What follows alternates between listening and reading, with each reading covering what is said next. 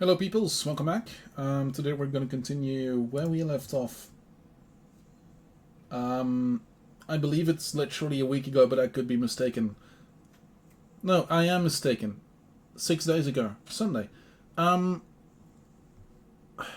necessarily exact where we left off, specifically because I'm currently in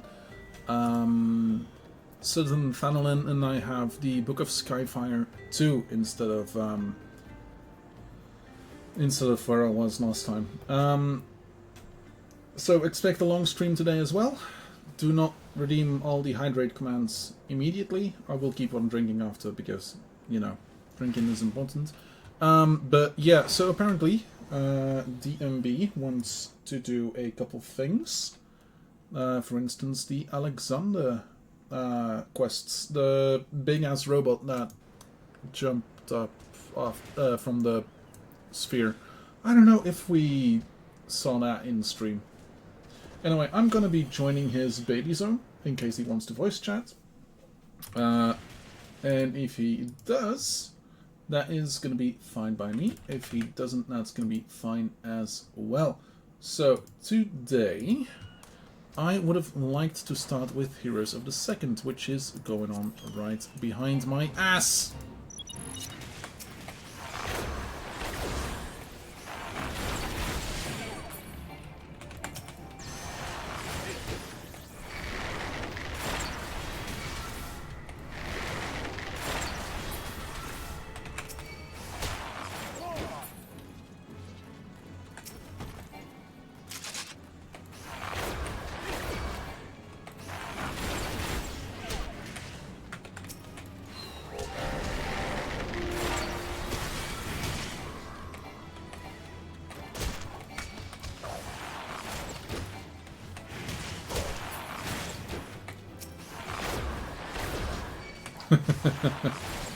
I think I know what he's on about. Okay. We are right around halfway. Hello, Mr. McBoy.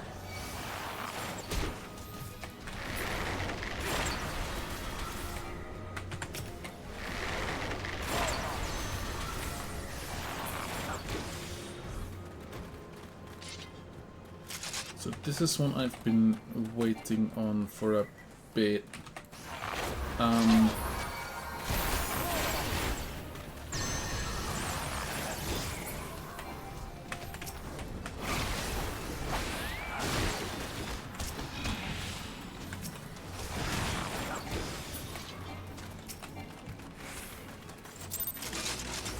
Hey, look at that, nice.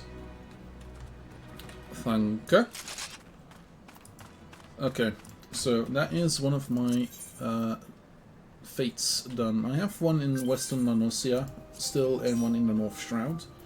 Apart from that, I have Brave Fox's Longstalk, the Wanderer's Palace, and Copperbell Mines Hard. These two, at the very least, I should be able to do by myself if need be. That will also help me out with the Twin Adder thing, the Tonberry that I need to kill, the Bronze Beetle that I need to kill, and the Keeper of Halidom that I need to kill for some of the Seals rewards. Hi. If you've been speaking, I haven't been able to hear you so far.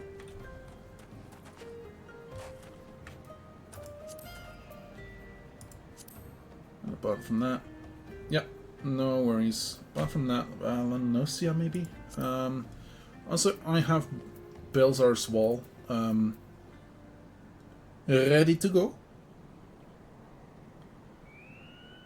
So that might be something.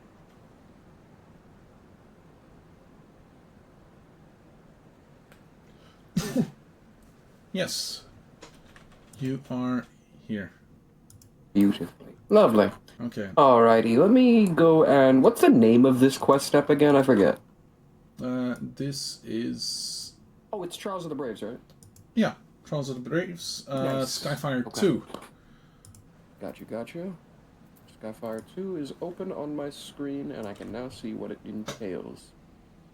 Okay, so I think, all things considered, if we're gonna scratch another book before we do anything else, let's get me in position to watch for these fates. We should both head over to, let's say, I've, we've got some see, monsters to kill around here, right? Have you gotten them? not anymore. The 3 enemies? I have all I monsters. got you. Okay, It's, so you've completed all of the different enemy ones. Yep, they're in all the leaves. Roaming around earlier. Okay, okay. In that case, let's go park ourselves in either Western Lanasi or the Shroud. Doesn't really matter, I guess. Yeah, let's go to North Shroud, because that one doesn't have any requirements. It just spawns. Yep.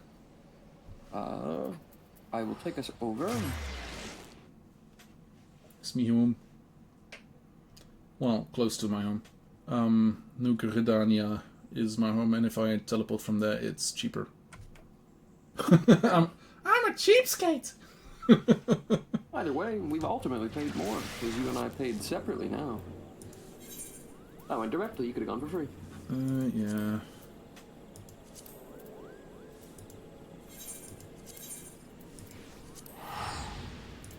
Okay, this one spawns 19, 20...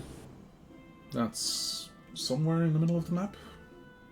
Up in the top left, it looks like. Or not like the top left, but as top left as this map goes. The XIV logging grounds. Yeah, fair enough. Okay.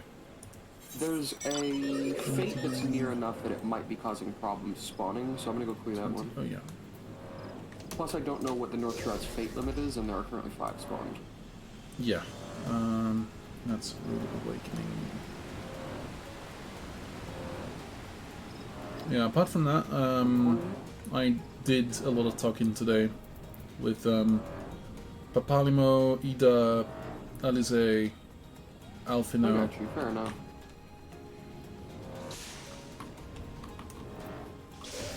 Oh yeah, it's this place. There's this one fate here that is airdrop, I believe it's called. I don't like it, but I had to do it for this. Specifically this book. Oh, so you've already done the fate here? Or you just tried it and didn't get it earlier? Oh, yeah, no. So, air supply. yeah, so I did do it. I didn't have my bow out. Oh. Gotta do it again. I did that last night. I did a run of some dungeon for my relic weapon, just didn't have it equipped. I got foolish.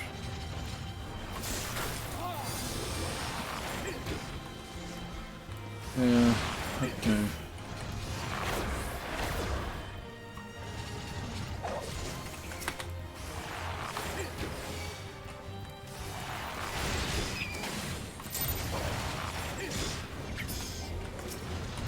Daedalus is a cool name and all, but it doesn't really fit the Dullahan.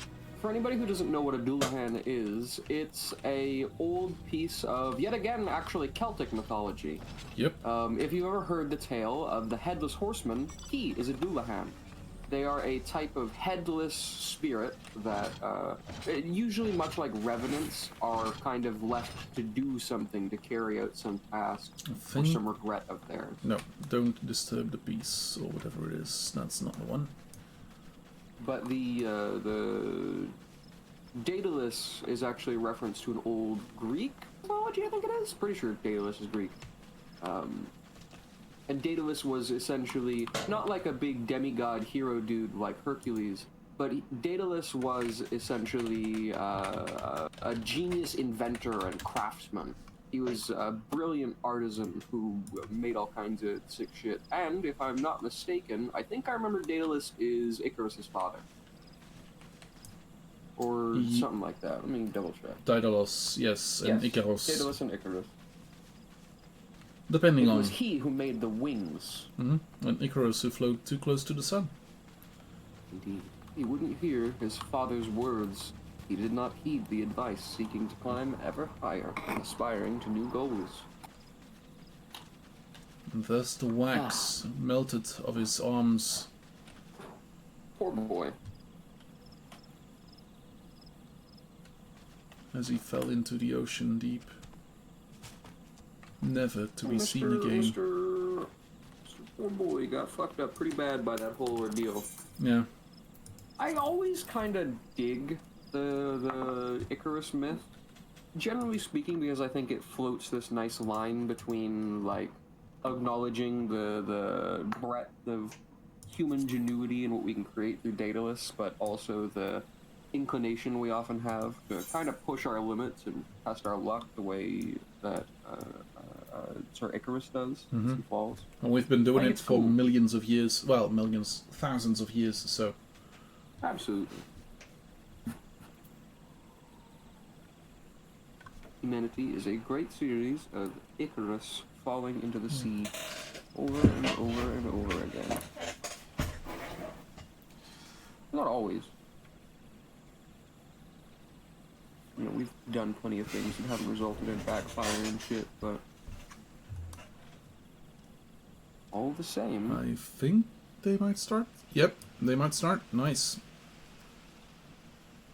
Air supply is gonna start soon-ish. Oh, you're seeing the lead up to it. Yes, God Quiver's bow is stuck in destroy the air stones. Oh, So nice.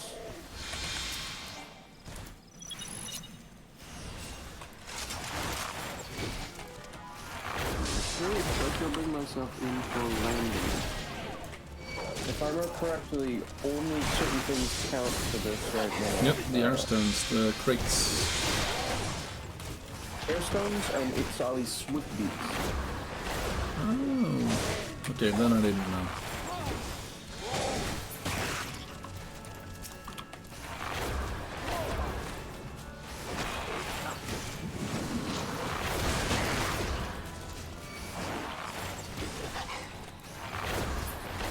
Hence why I failed.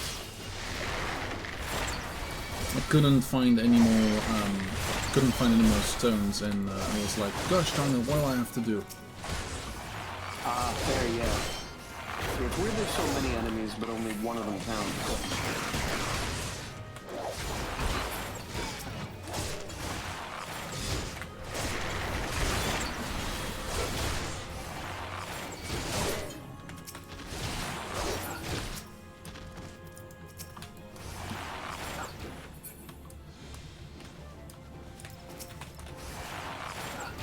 Made pretty good progress over here. I'm currently hunting airstones. There's 2 more crates on this side. And after that I can help. I don't remember who's piled up on that God's Quiver.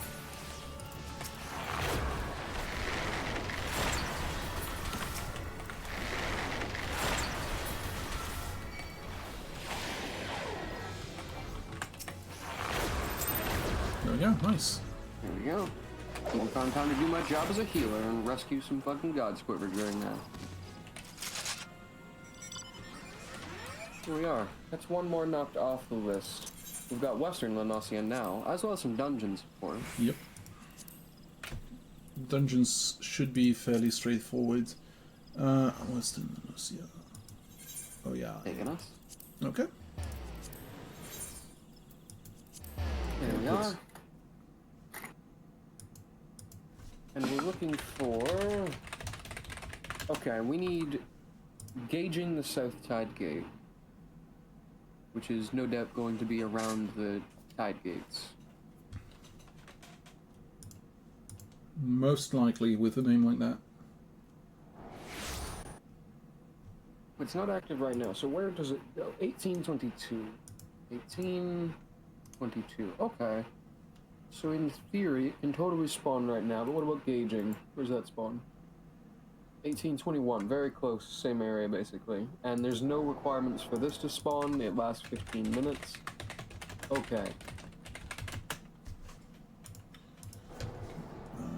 In that case, we legitimately just need to head northwest towards Camp Skull Valley, and the South Tide Gate is right next to it. Yep. Ooh. Don't call him a fishback. That sounds distinctly like a slur. Yeah. Like, in America, wetback is a term used for Mexicans. Fuck. And okay. I get fishback, but that's one of those ones that's always sounded slightly too close to a real slur. Gauging the South Tide Gate. There we go. That's the prerequisite. We need to do this one. Wait. Repairing my gear first. Just in case. Not that I really need it, but me. Party of Sahagan's scouts has approached the South Tide Gate in an attempt to gauge the strength of its defenses. Fair enough. It's driving back.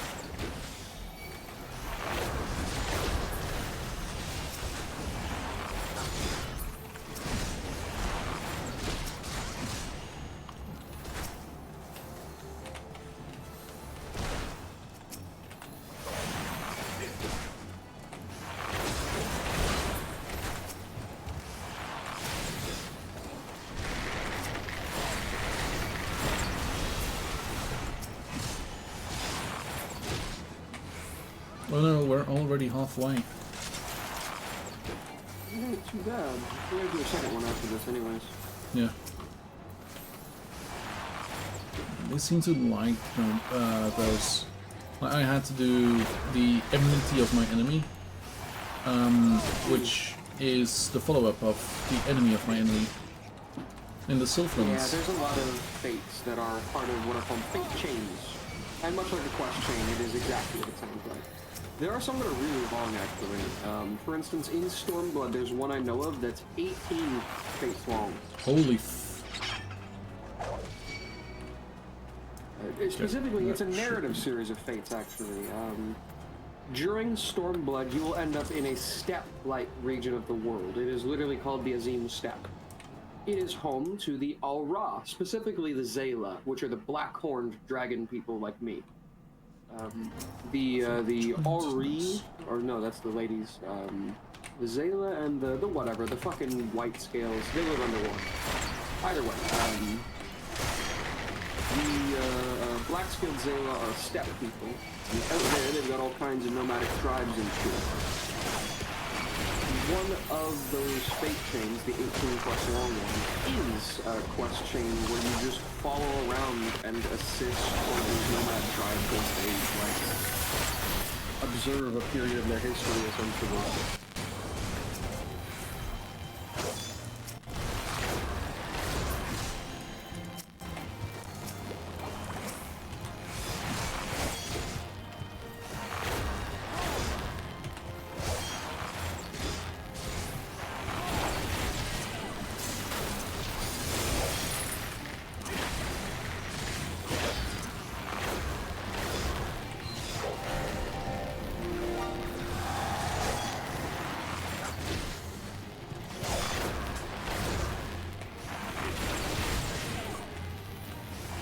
You know, we just won that last fate, but the description of this one is telling us that we failed the last fate, basically.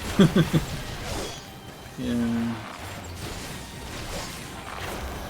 The video game has cutscene this, and he's showing this way. Didn't even get to see the cutscene.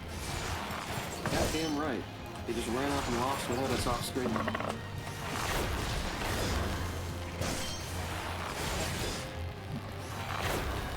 I must have had narcolepsy, because I don't remember it happening. Heyo, there we go. Well, fate's wrapped up. Perfect. That one was pretty quick, too. Just the dungeons. In that case... Braveflock's Longstop, the Wanderer's Palace, Copperbell Mine's Ard, and Balesar's Wall. Okay, okay. In that case, it's all hard, the dungeons. Well, I can actually check and see exactly which ones. Just Copperbell Mines.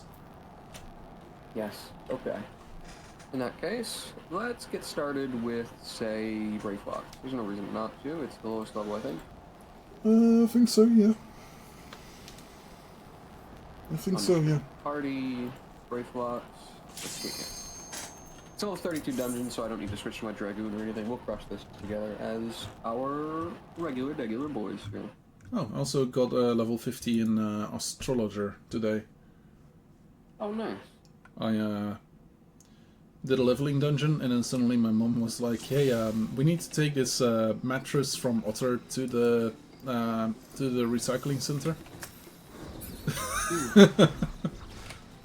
Yeah.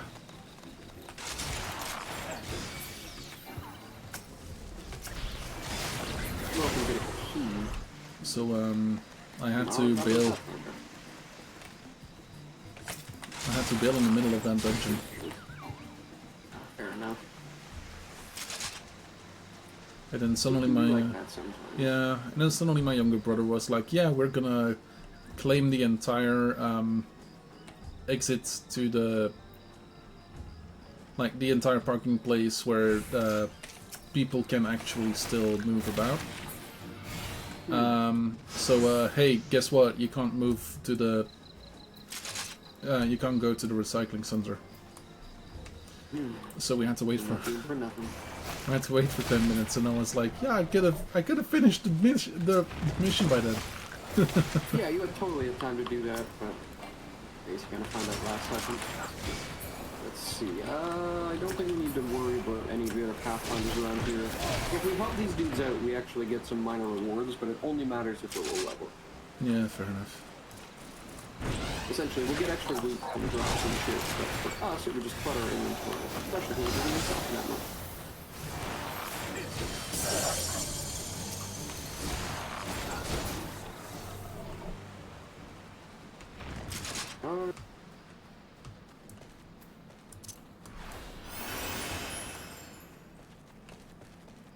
Moving to the second last segment, the longest consecutive stretch of the dungeon.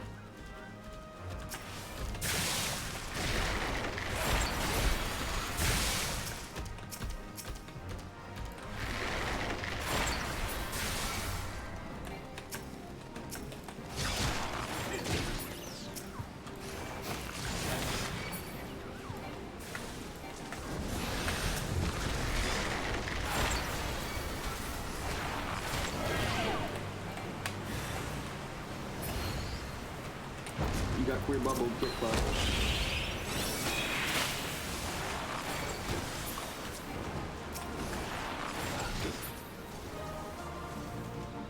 There we go.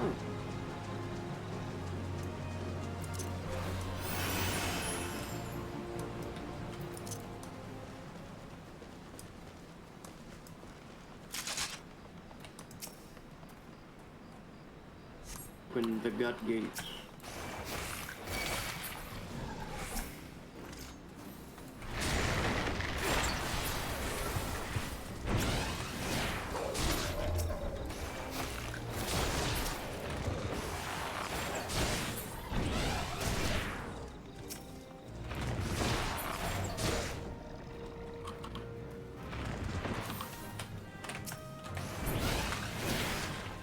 Okay, final fight. This one will only take a second. Or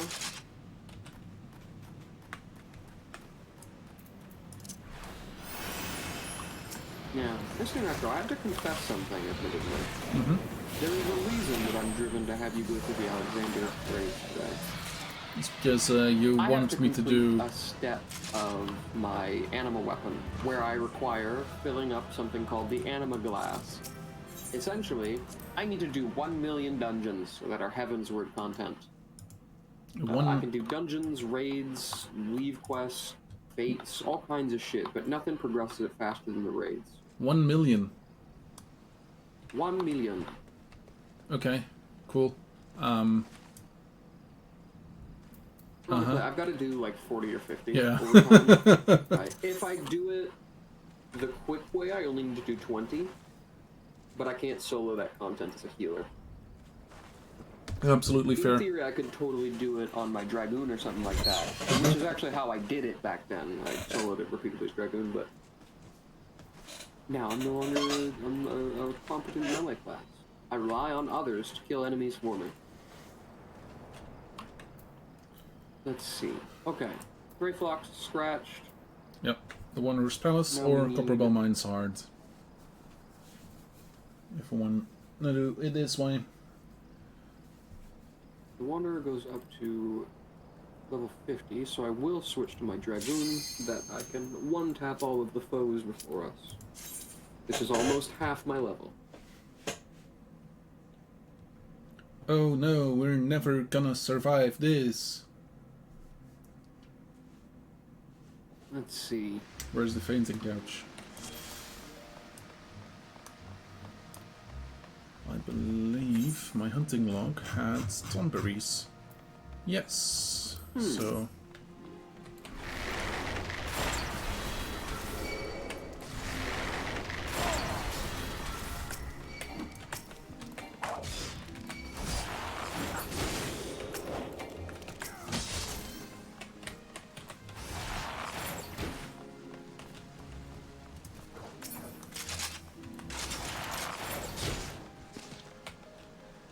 Would be nice if we could kill all of those little buggers. Same as the bronze beetles, which apparently I need. Oh, in that case, yeah, I'm down to... And then the annihilate boss... foes as we go. And there we go, bronze beetles done. Just need thornberries. Thornberries. Thornberries. I mean, once we did that one pass... just now count for you? It should have? Yeah, I need 5 more? 1 more? Presumably it's 4 now. No, I had 5 of 7, sorry. I need I got 1 you. more. Yeah, Check. and I need this idiot. Yep. That counted. Nice. In that case, you're not too far away. Nope. Just need a single thornberry. There he is, poor little bastard. You got the damage do. I'm gonna kill one!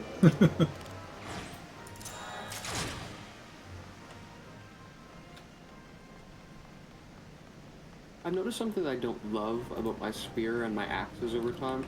It's probably true for your bow as well, actually, but weapons tend to get bigger in this game when you equip them. Like, not like they transform properly, the model just gets larger than it is on your back. It's not great. My spear is 1 length while it's sheathed, but then when I equip it, it is distinctly bigger. I mean, in my case, I have no clue because this one does Is there a portal fold. back there we didn't pick up? I don't know. Yes. Ah, cool. In that case, yes, there is. I'm gonna go get it. We do need it for this section here. I forgot. Full gore. A momentary slowdown, but it is okay. Had I thought to, I'd have asked you to pick that up, but I had forgotten, so it left ungrabbed. 3 more of these things in this room, but that'll all be nice and easy. The one in the middle requires nothing to open. Do we need... There's one on that side. Hello, skeletons.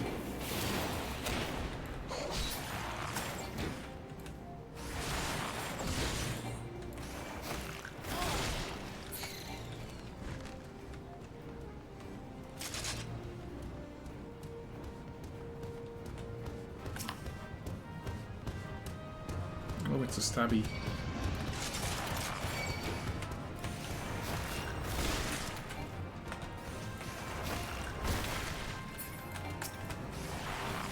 A larger, murderier variety of thornberry.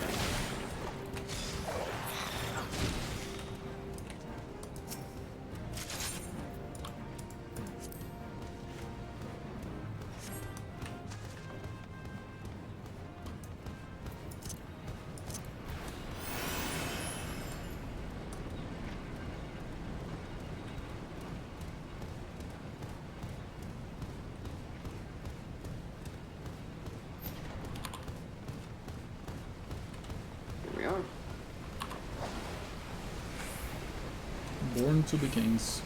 Giant Bavarois.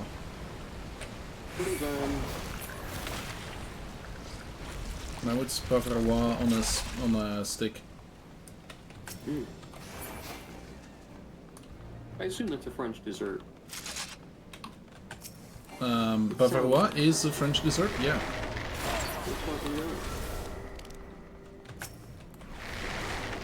It's a soft cake with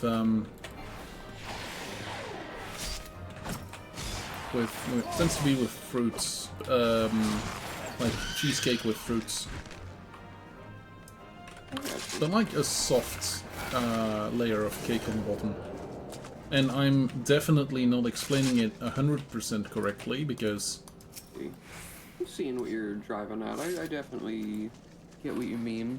Like, the layer of cake at the bottom is very much present in this picture I'm seeing. Yep.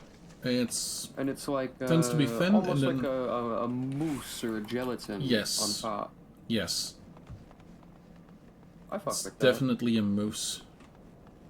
Yeah, I just assume that all of these enemies are like jellies. Like there's some kind of real-world jello or pudding type food. They just all tend to be named after something squishy and sweet.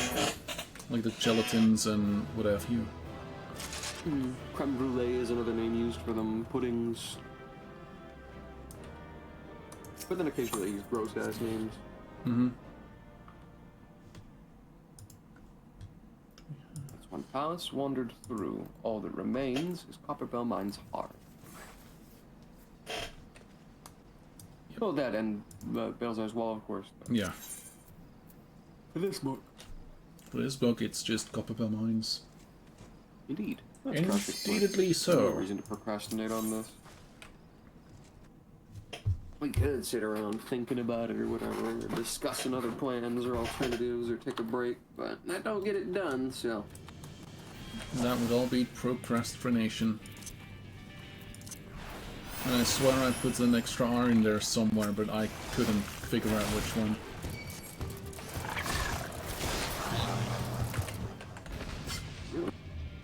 Down the lift. I don't like being lowered in a lift. Feels wrong.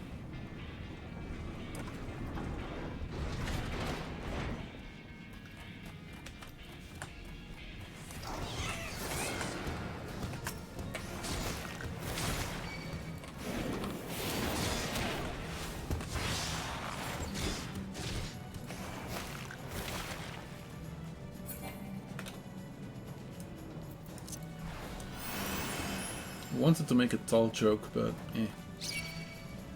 couldn't figure it out.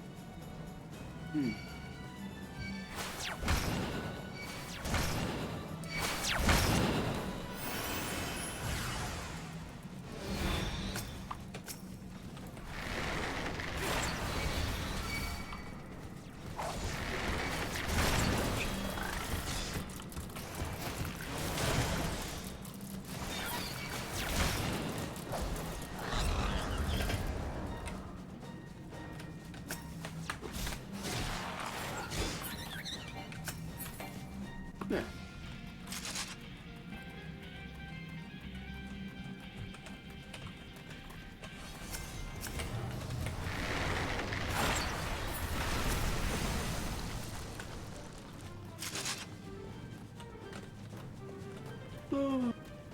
Appreciate not having to stop around and fiddle with the blasting powder on the hard run.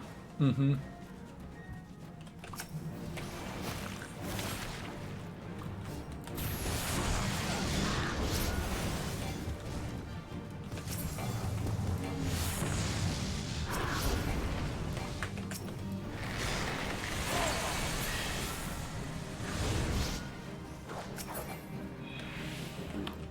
You like that too?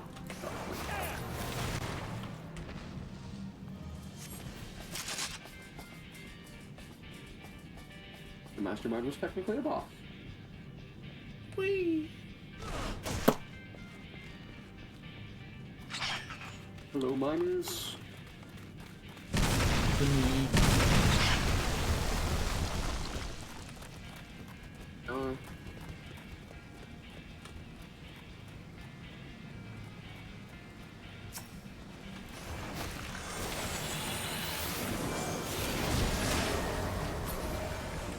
Poor dogma.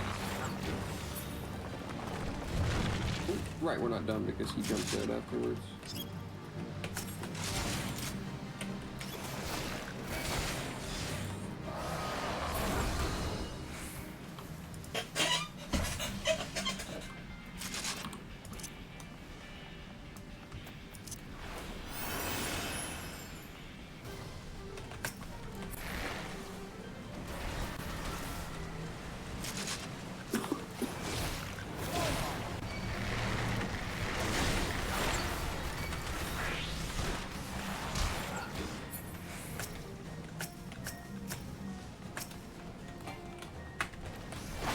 What's up, Moranos?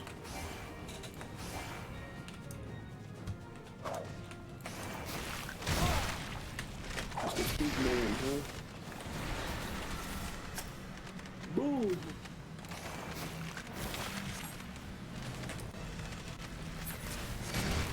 I had a dragon bite his dick, and that seemed to be enough. They didn't beat me. Whole entire dragon bites on my cock? I'm just killing myself. Yeah. Yeah. I mean, in Dragon's Dogma, it's just the heart that's getting eaten, but, like... Yeah. Okay, there we go. Artemis Bow, Skyfire II, complete. Congratulations. How many books do you have left now? 4.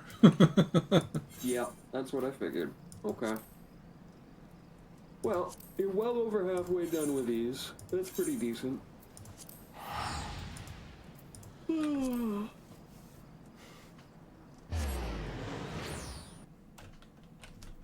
What say you, instead of opening the second one right away, though, we go for Van Belzar's Wall? Sure. I'm gonna get the book, but apart from that, yep, Belzar's Wall. I got you. Yeah, nice. I might have to take my... Why is everything pink suddenly? Ah, here you're currently observing gloom weather. Ah. The gloom is unique weather to Mordana. For some reason, this place just gets pink sometimes. It's a magical, or I guess etherical, essence that lingers in the air. I assume it's something to do with the fact that the meteor crashed here. This is where Dalamont fell. Fair enough. Okay, cool. Got the book. Oh yeah, I need to change that item in my thing. Netherfire. Shroud, Mordana, East Shroud, Curvis Islands, Thanalan, Mordana, Outer Lanosia, Southern Thanalan, and Eastern Lanosia. Dungeons, Sunken Temple of Karn, Hawk Manor Heart, and Halatali Heart. Astro Fates, Mordona, East Shroud, Thanalan, and Leaves, Thanalan, Kurthus, and Mordona.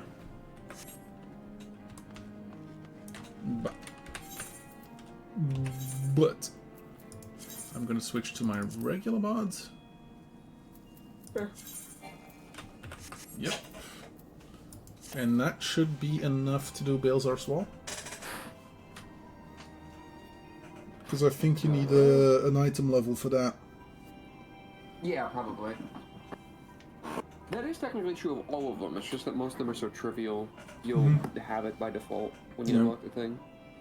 The quote-unquote issue is that I tend to, like, not take the best bow I got right now, the augmented Shire bow, longbow, because I want to upgrade the other bow. And if I have it on me constantly, then I don't have to worry about...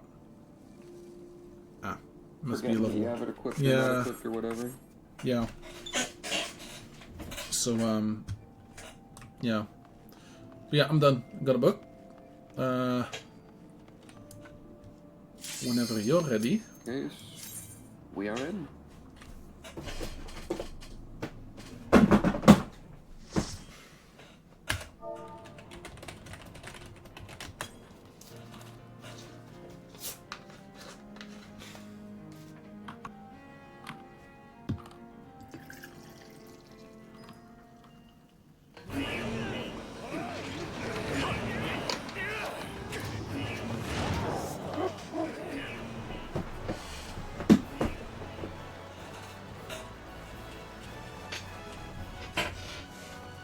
guy's got the goddamn Sephiroth gun, and I hate it so much.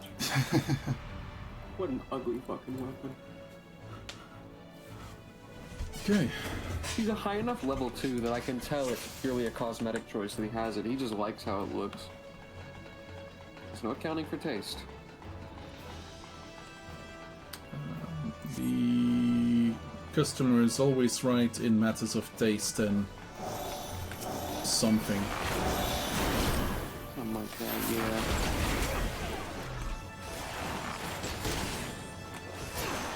Although I've often held that the customer is usually a rampant dumbass. Oh, absolutely.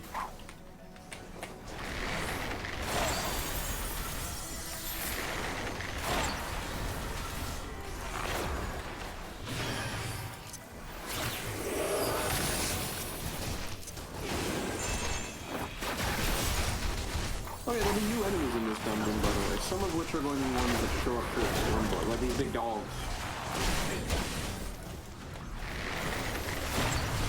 These Cognacs have not shown up at all during the other two expansions, but suddenly they just have big war dogs. Fair enough, I guess. I did see the mechanical ones, but not... I believe they were mechanical ones? Or am I just mistaken in imagining the wild jackals from the... No, they did have wild jackals in the Silphwoods. Oh. Yeah, they definitely used animals before this, but never one that's so unique.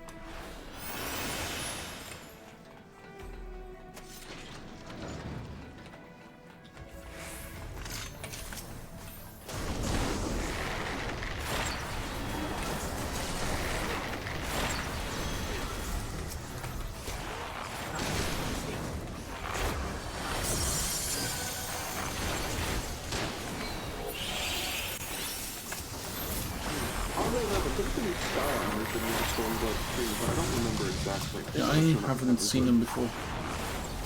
I got you. There's a lot of new shit that starts showing up now. Stormblood has a notable budget increase over Heavensward and Around the Board.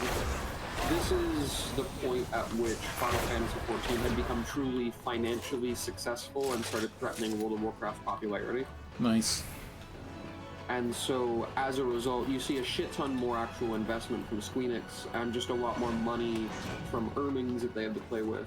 And so cutscenes and visuals and areas will be a lot more intensive. Monsters and armor designs become a lot more intricate. Generally speaking, the game will see an uptick in visual quality. It'll still look like Final Fantasy XIV, but noticeably the armor will be a lot more defined in how it looks. You'll often see, again, much more complex cutscenes and shit. Although genuinely complex cutscenes wouldn't really be a thing until Shadowbringers. By then, they had made all kinds of engine upgrades as well that allowed them to just do more in cutscenes, and to have, most importantly, many, many, many more characters running at once. This does mean that sometimes Stormblood, despite being a war, doesn't always feel like a war. More like just a because they skirmish. couldn't quite fit enough people on screen at once. But during certain moments of Shadowbringers, you'll see more NPCs than you saw almost during the entirety of some fucking expansions.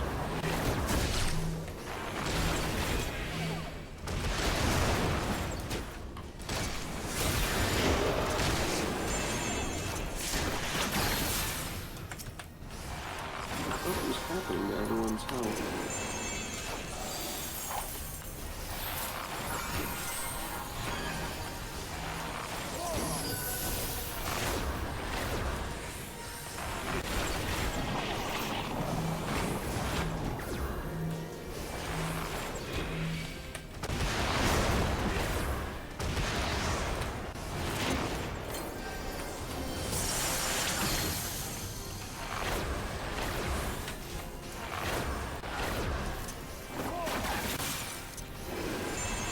Motherfucker has done more damage to you two as a DPSs than tank in this. So far. It feels strange to heal for.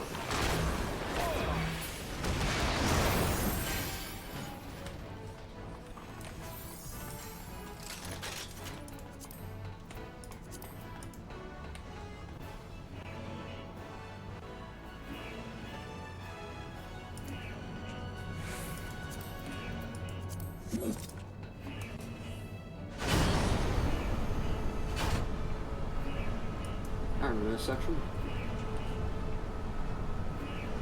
We're going to be attacked repeatedly from various doors that just shit out robots.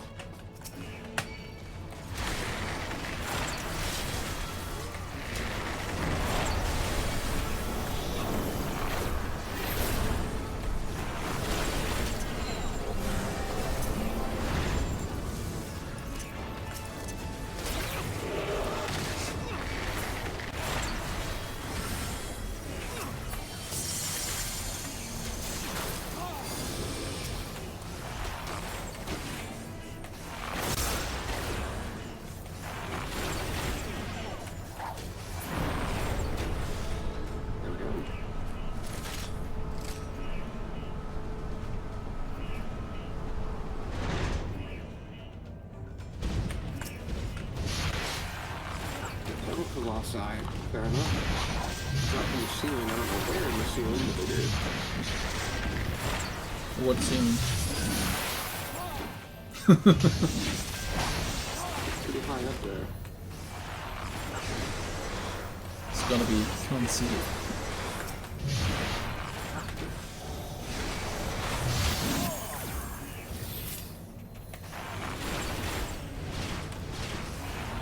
I actually can see enemies above us, though. They're able to drop down more like that. No. No, those are actually just there for scenery, I guess. Visibly, they are suspended and being moved. That's kind of cool. Never really noticed, but you get to see slightly more of the factory in here than I had thought. For the storage, I guess. They probably aren't making Magitech here. Maybe. I guess I don't really know how the logistics of the Dravanian Empire works.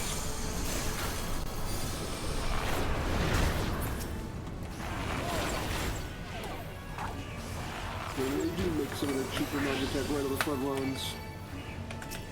Often their facilities look like they could be factories or something like that, I guess. What do they do?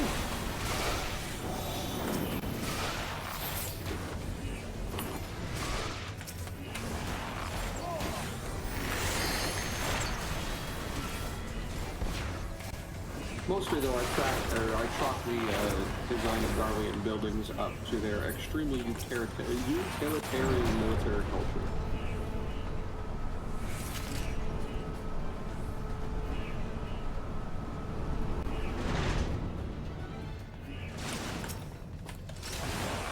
They're just like me.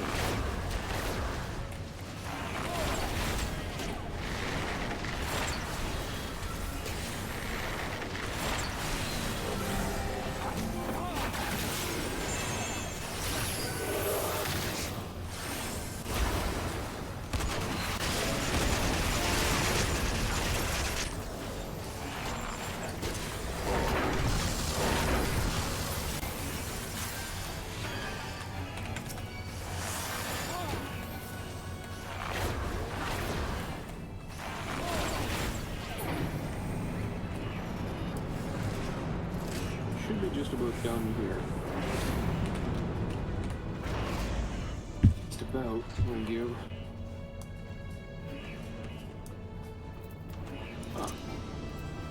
Which actually we can.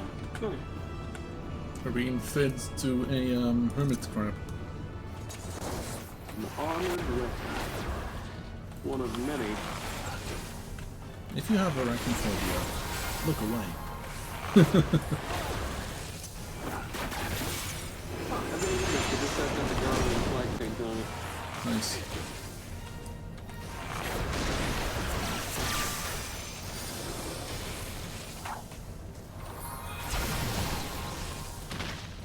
So during that effect, we have to do nothing, basically. You get punished for acting.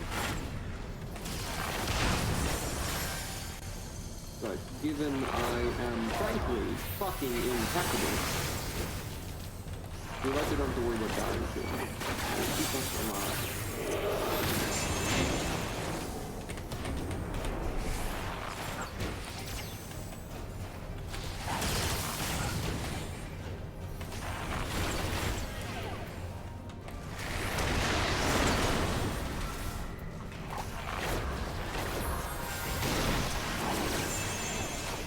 Oh.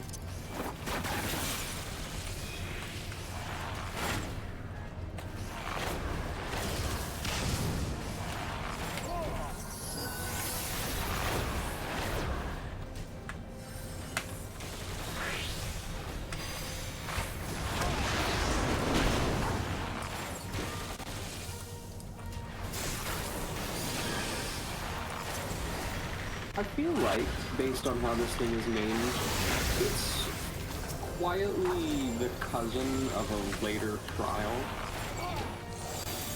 A very common thing to see in Final Fantasy games with like this kind of tech vibe is the type weapons.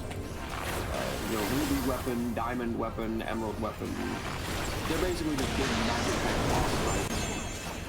But because these guys call the armored weapons in the same naming convention, I kind of feel like it's the little brother predecessor here. For the time.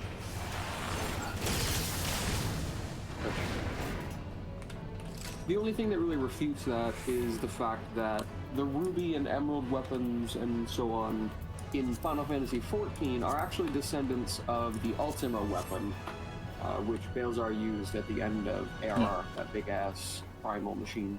Big-ass centaur bitch. Yeah, the ruby weapon, for instance, I think is literally made from that thing's wreckage.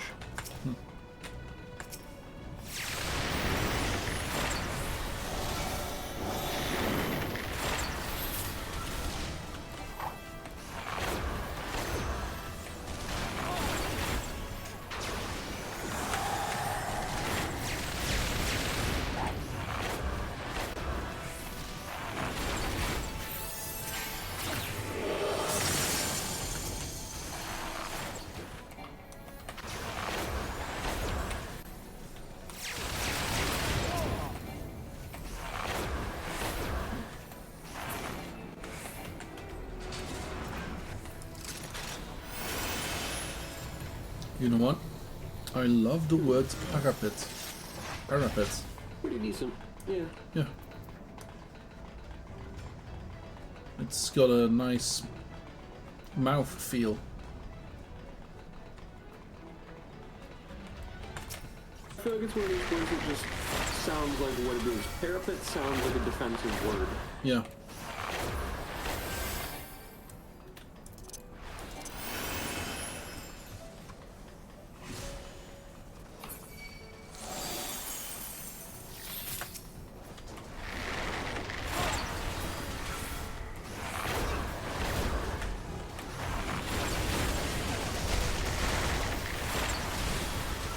Loyalists. We are fighting Eorzeans now.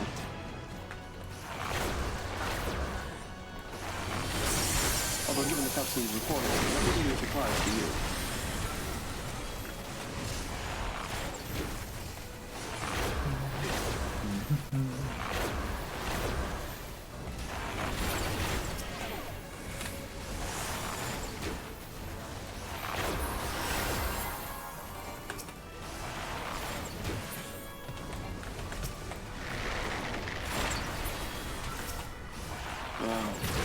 All said and done, not actually gonna first of all turn on my cutscenes for this, just so I can see him again.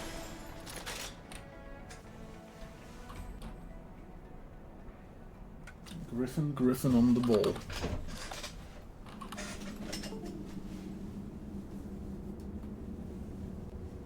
What up, Griffin?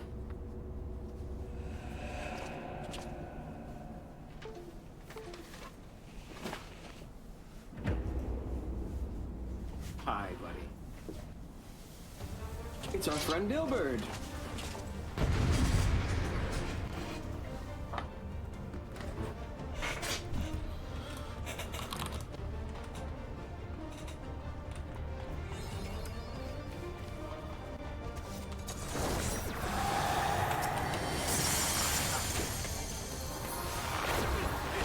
Yeah.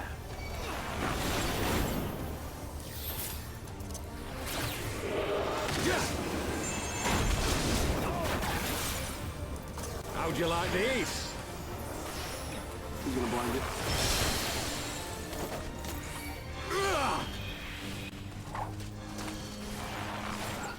Sloppy. Sloppy. That fucking voice line. I'll tear you limb from limb. How many times are we gonna hear it? Yeah. A lot. Every time he goes to attack. Sloppy. And a couple more times. Sloppy. For Al Amigo! Unironically, I really like the fight with Elbert. He's one of my handful of have ones I you feel with the now. battle and actually having to kill in the end. Yeah. How'd you like these?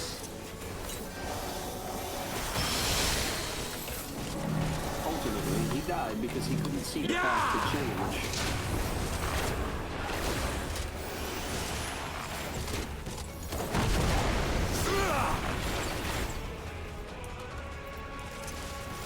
Sloppy. Ooh, you were a little sloppy there. Yeah. You're talking shit right now.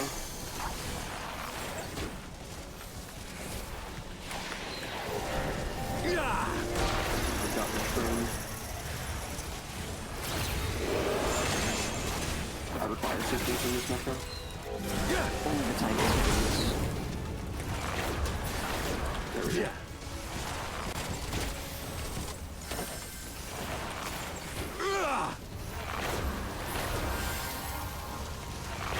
Sloppy.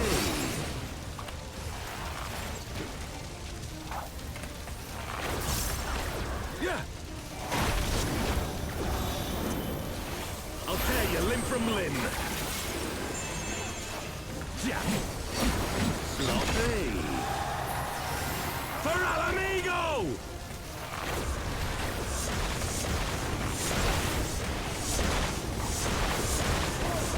I have you now.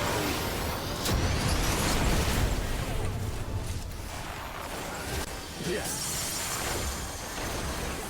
How'd you like these?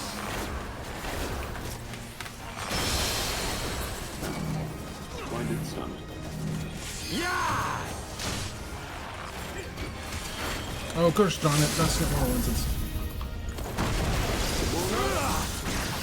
I turned around and tried to backflip out of it, but it backflips me back into it. You have now officially dragooned yourself for the first time. Now, it's not a true dragooning, because if it was, you'd have gone off a ledge and died instantly. But, all the same, accidentally using your evasive move in the wrong direction and getting killed because of it is a time-honored tradition for DPS mains. Dragoon's might be most famous for it, but everyone else gets it sometimes, too. Yeah. Oh, shit! That's where you get this armor. That's really cute. The scouting armor in here is Alamigan resistance armor. You'll see that a lot in Stormblood. I've always thought they looked really cool, but didn't know where the armor came from for players. Nice. Truth be told, if I ever end up playing Ninja or something, I'll probably pick that up.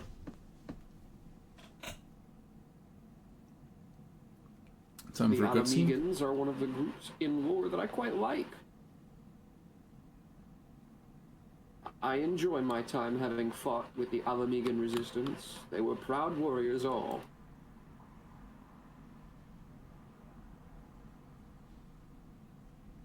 If the cutscene wants to load. Yeah, there we go.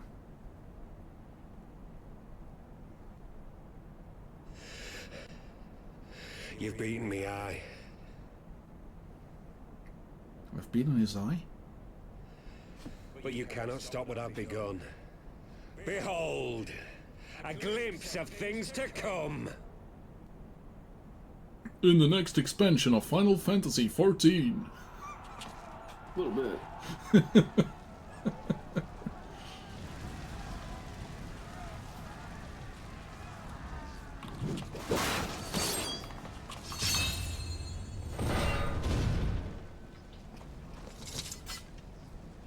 We did it! We showed the bastards!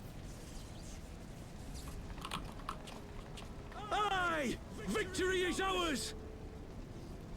And who knows, lads? Mayhap the Eorzeans will finally see sense when the enemy turns up on their bloody doorstep.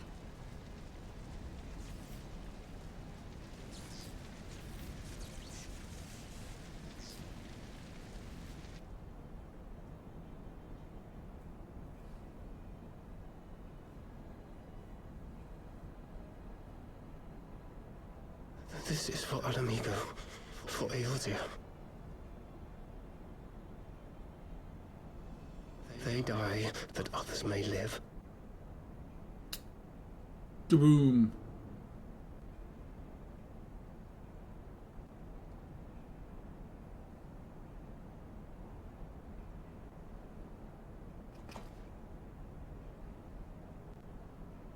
Vanguards! Attack!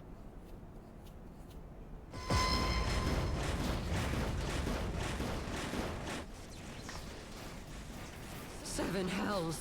Do you hear that?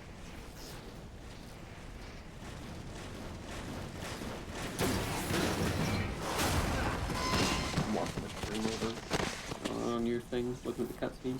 Actually, I can unmute this. I mean, I'll hear How me a did they little. get here so quickly? Stand your ground! Oh, never mind. Twitch just had to freeze. Fair enough.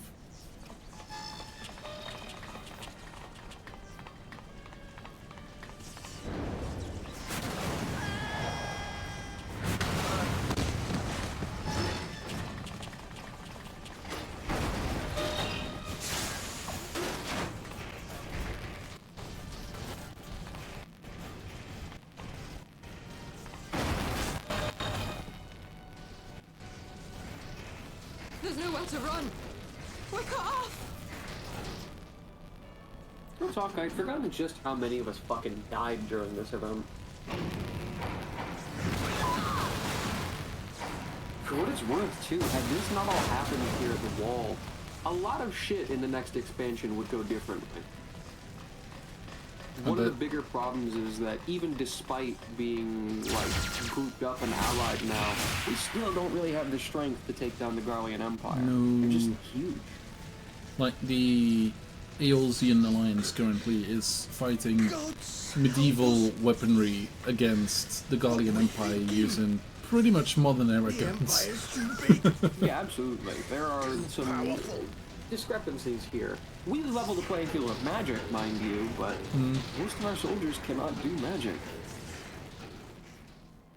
Most of them really are just men with spears and swords and shields against hails of gunfire. Grant us the strength to crush.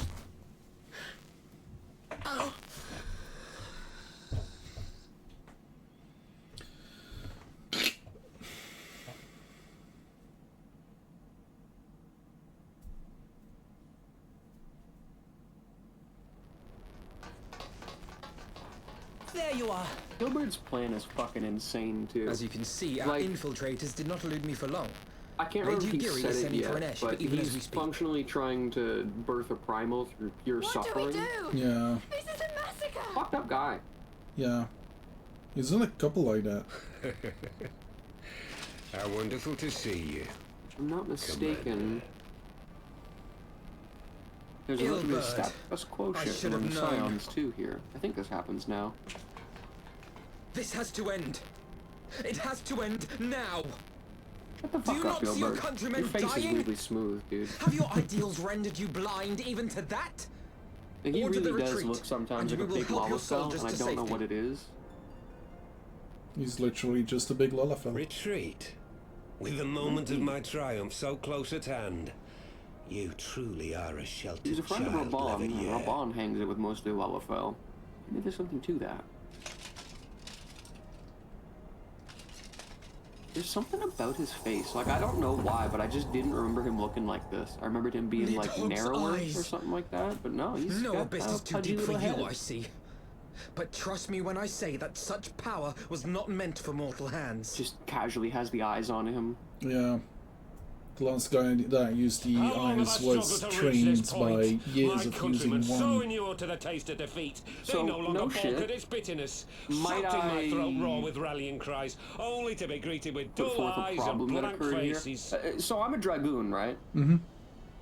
Do you My know what brothers and empowers me as sisters a in order dragoon? have surrendered eye to of their the dragon. apathy and their appetites. Were it Not for the only that, glint it is one of the Lodorito's eyes of coin, Nidhogg. I doubt even those here now would have answered my call. During this point in the story, Take back because our you get the Eye of homeland. Nidhogg during Free the Alamigo. Heavensward Dragoon quest, and this is at the end of that. Mouth the words, but the So words spill during the blood. this, Nidhogg has 3 eyes because I have one in my pocket and You he's got say the other 2 in no his mortal hands. should wield Awesome. these eyes. The then third I eye of shall Nidhogg gladly just become a demon. Never gets I will explained, suckle on the but souls there are of 3 the of them, I hopeless guess. If you're and playing a liberate dragoon the here, homeland then he's they stolen no one of your longer eyes, I guess. deserve.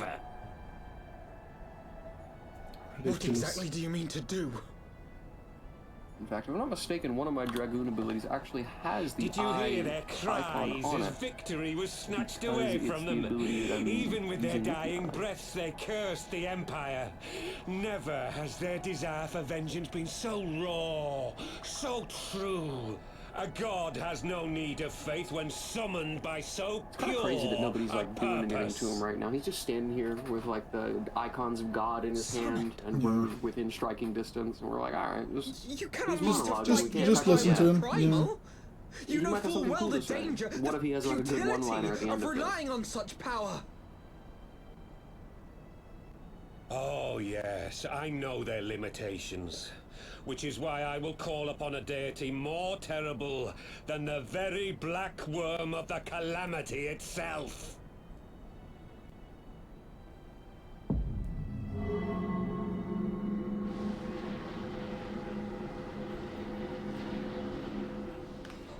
What?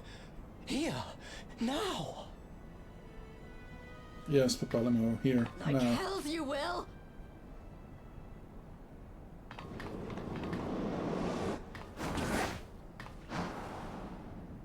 Either had the right idea, but was a little late.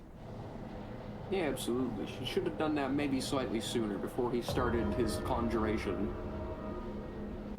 An ending to mark a new Alternatively, beginning. we, the Warrior of Light, My should have made pain, sure this motherfucker my was dead when we longing. dropped him the first You time. shall have it Yeah. all! What's about to happen is kind of on us. We did not strike a killing blow. He was completely on the ground. We could have.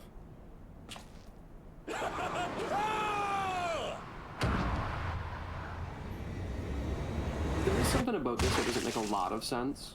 He's about to create a new primal. Mm-hmm. But primals are fueled by belief. Yeah. He's the only person with an idea in his head of this primal, and he just died. In Yeah. theory, another primal should get his power or something like that. Something people already believe in. Like, the dude there a moment ago was praying to Ralger, one of the 12. Yeah. In theory, something like that should have woken up. Because that's what these people were reaching out to in their dying moments with their last suffering. Mm-hmm. As is, they're all going to somehow spontaneously birth a new being, Shinryu. Its name does not matter, mind you.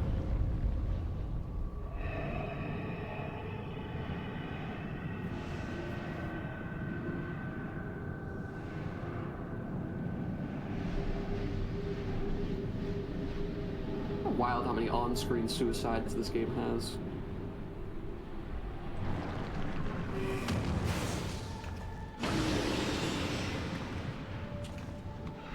Happens multiple times in the story, happens a couple times in dungeons, happens in side quests too, I think. People be killing themselves in Final Fantasy XIV. This light, is it? You truly can live out your final fantasy. His death completed the ritual. The primal is taking shape. Well, can't we stop it? There must be something we can do!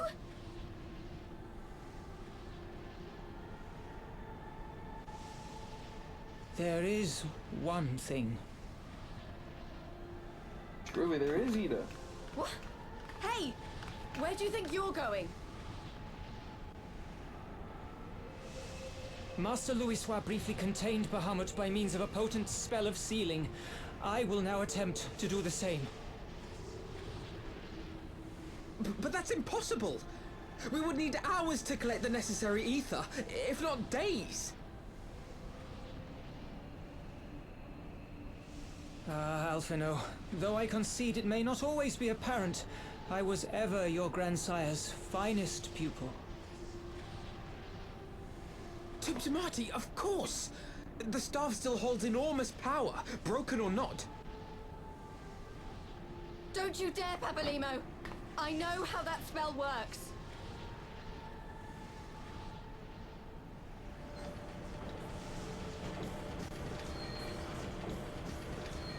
Hey, Thancred. It is time to leave. Quite right. Quickly now, off you go. The further away, the better. No! If you're staying, then so am I. No, Ida. There is a path only you can walk, and it must not end here. Not like this.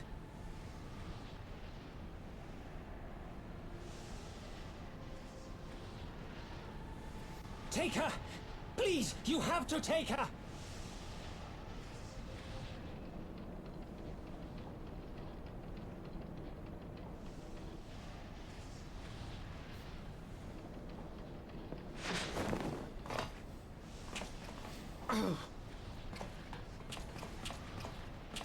What? No! Damn it, Thancred! Put me down! Thancred! This is one battle you cannot fight. Away with you! Go! This is probably the most complicated cutscene interaction we've seen so far, and it's just Thancred fucking kidnapping Ida. Yeah.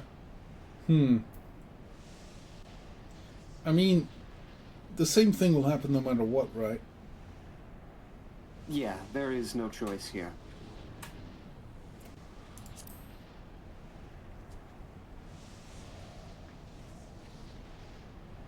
At the end here, I put my trust in Papalymo. Fair. He knew what he had to. Hilda! I think he means now! I mean, I knew something like that was gonna happen, so...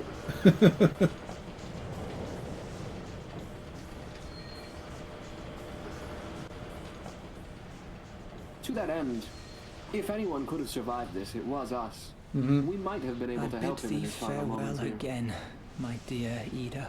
Although if he was going to use this ritual, it was always going to end in his death. Now, The only other let us alternative see would be for how us to good a stay by and student fight some I truly powerful was. unknown, a freshly born primal, at the height of its ability.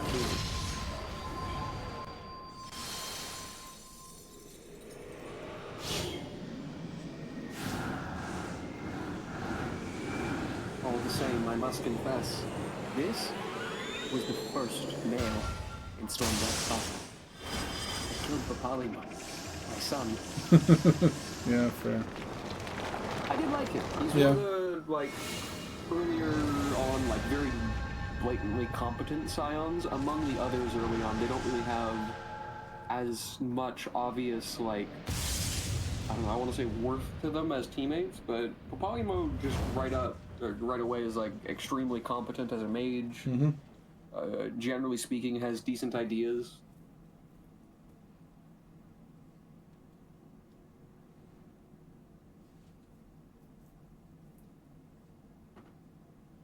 The false moon is born, and Papalymo is dead.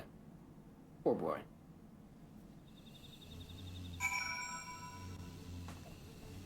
Let's talk to Ida. It's a shame all this happened so early. Later in the story, if something like this had happened, Papalymo wouldn't have needed to sacrifice himself.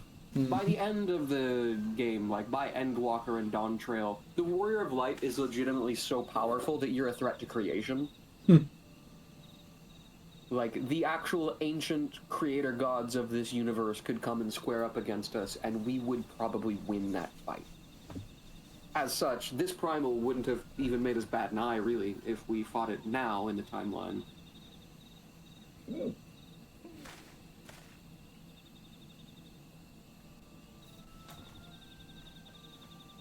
But at this point, we're not quite all-powerful yet or anything like that. Strong as we are, we can't necessarily take on everything, especially not unknowns. This new primal could have been anything, and according to Ilbert in his last moments, it was stronger than Bahamut.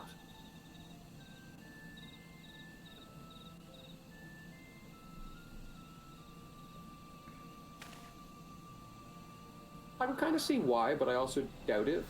Like, I don't think that this primal would have been as powerful as Bahamut, but probably a lot nastier. Namely because Bahamut was, like many primals, born out of faith and worship of, like, a thing, in his case, dragons. Well, Bahamut is actually like a guy, I should say. He's not like a deity like the other primals, so he wasn't created, but he is empowered by whatever. Anyway, suffice to say, Bahamut is just kind of a thing that exists out of pure power, but the new one would have been born out of pure malice. So whether it would have been stronger or not, it certainly would have been more fucking aggressive.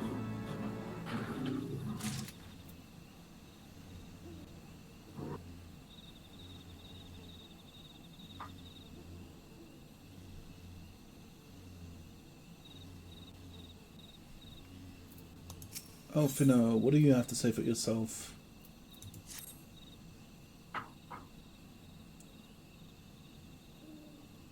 Thing they have to say for themselves is welcome to the last bit of the Dragon Song thingamajigger. Pretty much. Because there's like 4 quests after this, and it's, from what I can see, it's pretty much just talking. Yes. There's going to be a lot of speaking with the homies. Basically, this is everyone realizing, like, alright, we need to go. There are problems outside of this. We need new allies again. Let's go get some new fucking allies. This is where you resolve to make your journey east. There are actually 2 places that you've got to go in the east, though. Gurabania, the home of the Alamegans, and Othard, the home of the Fuganan, the Hinigashi? I forget the actual, like, national name. Kingan? Something like that.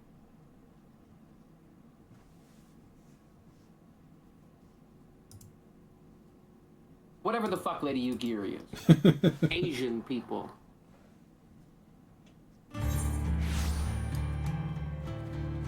That guy's been standing here all day. Been switching songs and stuff as well. There's something kind of disappointing about the later expansions. So, in Stormblood, one of my favorite NPCs gets introduced, a guy called Hien. You'll meet him later on. I think somewhere around halfway through or something like that. Really like Hien. Hien's cool. Solid character all around. I like the dude. He's another heroic young lad like us. With his own whole fucking lot of baggage. But the deal with Hien is that his voice actor is actually a little hard to get a hold of, I guess. And he has not come back since Stormblood. Like, we've seen him, but he has never had a voiced line of dialogue since then. Oh boy. Yeah. It kinda sucks. Like, he stays relevant as a character. Hien the man will stick around, but Hien the voice actor and Hien the, like, party member will vanish because they no longer have the utility of creating new lines and shit for him. As such, he becomes strangely distant after Stormblood, where usually, like, in Stormblood, he's the kind of dude who will straight up swing his sword alongside the Warrior of Light. But he doesn't do that in Shadowbringers or Endwalker. Actually, I think he does actually fight a little in Endwalker, but again, there's no voice. He's nothing to say to us. It's a shame, too. He's an important character in the grand scheme of things.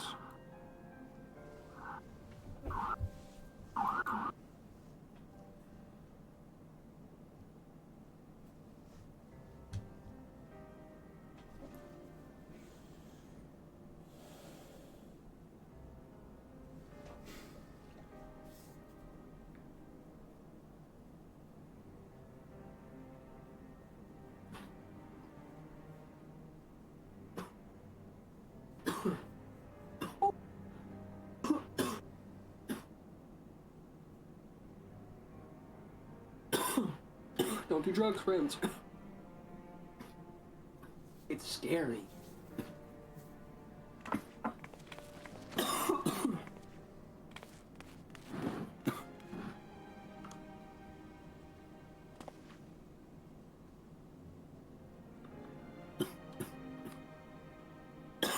Okay. You are going to wade through cutscene hell a little bit. Yeah. I think I am going to detour from your presence a while. Sure. I mean, unless you want to go and do Alexander in a bit. That's actually what I'm going and doing now. More specifically, I'm queuing for Eyes of the Creator, Savage. That's a level of difficulty I haven't heard of before. Indeed, it is above extreme. In terms of the Savage content, that's stuff that, generally speaking, everyone will expect you to prepare for and know the mechanics before you set foot in the dungeon. But for that purpose, there are extensive guides, both in long form and short form, for all of these bosses and Savage pieces of content. Similarly to the extreme stuff, it adds new mechanics, sometimes adds new features to the fight, like new ads or whatever. It's generally speaking harder. Sure. However, the average wait time is looking like it's going to be more than 30 minutes for this, so I might have to just wait for MFG. Yeah, fair. The Savage content is rarely done. Most people don't touch it because it's too hard for them. Or just because it's daunting. A lot of it isn't even that hard, you just need to know shit. They're knowledge checks a lot of the time. Where if you know the mechanics and you know what to do, you'll get through it. You'll absolutely do the dungeon. But if you don't, and enough people don't, you're gonna fuck up and wipe like 10 times.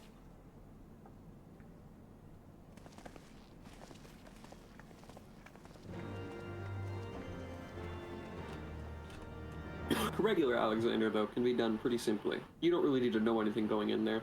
There are mechanics to it, but it's something that most people are going to know off their top of their head and just kind of do automatically.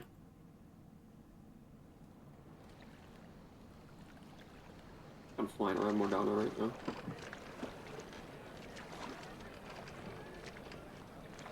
Much like the Crystal Tower, Alexander, as a series of raids, has lore and stuff. But it is worth noting, it's not quite the same as the Crystal Tower's lore. You don't need to know a fucking thing about Alexander. The story has literally never mentioned him. Like, at no point has the plot since Heavens Word ever been like, oh, we need to go back to Alexander and do something. Also, old man, what's up, buddy? I fucking love this guy. He's another one of my favorites. He will stay around more. Takes all sorts, I suppose. He doesn't have like a major voice role or anything. He's not as important as our friend Tien. As some folk like to call But our boy here, I think his name is Gyosetsu, is very much a fan favorite, and he is among mine as well. Am I to understand from your answer that I have indeed arrived in Eorzea? As a reminder, I did all of Stormblood as a samurai. Yes. So when I met this character, it was kind of a cute moment. He was my old samurai dad. Ah! A plain response at last, and the one I wanted at that. My journey was not without its hardships, and I would sooner travel by land than put to sea again.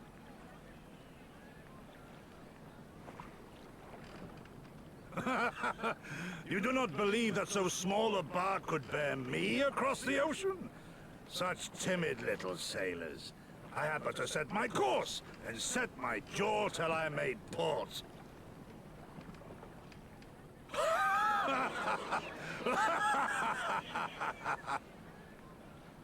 It's an incredibly Gyosetsu thing to do to make it across the ocean in a fucking rowboat. Though, it would perhaps have been wise to My lay down man my is oars a like moment the to sup pure on more than the definition spray of of brine old man water. Brit. By the trembling of my His limbs, entire I character is sense a brief basically just repast he's a may be in order. kind-hearted but tough as shit old man. Nay, It's a very He simple looks like I will it. not concept to get hearken to the behind. feeble Yeah. grumblings of an empty belly. He's Sorted as hip is no Duty fucking comes joke. before all. I was gonna say hello, Uncle Iroh. Little bit. It's Iro with a fucking... It's Iro post-prison workout at all times. Oh yeah, absolutely. Good God, man. Are you all right? Let me guess, snoring sounds.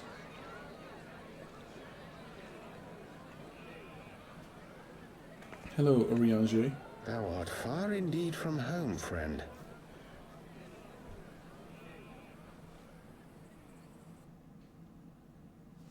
Thankfully, Royager is a capable healer and host of guests.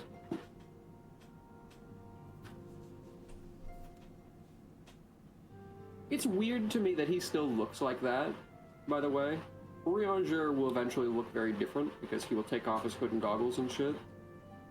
Fair enough. But old school, cagey, hidden face Orianger is kind of nostalgic to me. I mean, I have seen him without his face, without his mask. In the story so far, just on my stream. No, in Story So Far. Oh, nice. Yeah, eventually he'll just stop wearing it entirely, and he'll keep his shit out. Fair enough. Orianger is pretty handsome. I like that, man. He's among one of the better-looking scions.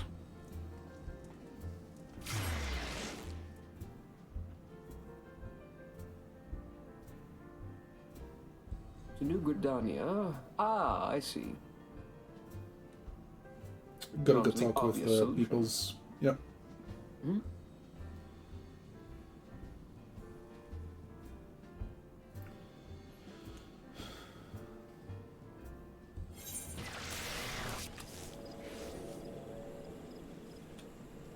Oh, right. I remember how this starts. You have built, or rather you've gotten faced with a new primal and don't really have a way to deal with it. But Sid might.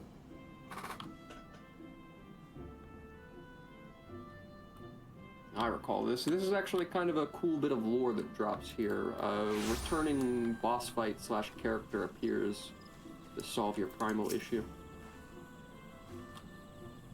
This quest and the following shall detail your progress with Omega. Omega's pretty cool. Giant dog.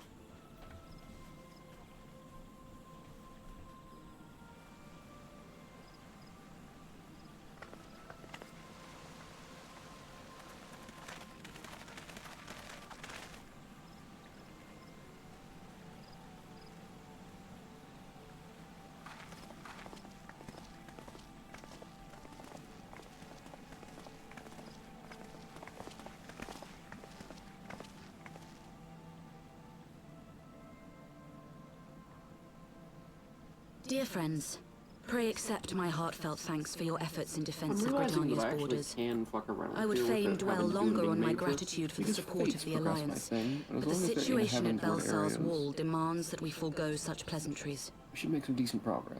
It's not a good way to do it, but It's a way to do it. better than sitting on my hands. According yeah. to our most recent intelligence, the cocoon of light that formed in the air I'm above the gonna head wall to Azisla remains because it's undimmed the last and area unbroken. unlock in Heavensward and should have the highest After level measuring things, the and hopefully cocoon's that will mean I etheric get the most concentrations, Yep. Archon Y'shtola has confirmed the presence of a primal entity. Fun fact, the Keeper of the Entwined Serpents has a little bit of lore behind him, and almost all of it is about how he wants to fuck the Elder Seeds here really bad. Thrice damned god is indeed trapped within. Aside from that, he's just good And what news of the spearman. Imperials? They're not like to ignore such a spectacle. Generally speaking, he'll show up Yes, on sir. occasion during the A Guardian Valentine's Day airship was event, with observed that being his making an motivation. approach, He was in the last but one. the vessel was destroyed when it drew near. What's The cute is Empire they've slightly appears to have progressed it made over no time. The subsequent last time we attempts to saw reach the him, object. he was, if I remember correctly, essentially trying to find the courage to confess his feelings finally, after There are many years of government. The soldiers who witnessed the incident spoke of a lance of light issuing from within the cocoon. Of an entire warship being reduced to smoking ruin in the space of a moment.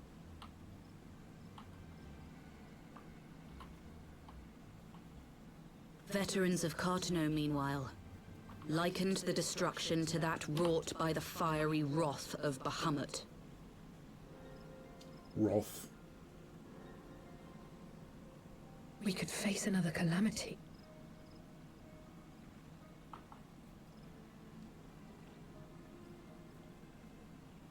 So the Primal is awake then? Contained, yes, but for how long? We must destroy it now, lest it break free. Agreed. There is, however, the small matter of how to get close enough to a being that swats warships from the sky as you would a bothersome gnat.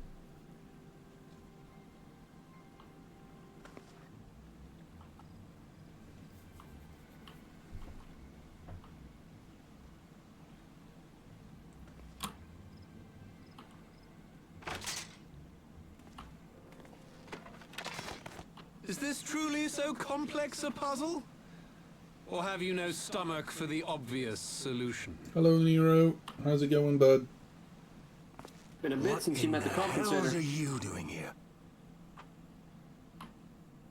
A pleasure to see you too, Garland. As luck would have it, Now, if you'd though, be so he kind as to actually explain to isn't these good people why you should be begging me for my The man is a assistance, that would be genius. most appreciated. One of the only men alive who can rival Sid, in fact.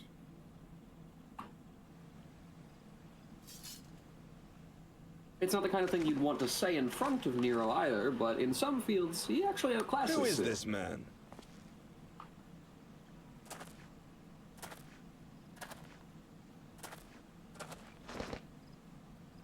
Oh, how terrifically rude of me. Nero Tolskeva, former tribunus of the 14th Legion of the Garlean Nero's a Empire. much more experienced, These days, however, kind of, one might say that I'm something of a free agent. archaeologist and historian in addition to being a engineer. What do you want, Nero? Whereas Sid is just a technical fucking savant. I was getting to that. There's no machinery he cannot build or repair. Although you already know what I'm about there's to plenty he can't propose, figure out on old his own. friend. As you have rather belatedly realized, within that frail binding lurks an entity alike in strength to the great Bahamut, and the only force in existence which might conceivably contend with such a foe is the very creation which captured the Elder Primal in the first place. I speak, of course, of Omega.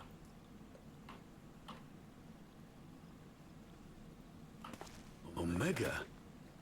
That Hulk has been gathering dust beneath the plains of Cartano since the Allagans breathed their last. And none alive knows how to wake it. I always thought this outfit makes him look like fucking Doctor Who. Yeah, I can see that.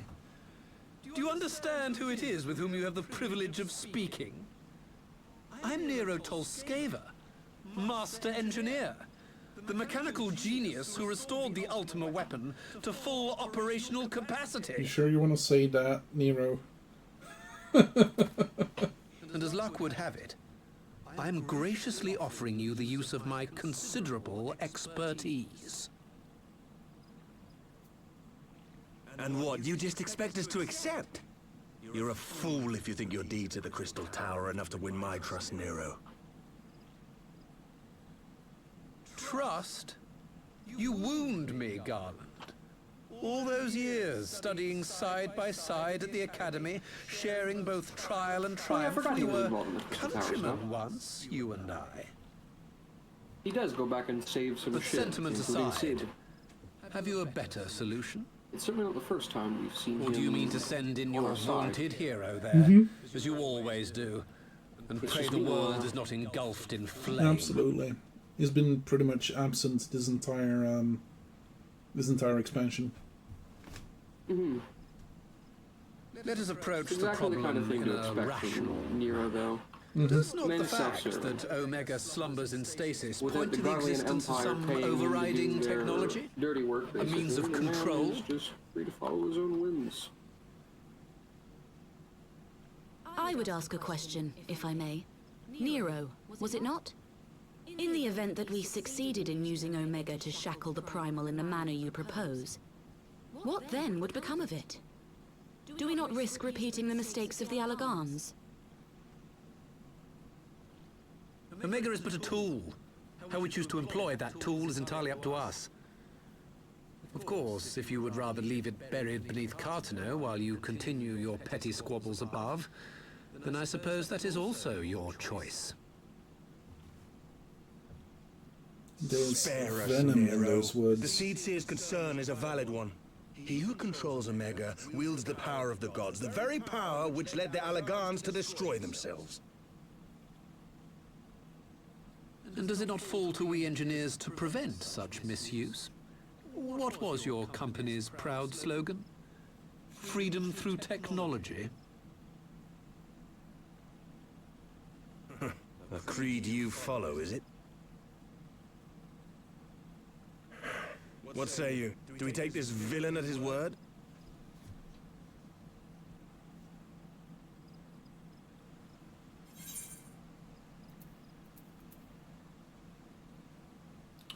He makes a convincing case, but yeah, let's go for that.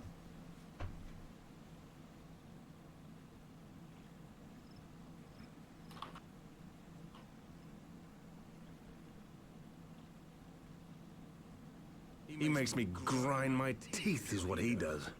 But I suppose we don't have much of a choice.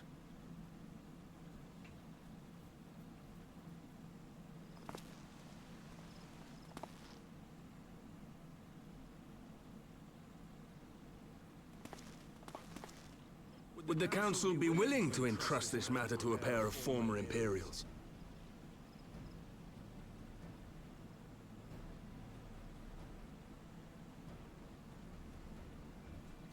So, Yes. doing boss fights as a The healer task of fucking restoring sucks. the Allagan relic yeah. will be yours. But the responsibility Like, I'm not for its dying. reawakening must remain I'm with at the no Council. risk of losing this fight. Do we condone this course of action? Yeah. It would seem we do. Let the record show that we invest this contingent with the authority to enter Cartano and take command of Omega. Sid, I appoint you leader of the expedition. Scions, I would ask that you assign some few of your number to escort Master Garland and supervise the other one.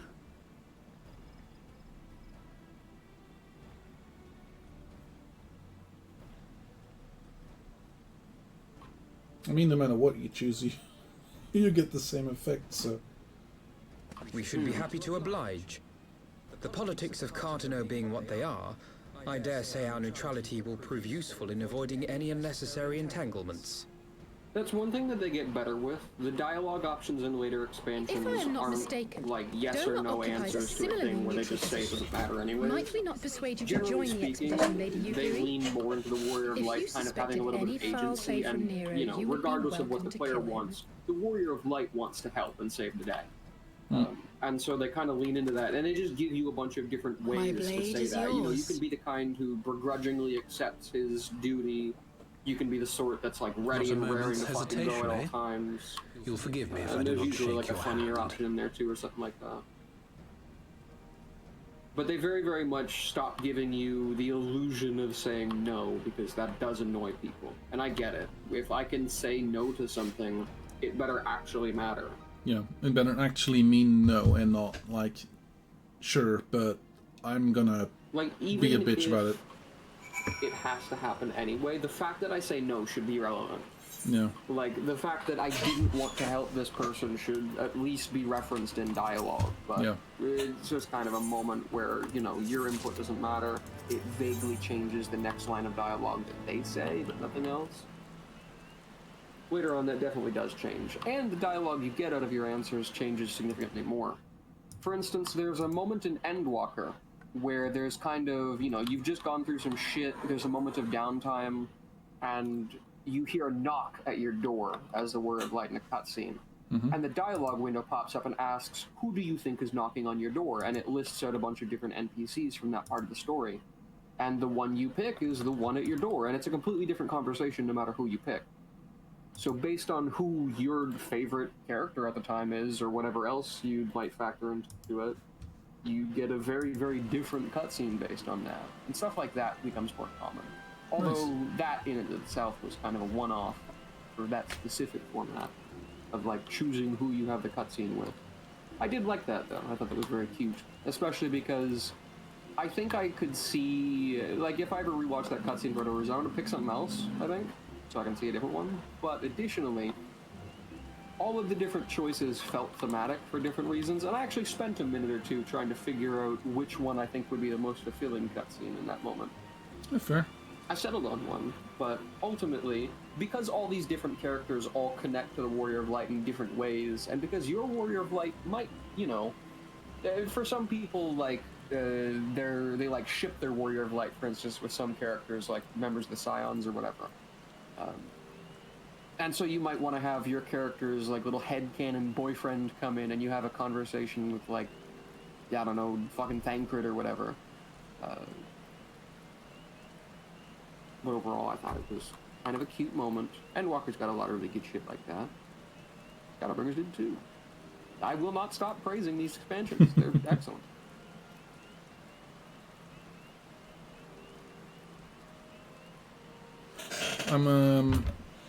The greater obeisance. I'm gonna get 3 question marks. Heck yeah. Yeah, so apparently that's just gonna be a gift of sorts, and I'll have to open it up and see what's inside. It's gonna be a bomb! It's gonna be a bomb!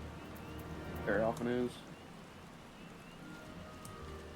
I mean, anything can be a bomb if you have like enough know-how.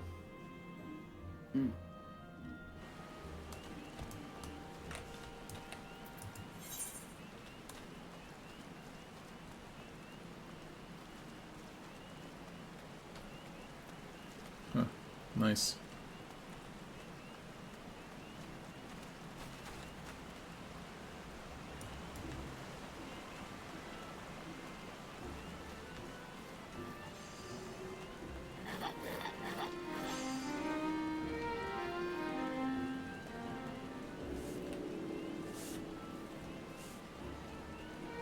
I remember that there's a solo duty you're gonna have to fight through at some point here. That's Not possible. sure. I don't know. I know there's no instance for the Omega stuff you're about to do, although there is Omega-related stuff later on.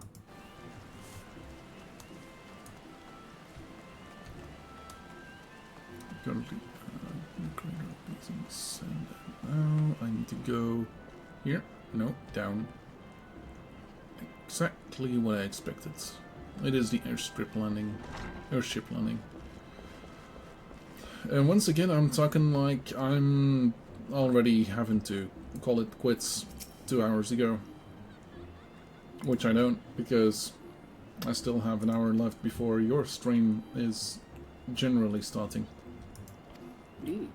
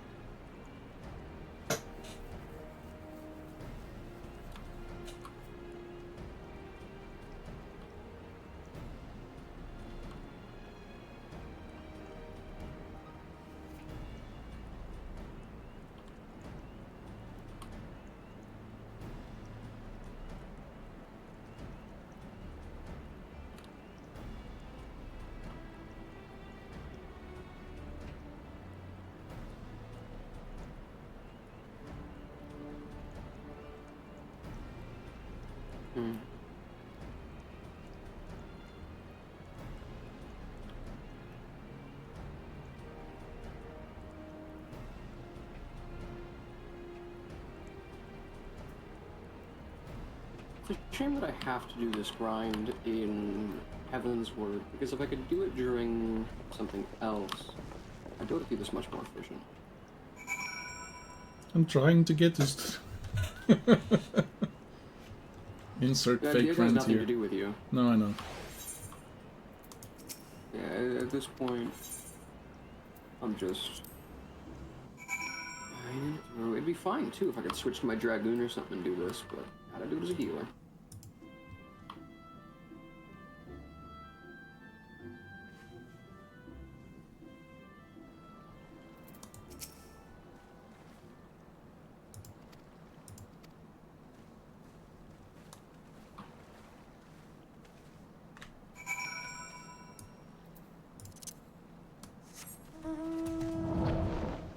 Midgard Sommer.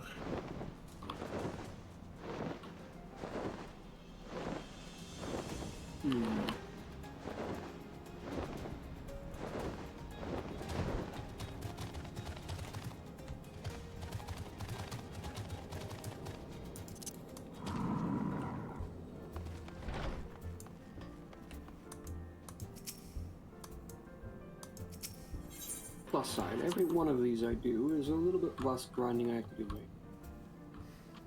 Really, I'm just passing time anyway.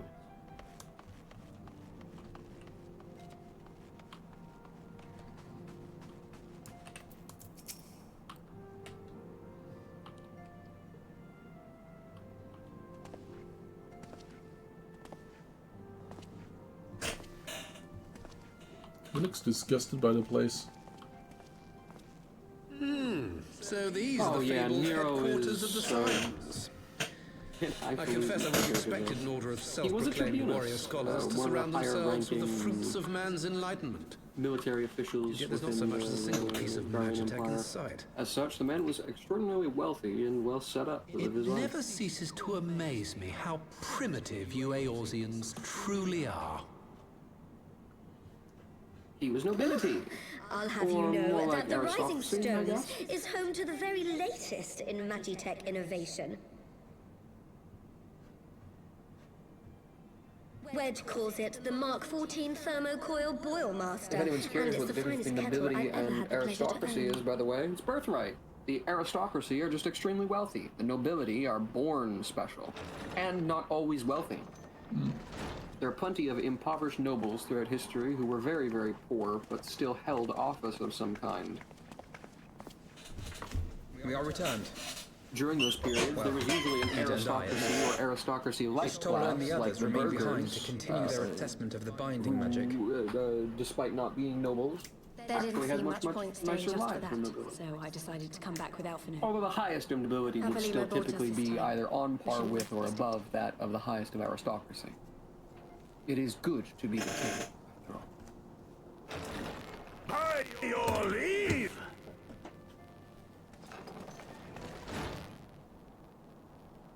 Good God, that voice could fell a gigas.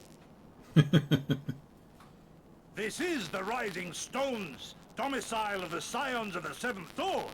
I enter at the invitation of one Lord Urionte.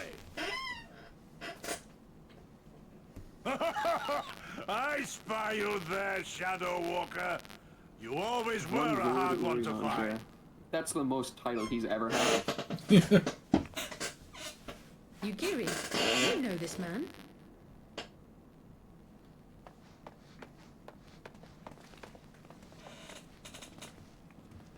Gosetsu, why are you come to Eorzea? In search of you, Yugiri. I think if a dude Days this and size nights started did I running towards row me, I'd across the naturally take angry a combat stance. I made port in I good don't give a fuck spirits. if he's my grandpa. Only for I'm my getting own ready flesh to defend betray me myself. over the I trifling mean, he matter looks of a like the kind of empty grandpa belly. that's like Collapsed just in the gonna street like an unfed like stray I was, give you a until couple of Lord wallops Urianger came to my and aid. say this is my way of saying I love you. Over our most welcome meal, we spoke of the plight of Doma, and I learned. I'd get scared. I'd pull a knife on Grandpa. He probably wouldn't even mind if I touched him with it either. The big dog would fucking get stabbed with like a 6-inch knife and be like, oh shit, did I get stung by a bee? Swiftly. But now we must make ready to depart. Our master languishes in dire, peril, and Doma calls her daughter home.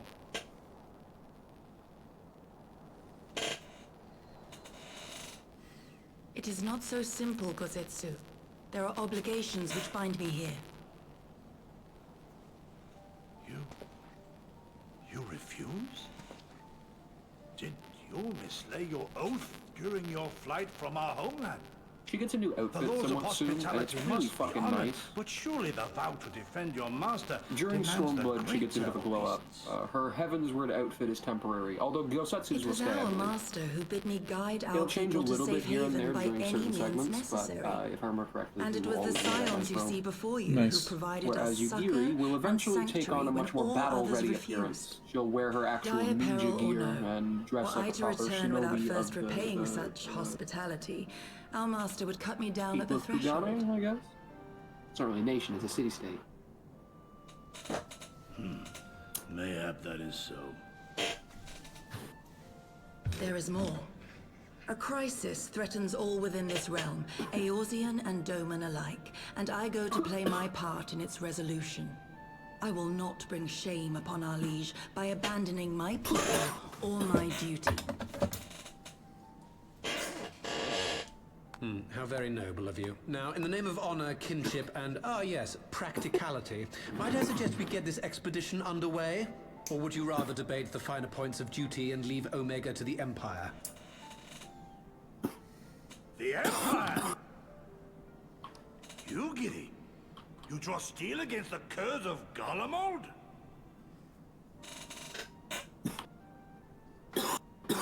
Then why did you not say so?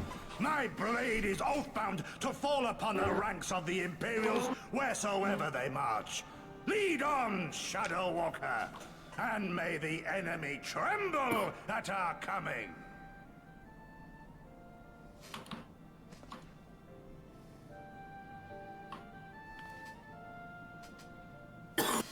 This is part of how Gyosetsu won me over, by the way.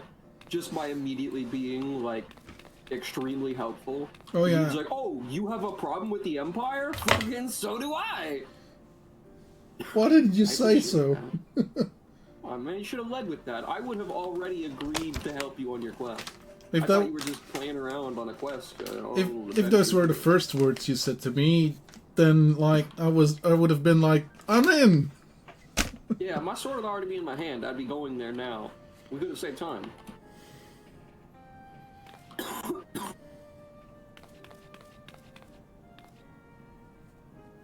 Oh, yeah. Cool characters to meet like that. We're just much Tataru's like the Warrior gift. of Light, very, very willing to help. Oh yeah, you guys are going somewhere. As such, Tataru has prepared something for you to help you on your journey. Nice. It's a fairly nice outfit. I don't know how much she's talked about it, but I believe she'll mention it here first time if she hasn't already.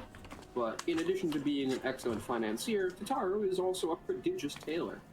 She has dropped that like once or twice. She specifically started, I believe, at the start of Heavenswood. I got you. Yeah. I think she makes some new clothes for the twins or something like that. For Alizé, that's just now. Oh, I got you. Yeah. To that end, our girl will make a habit of this. It's somewhat of a tradition for every expansion to be marked with a new Tataru outfit. Nice. They're usually a little bit far from my style. Like, I don't love the one you got now. That's probably my least favorite of them. Some of the other ones are okay, but they're very, very, very Final Fantasy. As in, they're not too casual. They look like something you'd pay a lot of money at Hot Topic for. Yeah. Fair. Oh.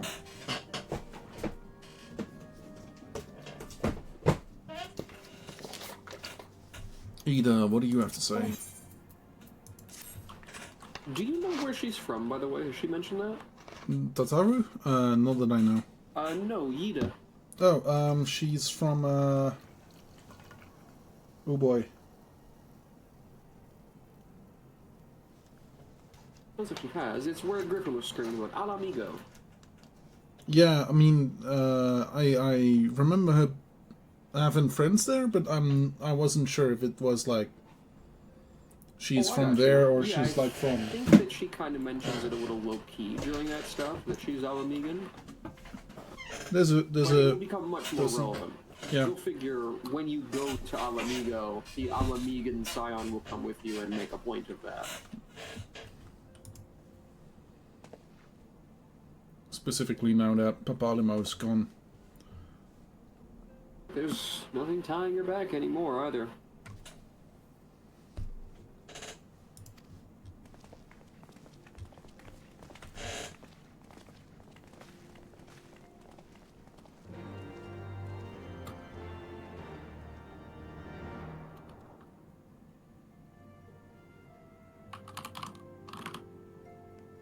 Okay, murder now.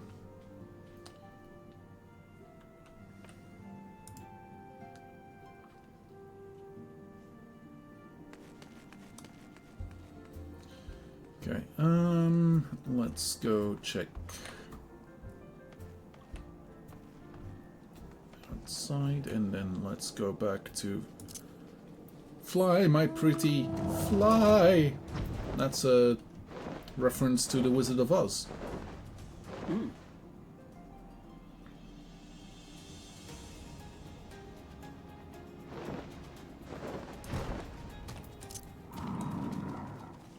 Fly free, my pretty. That's...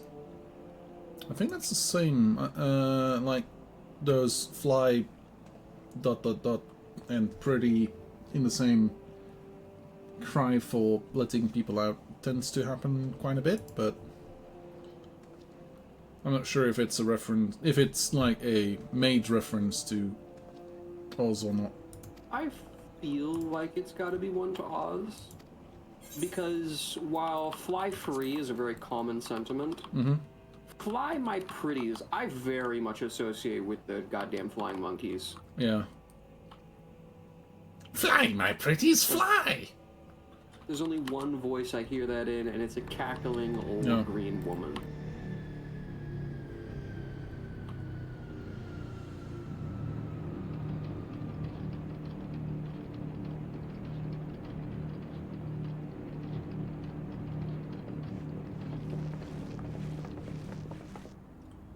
The sound of the I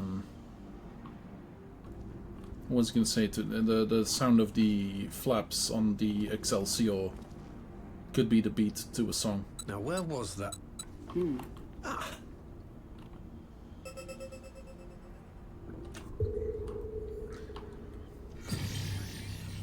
I've enabled the teleporter.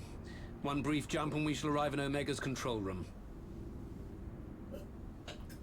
How convenient. You've been here before. Of course. It was no easy task threading a path through all the skirmishes. But how could I ignore the existence of such a fascinating toy? You may trust that my preliminary examination was suitably thorough. Trust? Aye. I trust your appetite for technology.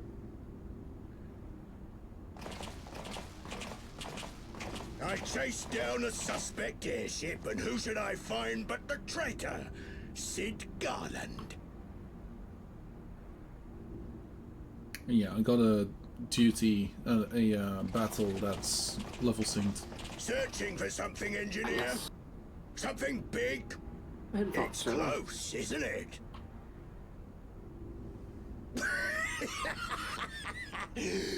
It's like all my name days have come at once. Of all the scouts the Empire could have sent. Take care of that brute, will you?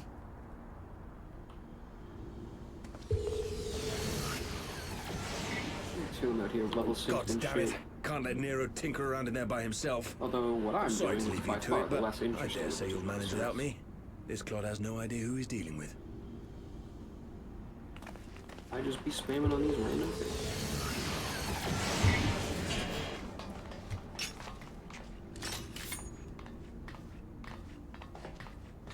Okay.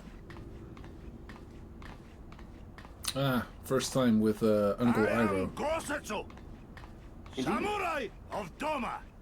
You will rue your choice of opponent this day. So, question, Samurai, is that just available after this, or? Once you hit level 70, I think you can just play Samurai, or maybe 60. Let me see. Double check the requirements from a very long time. Because, like, at this point in time, there's been no reference to, like, anything Asian except for, like, okay. Those two? Here's the answer to your question. To unlock the Samurai job in Final Fantasy XIV, you need to be a Disciple of War at least level 50 and own Stormblood. Then, in Ul'dah, you'll be able to find the quest The Way of the Samurai. It's one of the blue ones. Huh. Just like the other job quests, you just pick it up then. It will start at level 50. So it's a great head start on just doing stuff if you want to pick up a new class for Stormblood or something like that. Leave this to me. Additionally, it's very, very much a... I would say easy to learn class, but one that still feels like you're getting to do shit. It's not a boring class to play despite being fairly simple. Samurai will constantly have you doing something, even if that something is not exactly the most taxing shit in the world. To that end, it should be pretty quick to pick up for you if you want to try it out. I would be down with Oh, it's just... escorting you over to the quest. For me, it was pretty much a question of, like, this is the first time we've seen... oh yeah, like the actual proper, like, Asian stuff from this. There is more to the ninja, because the ninjas and their art are actually introduced like Romans much earlier. But in the story, you are absolutely correct. This is the first time we see this shit for real. Because while we saw Lady Nagiri, we haven't actually seen her do anything. And Yosetsu is distinctly very, very new. But this is very much the introduction for a ton of this. A lot of the time, during Stormblood, one of the things that in hindsight I kind of understand is some of the chore quests. Because some of the quests that are like chores and shit are meant to give you a cultural introduction to Doma and to the Doma people and shit like that. A lot of those are meant to teach you about how life is there, and they feel very much like the early quests when you were still getting to know Aeolia back in A Realm Reborn. An opening. Mind you, in future expansions, they do similar tutorialization segments about stuff like that, but do it more efficiently. Stormblood has its growing pains. It's all over now. But I also don't want to shit talk it's all perfect, like you're worried going into it or anything like that. Stormblood's got a lot of really good shit, especially its music. I mean, even if I had a distaste for what's coming next, I'm gonna have to go through what's coming next to go through what's popping up after, so... No holding back! Yeah, I would say that if at some point during Stormblood you, like me, decide that it's not really your thing and it's maybe your least favorite expansions those are, the two best fucking things Final Fantasy XIV has ever done are immediately after it. Yeah. I have heard that stuff only gets better the longer you play. Generally speaking, yes, absolutely. A lot of people do put Heavensward over Stormblood, but that's not entirely, like, on objective stuff. A lot of people just have very distinct, like, nostalgia about the Tinger.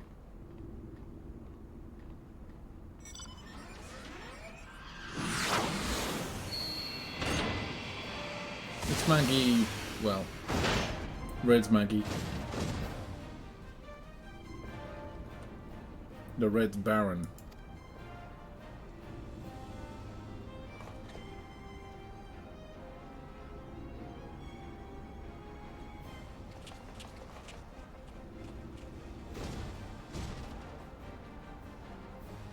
Oh fuck, it's this guy already. Okay.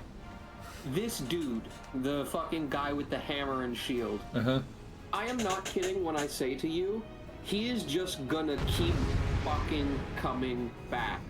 Yeah, over and over. If he keeps on running away, he will keep on coming back. I'm not kidding when I seen him fighting like 8 fucking times in Stormblood. Fair. I hated him about halfway through, but by the end, I just thought he was funny. Oh my god. Nectar, you fucking have got to save yourself at some point. How do you allow this to be released? What the fuck is this thing right now? I have no clue. This fucking floating ass hotbar. There's everything up in the goddamn. You have like an actual crazy person's UI, dude. I mean, you do know I'm a crazy person, so that's completely correct. Yeah, he's spending inordinate time around us. There's no other fucking actual diagnosis for that.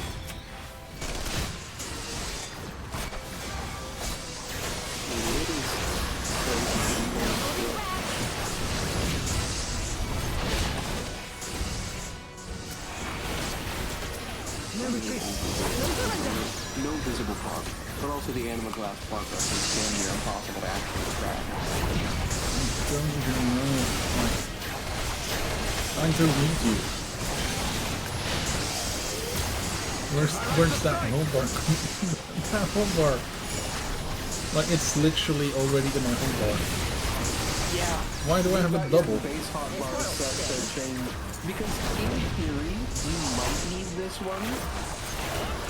Alien settings were much worse than they are, and you had changed them from default to make them worse than they are. It's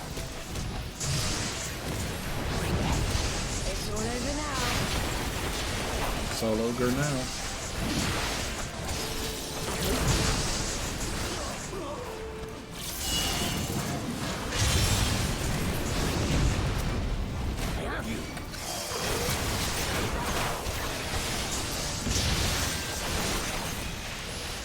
Oh, beauty filled. Okay. Oh damn, somebody went down, I guess. Oh, I see. He hit you with a big ass move. It just caught up on stream. Oh yeah, yeah. Okay, that makes sense. Oops. I forget the abilities that your thing has, but you might have a self-repair or a shield. Alternatively, you probably just gotta burst that guy once he starts his cast. Yeah. You do have the giant Giga Laser, I remember that. You got that big ass overcharge beam. I assume that hits like a fucking tank. It does, but you gotta aim it. Ah, fair.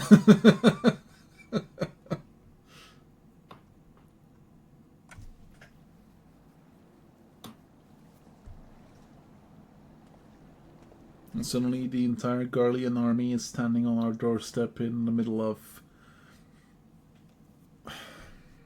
Cartano. It kind of makes some sense. Cartano is an area where the Imperials have kind of taken control. There was nothing left for the Eorzeans after that shit happened. It just became a grave site for them. But for the Imperials, it became a point of curiosity. Yet another example of study where the Eorzeans had enacted their strange power to summon gods. As such, for a few different reasons, it became a very important central stronghold almost for them in the ruins of Cartano. No surrender! Plus, there's a ton of ancient Allagan shit, and they based their Magitech off of the Allagan technology. As such, any extensive study of Allagan ruins typically yields great magitechnical progress for them because they get to think that they understand. It's all over now. It's all over now. Leave this to me. The captain's in danger. Tis my right to strike. He really is. Would you believe me if I told you I end up feeling bad for this guy with the hammer? I mean, he's getting kicked over and over again in the face. Not because of the detour. Okay. You get a good ending. Fair enough. You watching, Pavelino? That move gets like you guys is really fucking cool, and I wish Samurai could actually do it. Or he just fucking like dashes through dude. Yeah. Samurai do have a dash, there's only a gap closer and not an attack. I would prefer that, you know, you just dash through them and slash them. This one'll sting. Like the anime in the anime samurai guys. Absolutely. There is some pretty anime shit you can do as samurai, but you can't quite get all the way there.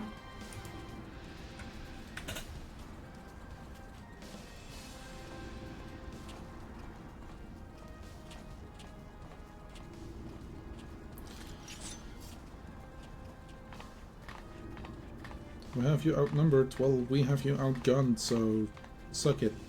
Pretty severely, too. If I weren't a bard, you'd be dead by now.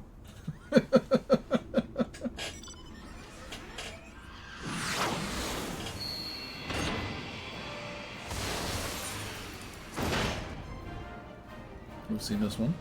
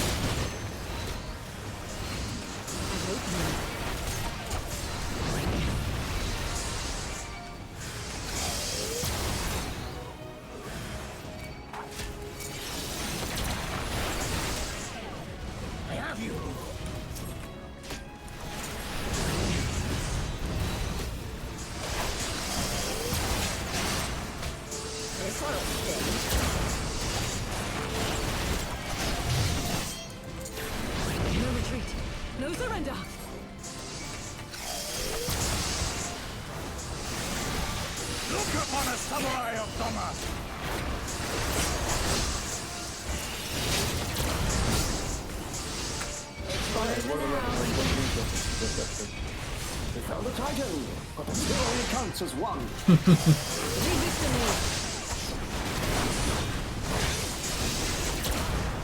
With Zolanstein! Oh, okay.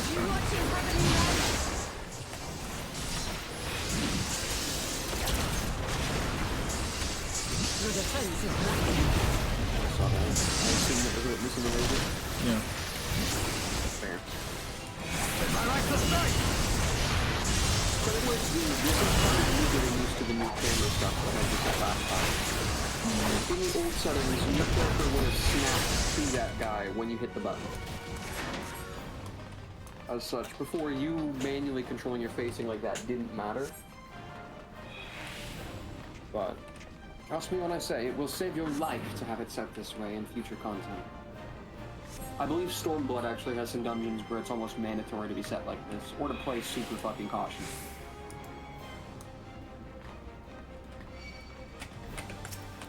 No holding back.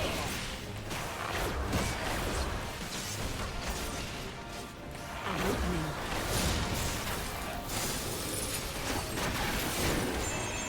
Because guys, he still does have the balls to at least try one more time while outnumbered. It's only a fight.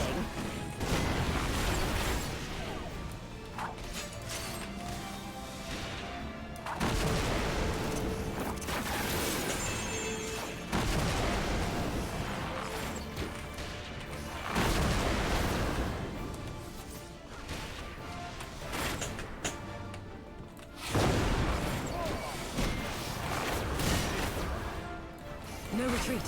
No surrender. Look upon a samurai of Doma!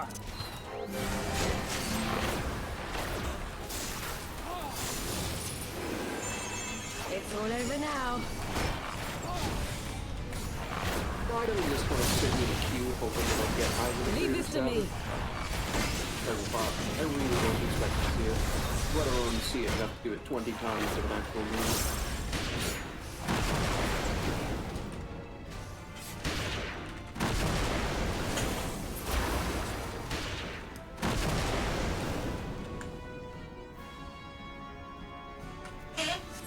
So, Nintendo gave me a reason to get to give me a Switch too. There's no Fire Emblem coming. Oh, nice. Uh-huh. I don't know, man. That's a lot of money. Yeah. Does the Fire Emblem series ever get ported to PC? Like with its newer titles? Well, newer. Well, so far it's only been on Because I know there's some on PC, right? Are there? I'm not certain. I think I've seen someone playing Fire Emblem on PC. It might have been an emulator, though, mind you.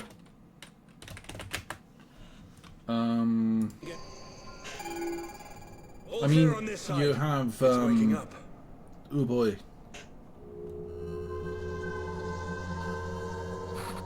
Yeah, no, those are more, Final Fantasy style games.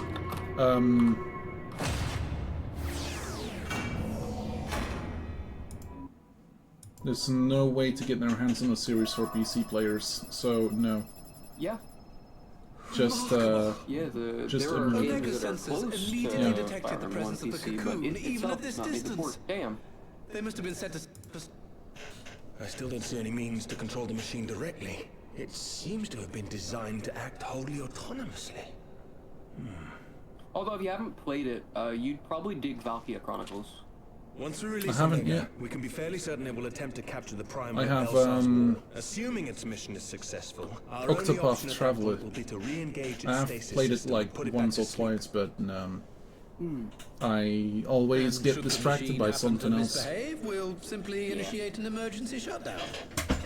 I confess we don't yet have a complete grasp of its capabilities, but I'm certain the details will not elude us for long. I remember playing one of the Valkyria Chronicles games, but I didn't finish it. Just Well, the same, I understood less ended than up getting half distracted. Yeah, fair So, enough. my question to you is, are we doing the I right believe it was thing? the first, or maybe the fourth that I played. One of those two. I don't know why it was one of those two.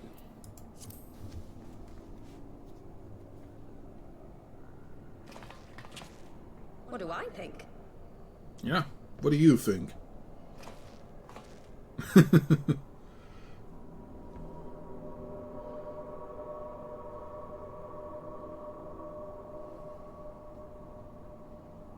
do not have Valkyria in my Steam library. Step aside, Sid. Is this the thing I need to press? Yes, that's the one.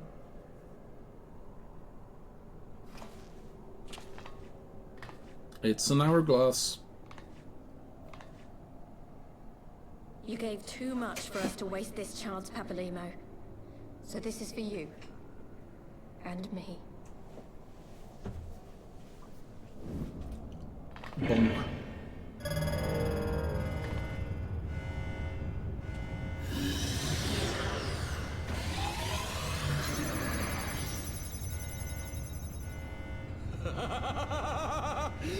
Yes!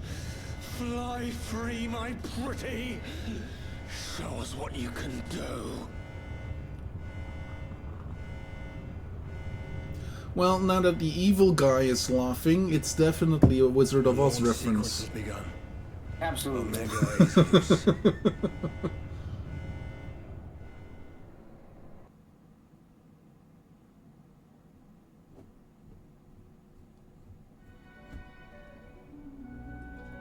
Congratulations, you have just launched Mechagodzilla into the world.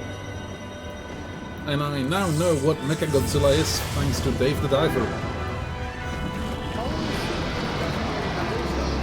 I mean, not really, I've never seen a movie.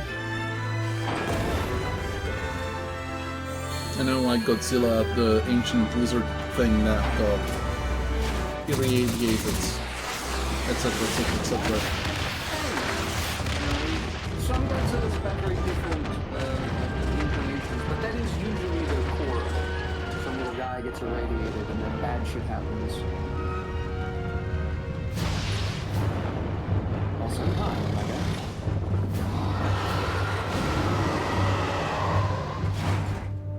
And the cheesy looking things can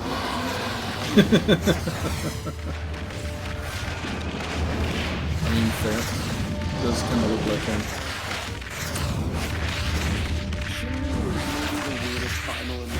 And not because of any of that stuff.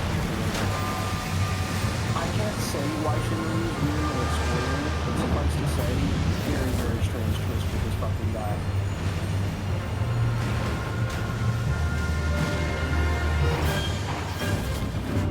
So Shinryu has a level below regular. It's called 4 moves.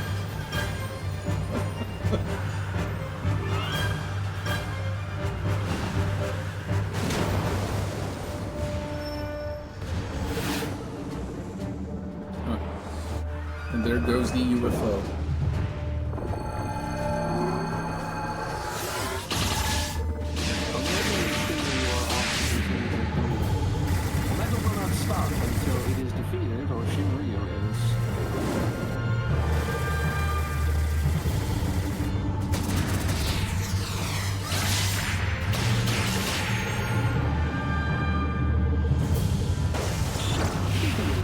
Sequence in general, but it's just something we don't really get to see much. It's also got some cool kind of classic action fight shit, like the missile span eventually being slashed out of the air with a laser.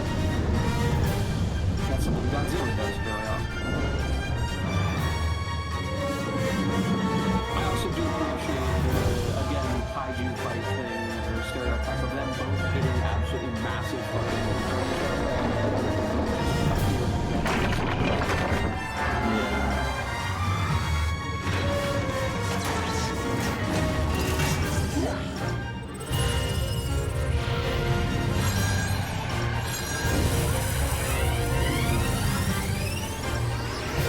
I was gonna say, is it gonna protect the screen, a shield or something? But nope, just Harry Potter being Donald Galore.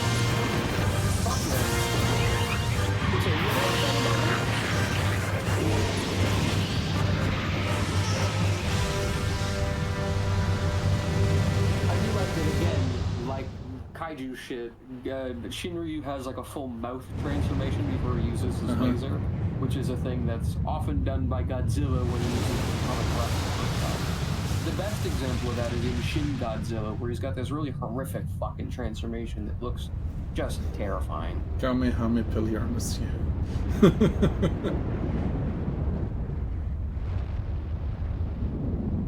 I forgot what it's called in Harry Potter. Like the 2 beams.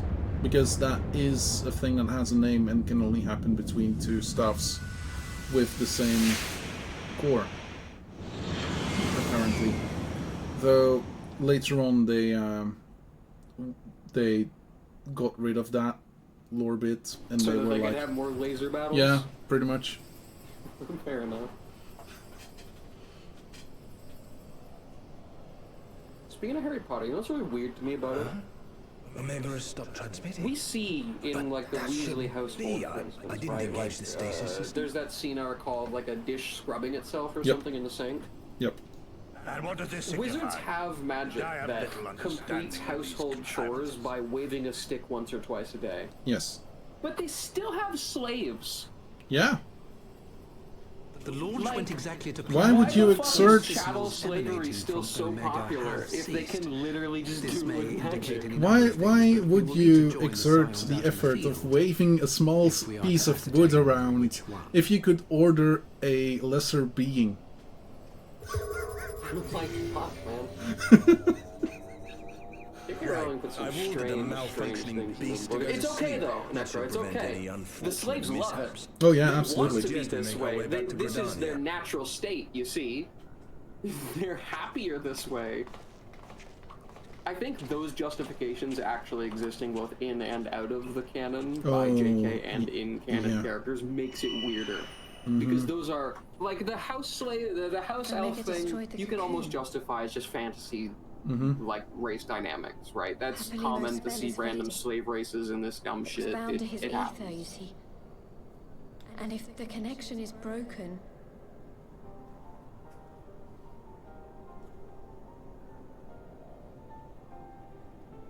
However, Ida got rid of her tattoo.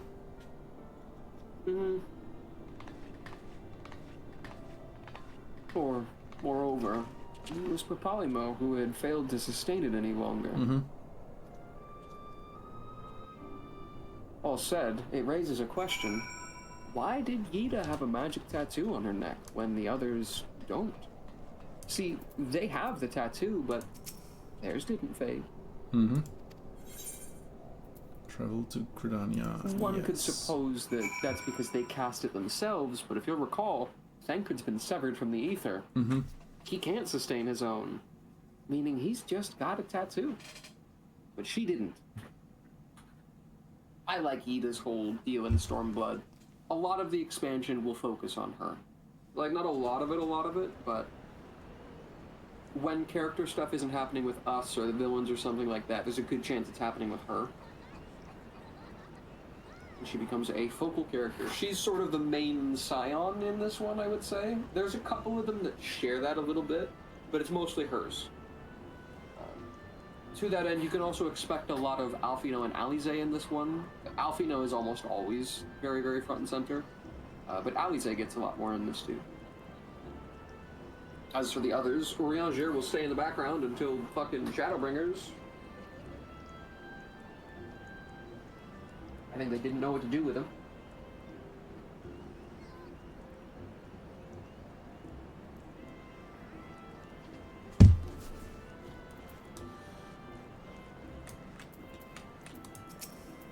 Hello, Sid.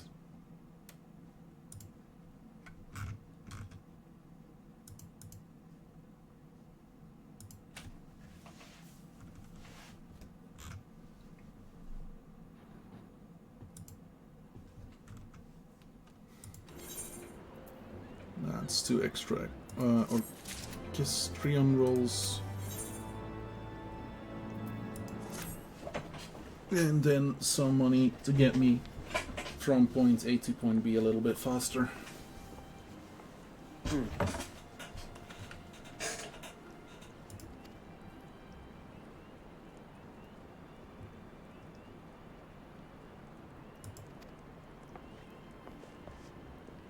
you go, and now you should be starting the Far Edge of Fate, or at least finishing the last one. Mm-hmm. The Far Edge of Fate.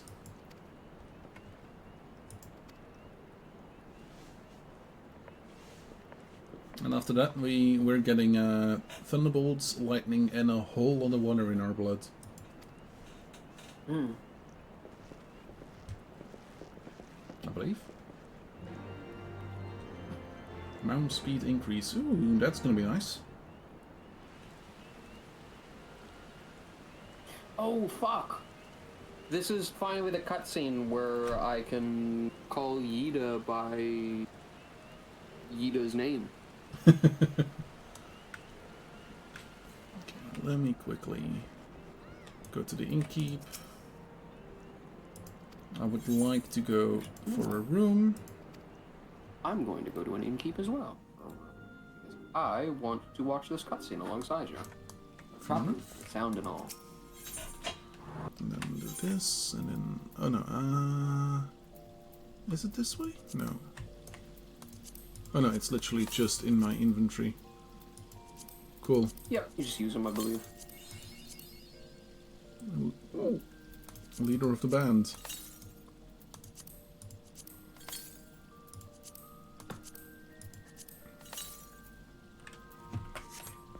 Okay, now, the armoire. Can I store an item? No, apparently not. Okay. What are you looking to store? I want to use the whatchamacallits, the armor that they got me just earlier. Scion Adventurer's gear. In that case, you'll need to stick it in your glamour dresser. Yeah. Okay. You. No,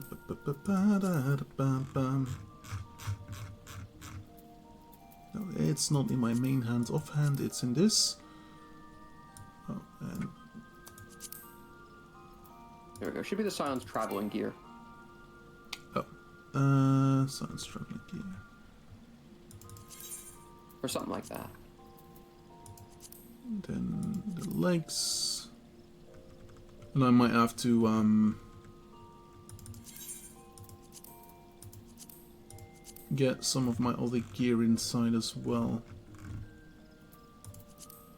Neck, wrists. I think it's just those three, right? No, pants as well. Legs and feet.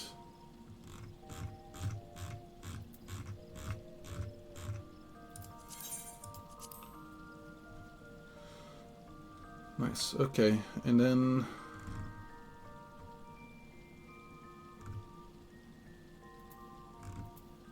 the wow, okay, the weird name that I got before me, the orange gear. IO does stuff.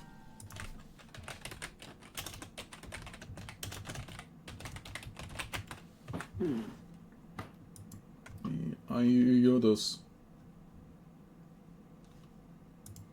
But for that, I'm gonna have to wear them first, repair them second, and then put them in.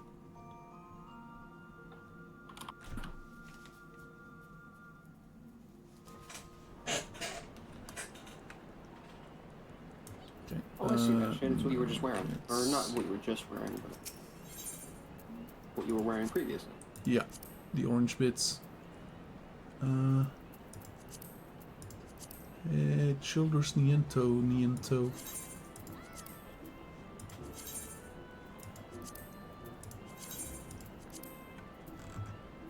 In this quest, by the way, the Far Edge of Fate, have you spoken to anyone at all yet?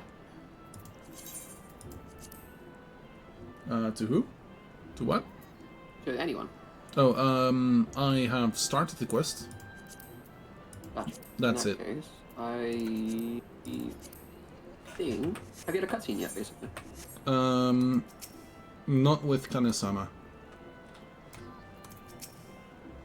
I have like a very small chat. Was there a chat between Alfino, Kryl, and Y'shtola about Omega? I don't think so. Okay.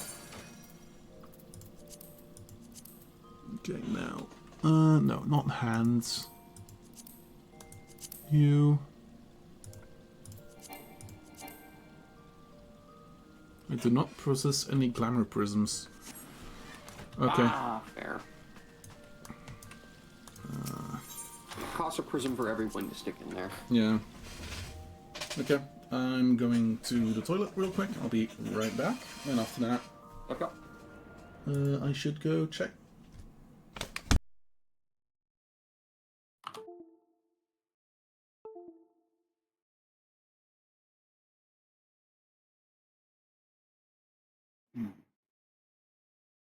After 25 minutes of my queue not popping, I have finally left it. It is futile. Queuing for Alexander Savage and Big 2025 is basically an impossibility. I wonder if there's anything in the group finder, though.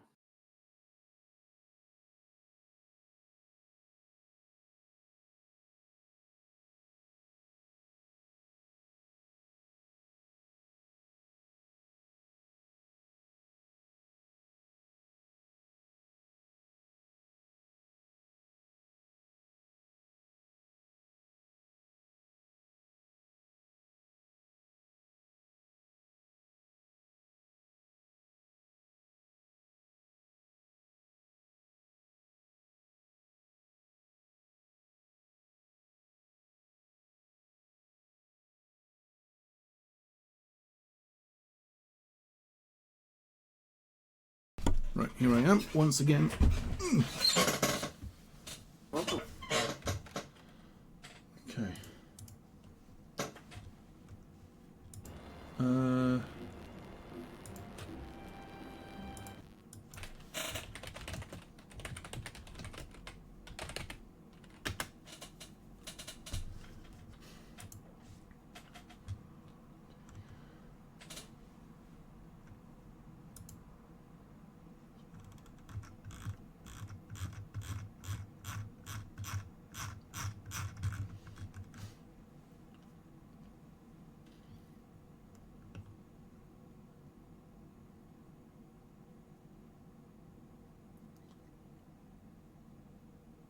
Oh, okay. Oh.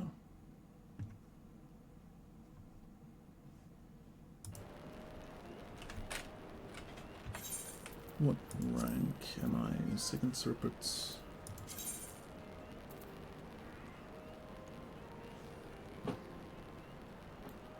Nope. It's the next level that I can buy him. Shite. Okay, cool. I can only buy them for seals when I level up once more in the Twin Adder thingamajigger. Okay, cool.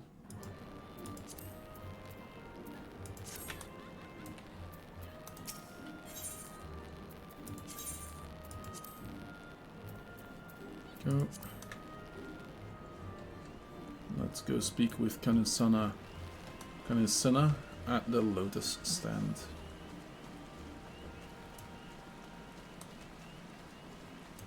Like, this is the last quest of the Dragon Song Saga. Or like, post Heavensward.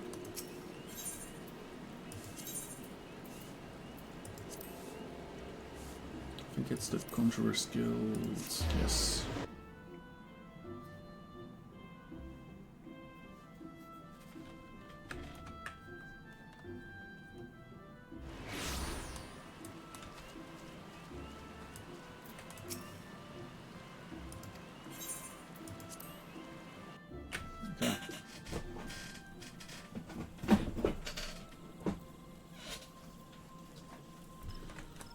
Okay. We are now going to speak with Merlwhip, Roban, Kanisana, and Emric.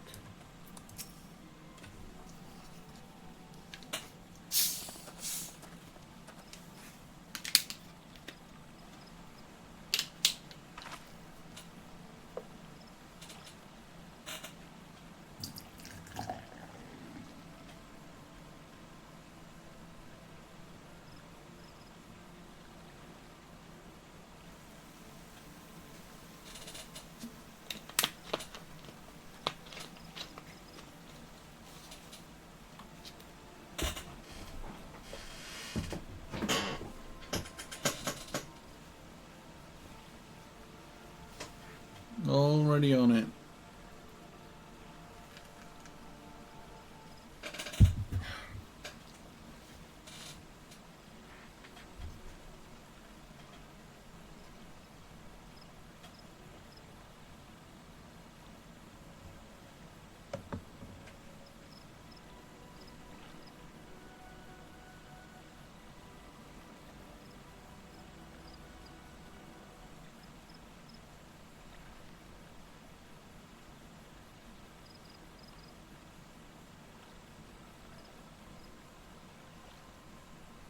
Sitting here playing mini games right now like a fucking weirdo.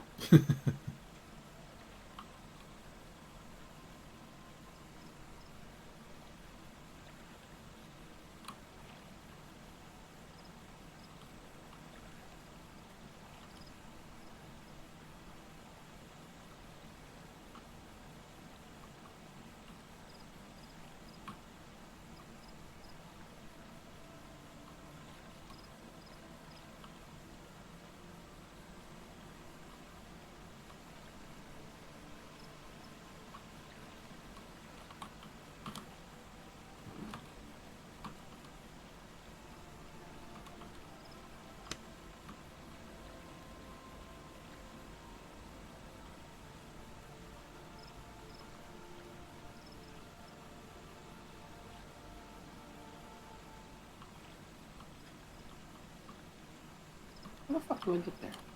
Goddamn maze.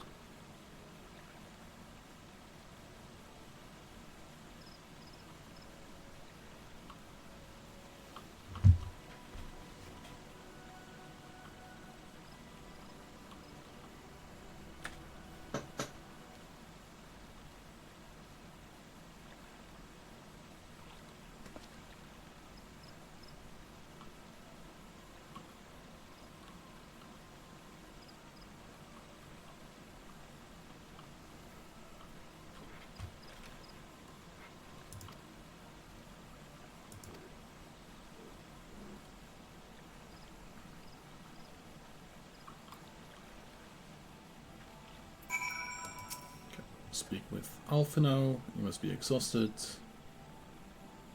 Would ordinarily suggest we retire to the Rising Stones, but I wonder if we might first make a small detour.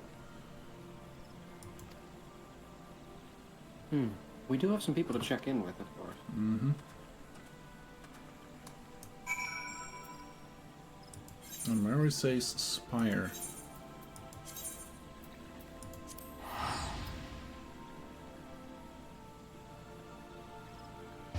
It is one of the minor landmarks in the Eastern Shroud.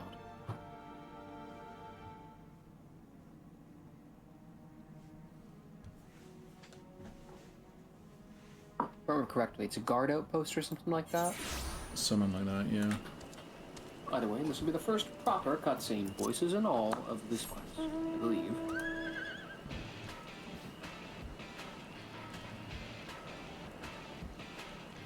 So, the horses make rock music.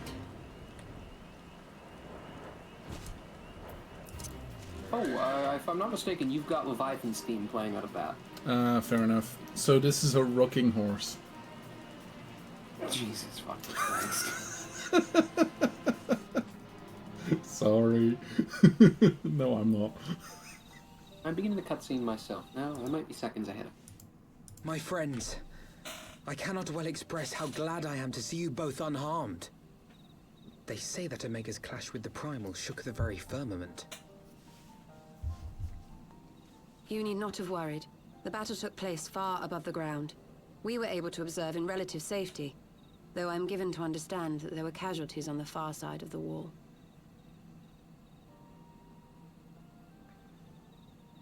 It was like watching a nightmare unfold before our very eyes. Ilberd's primal does make manifested sense. in the form of a colossal Shinryu dragon, attacked with a fucking tsunami. a being of pure violence. It burst forth from the cocoon with such terrible force.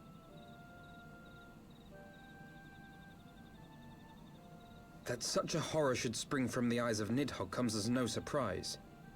Nor do I wonder at its form.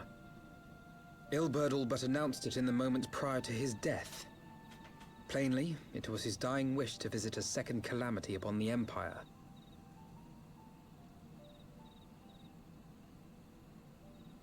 And I am quite certain the abomination would have obliged had it not found itself outmatched by Omega.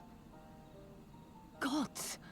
I am no stranger to the works of Allag, but even I was unprepared kind for of the a machine's fool in furiosity. this. It would have worked, his plan to enact a calamity, but it would have hit his homeland before it hit the Empire. Yeah. And how fares poor Ida in the midst of all this? On the other side of that wall, practically, have you spoken with her? His homeland of Dravania. She's up on the platform, lost in thought. We deemed it best not to disturb her, but mayhaps she would welcome some company after all. Shall we?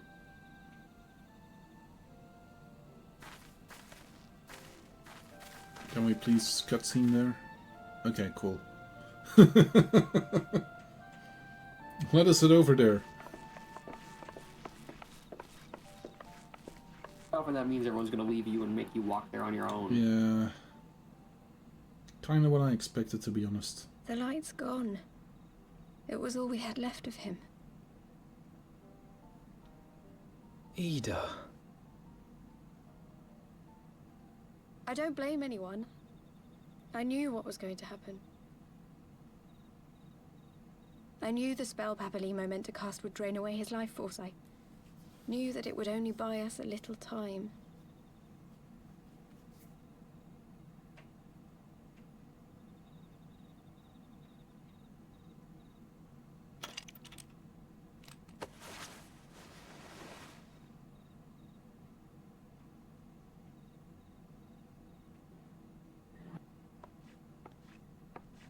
Ida, there is no need to explain.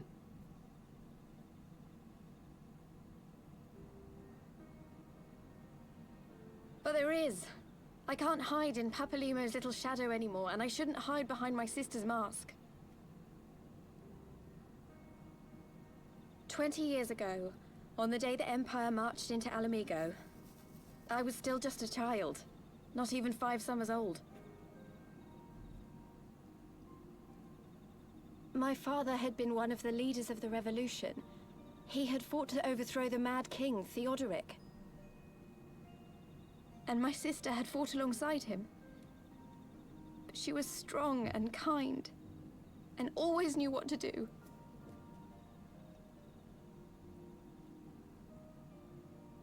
But when the Garleans came, everything changed. My father went to war against them too, and I never saw him again. After that, I remember a lot of running. My sister dragged me for malms and malms until we came to the city of Sharlayan. That was where she met Master Louis Soir. He introduced her to the Circle of Knowing, and she eventually became an Archon. She was your inspiration. Is that not why you took up her mask and her name? Or did you simply mean to continue what she had started?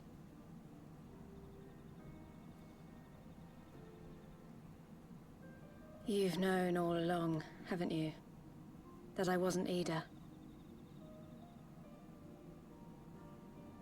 Of course. We all recognized you at once. 'Twas Papalimo who persuaded us to maintain the charade. It was silly to think I could fool you. I knew that even then, but I sort of decided not to know.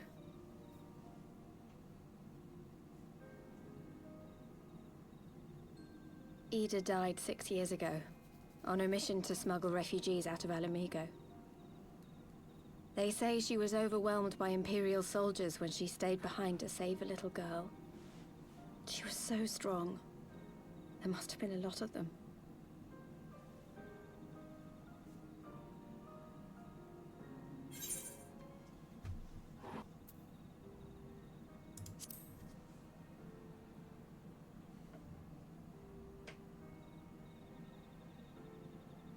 I'm sorry for lying to you. My real name is Lise. When Papalimo brought me Ida's mask, it was meant as a keepsake, but I decided I wanted to be his new partner, to keep alive all the good that she had done.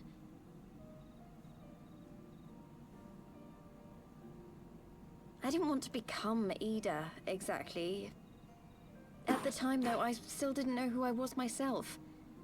And it almost seemed easier to play the role. I can finally just call her Lise now, which I kind of like. Yeah. But it was never what he wanted for me. He I've been wanted me to avoiding walk calling her my by her own real path, name for quite a while now. and those were his I final bet. words to me.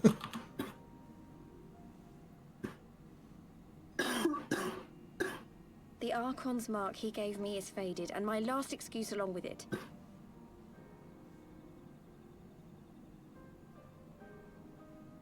Okay, now it's clear why her mark is gone.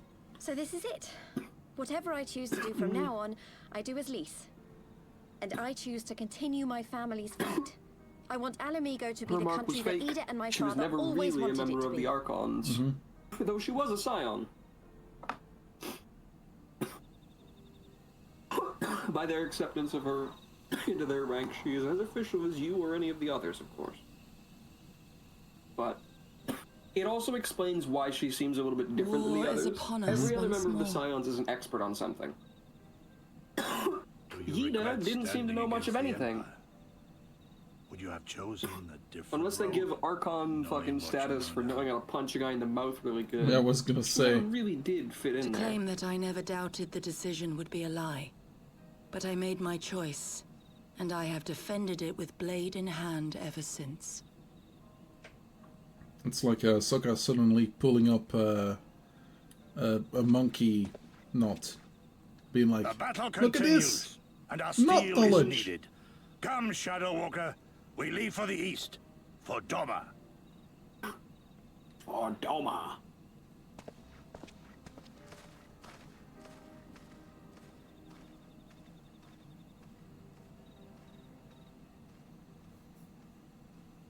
They will need to secure passage.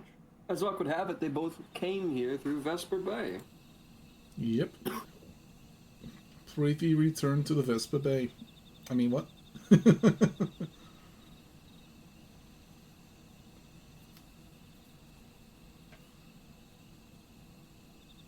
Ah, scene 2. Cutscene Starting 2. just seconds behind you this time. Yep.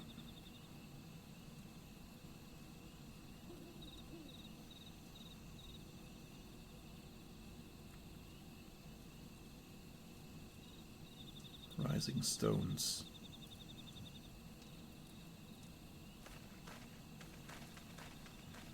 I have often wondered about Yida, like the actual Yida, Mhm. if she would have been, generally speaking, a stronger ally than Lys.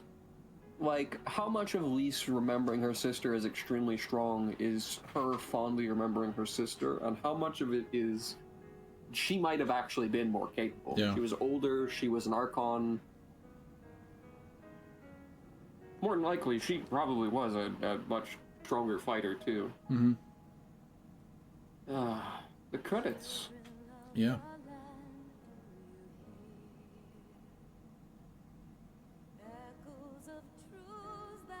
It's got a good voice. Good voice. I like the melody and stuff as well. Oh yeah, I very much like this. This is one of my favorite songs from Heaven's Word. This one is just called Dragon Song, I think.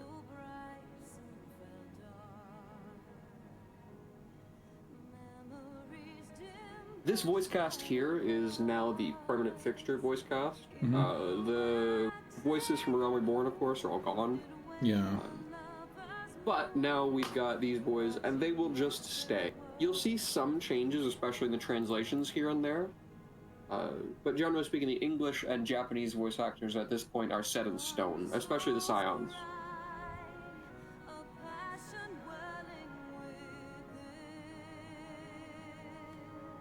I think that's actually even true for some of the side characters here, though. Like, I mentioned before that lots of people come back in Endwalker. It's part of the theme of the thing that, like, it's culminative of the story up until that point, so everyone comes back for it to play their role in the final part.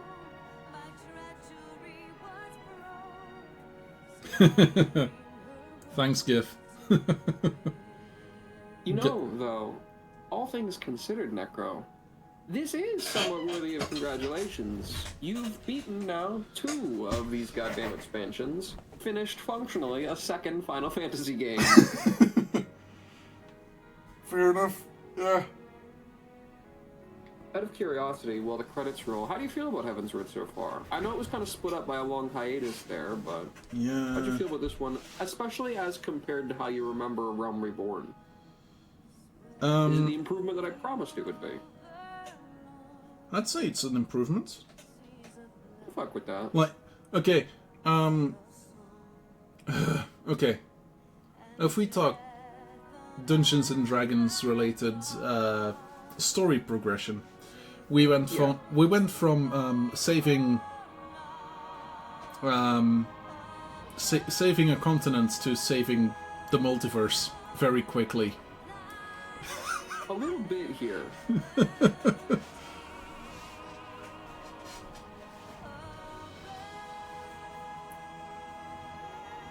It really felt like they had to like double up on their progression to try and keep people busy. Then again, a little bit. ARR was definitely go that big in this, I guess. Yeah. Like when they say calamity, they don't mean the end of the world or anything like that. In terms of calamity, think like extreme state of natural disaster. Oh yeah, like a meteor hits New York and wipes the city out, and America is now in a calamitous state. Most of America still stands, but there are countless people scarred by this now, and the country is forever changed. In regards to the calamities here, they are actually a little bit bigger than that. It would be more like France has been fucking burnt off of the planet.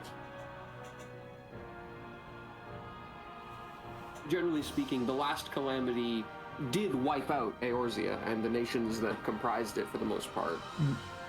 We are very much the survivors of this event. Or at the very least, the first generation or second generation after. Unironically, we are the first and second right now concurrently. There are still a lot of characters alive who were, or not a lot, because barely anyone survived it, but there were a great number of people who did in the end, and they're still around. Most of them are still alive because it simply was not that long ago.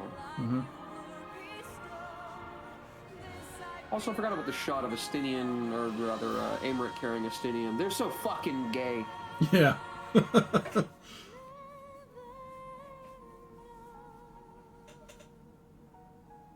Can I somewhat spoil a controversial topic for you? Sure, go for it.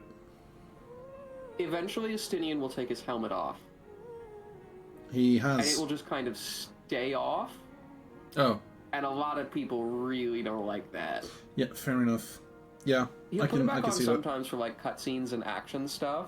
Mm-hmm. But there are a lot of people, especially people who wanted to fuck Estinian when they first met him, who think he's way worse with the helmet off. They basically want to put the bag back on his head. Uh-huh. Yeah, I can see that.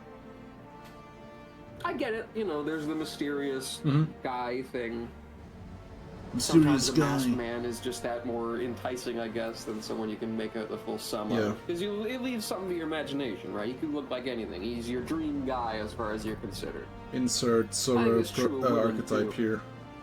Like, I think the straight guy equivalent is like, okay, I love a naked woman as much as anyone, but there's something just vigorously sexy about like a partially clad woman instead. You know what I mean?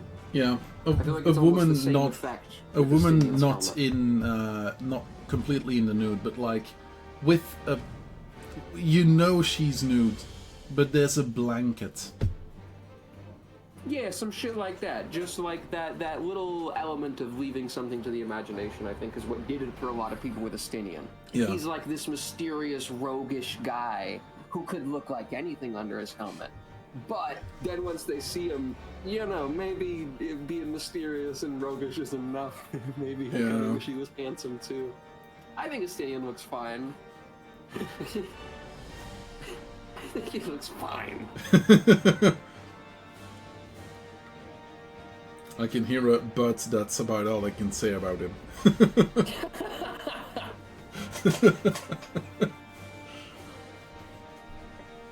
No, the real butt is that he's a fucking Ellison. Goddamn knife-ear, long-limbed sons of bitches. One of the funniest things about Ellison and, like, elf lore in this is the racism and how it comes into play. Because in a lot of other stuff, like in Dragon Age, for instance, elves are discriminated against. Yeah. Half-elves especially. They live in slums and ghettos and shit in human cities. Yeah. But in this, elves are just racist against other elves. More specifically, the white elves don't like the black elves. Oh no.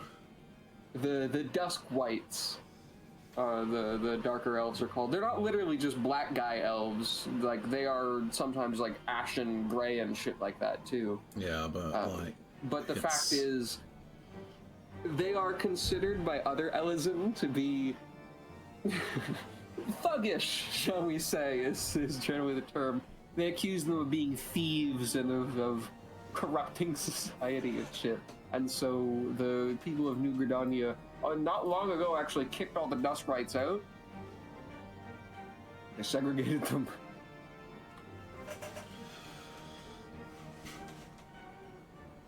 It's an almost comical mirror of IRL racism in the sense that it's just not that serious here. And it's really funny to be able to call Ellison racist. Okay. Let's see, I'm starting on my own stream here because it's just after 5.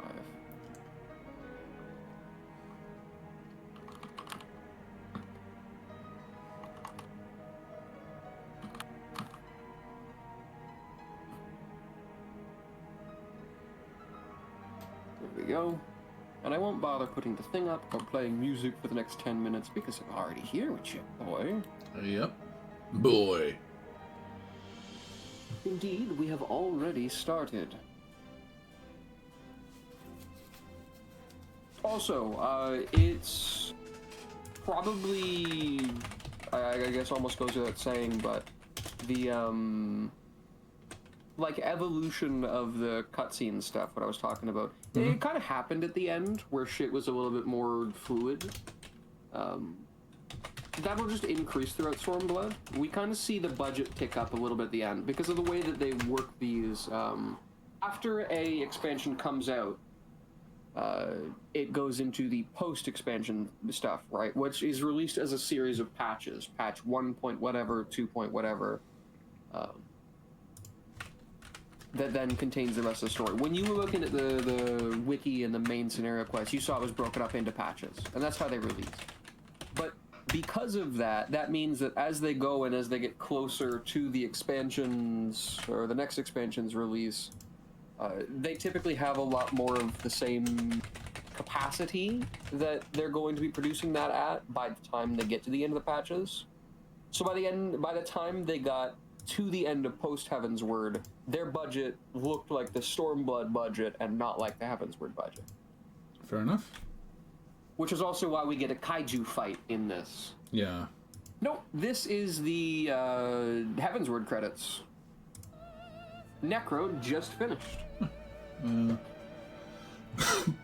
I just put a multi-Twitch link in my chat.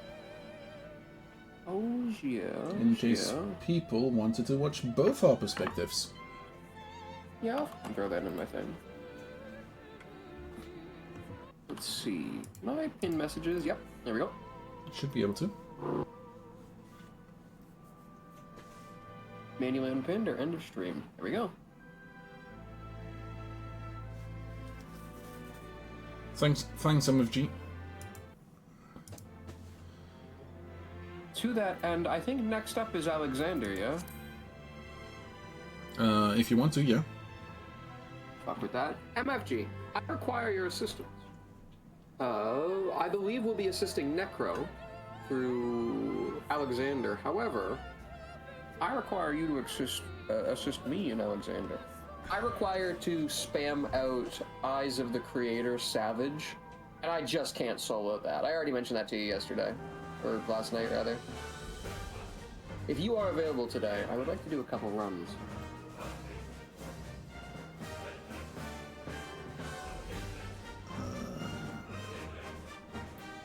So, with that being said, I'm gonna take a quick 10-minute break to get some snacks. In the meantime, yeah, if people want to watch the stream I'm doing and the stream DMB is doing, please use the link that's now pinned in chat. Otherwise, I'll be back in like, let's say 10 minutes. Fair enough. Alright, Mr. Necro, what do you think? Yep. Chat! See you in a bit. On our end, we're gonna kick it for a minute here.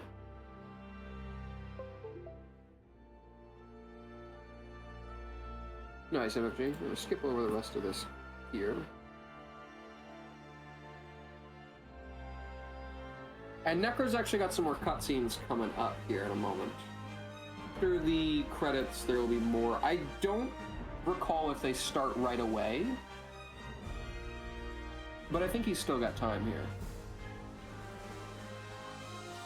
Ah, Pippin. I fucking like Pippin a lot, actually.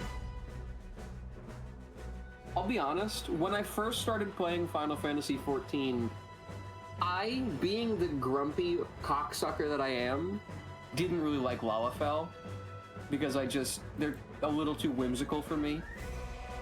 And I think even still, like, I could never play a Lala. I just couldn't. I don't know if I could take my character seriously in cutscenes. I don't know if I could take my character seriously in combat, unless he's like a black mage.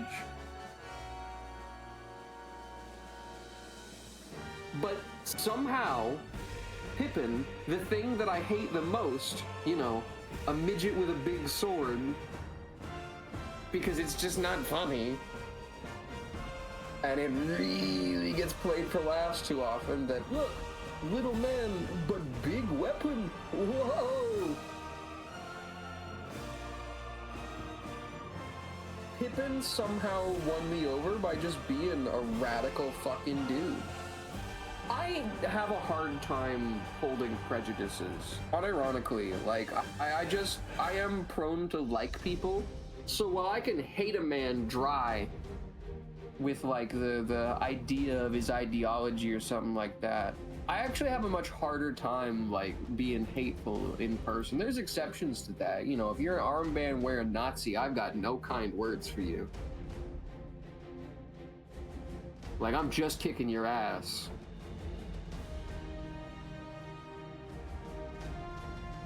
But like, I've been polite to family members who I know are a little bit racist or something like that, because just like, fuck, man, it feels bad to be mean to people. You know what I'm saying? I don't like that. Also, oh, fuck. It's him. I forgot about this, but the next goddamn cutscene introduces the man himself. This fucking son of a bitch.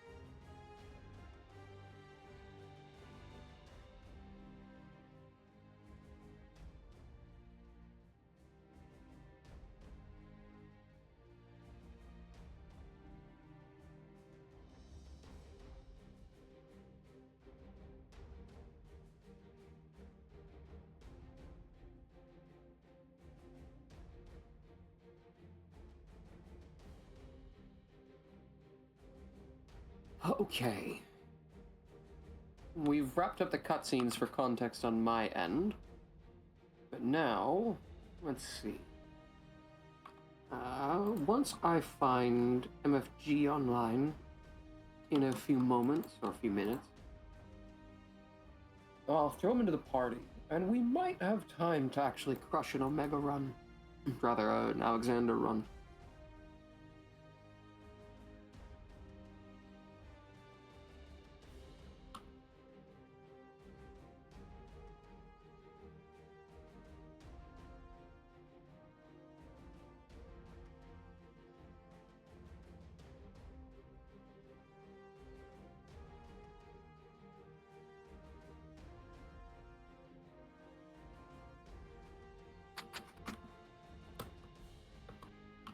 If I'm not mistaken, the only... Yeah, if I want to actually do a, holy shit, another job quest, I gotta go into fucking Shadowbringers content with my man here, I think. He's level 70.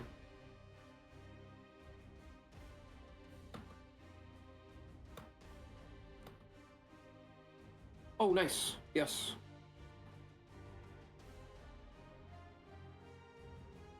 I shall bring ye forth, you faithful son of these bountiful lands. Welcome, welcome, MFG. Hello. Let's see.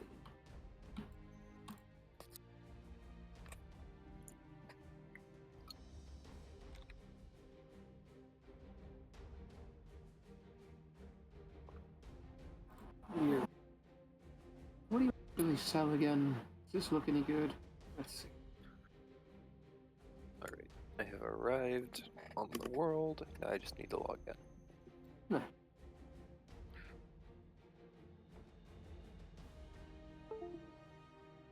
Oh, that's actually kind of bitchy.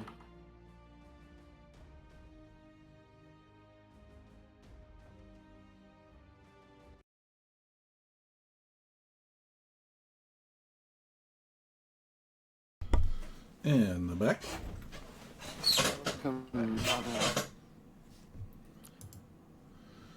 And I arrived just as the credits are done. Nice. Like, literally just a second.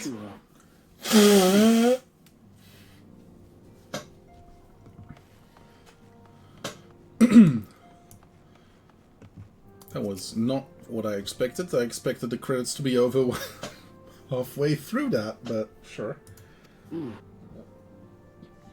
Dead end. You have 2 more cutscenes, but they're much shorter. There we go. The far edge of fate. Oh.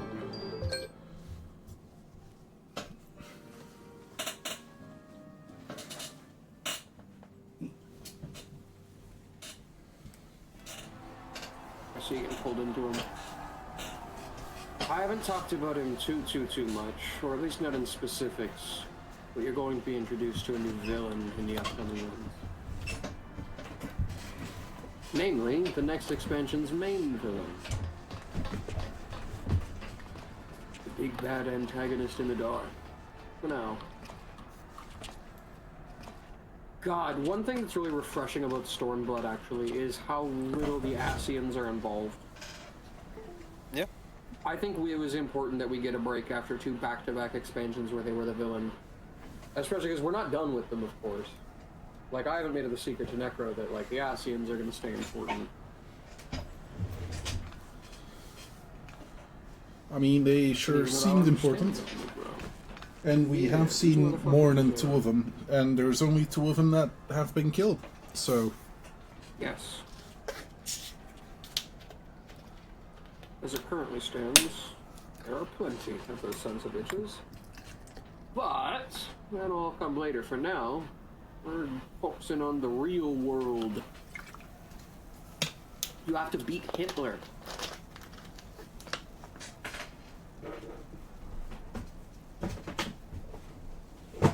And Hitler's boss, Super Hitler.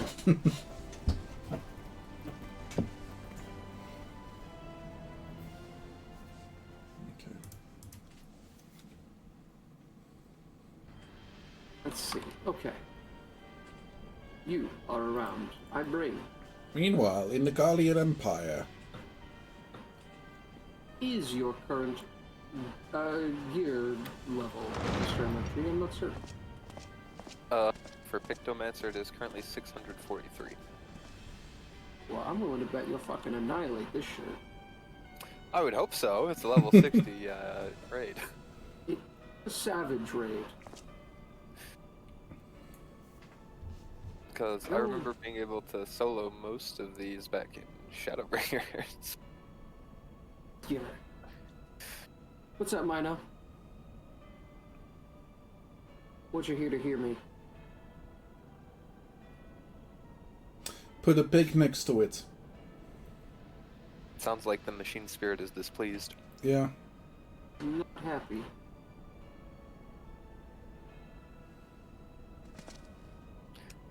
Have I never done this one? Because it's playing the cutscene. Unless you have your thing disabled. I had it for me. Because I just had mine off. Get the shit out of files too.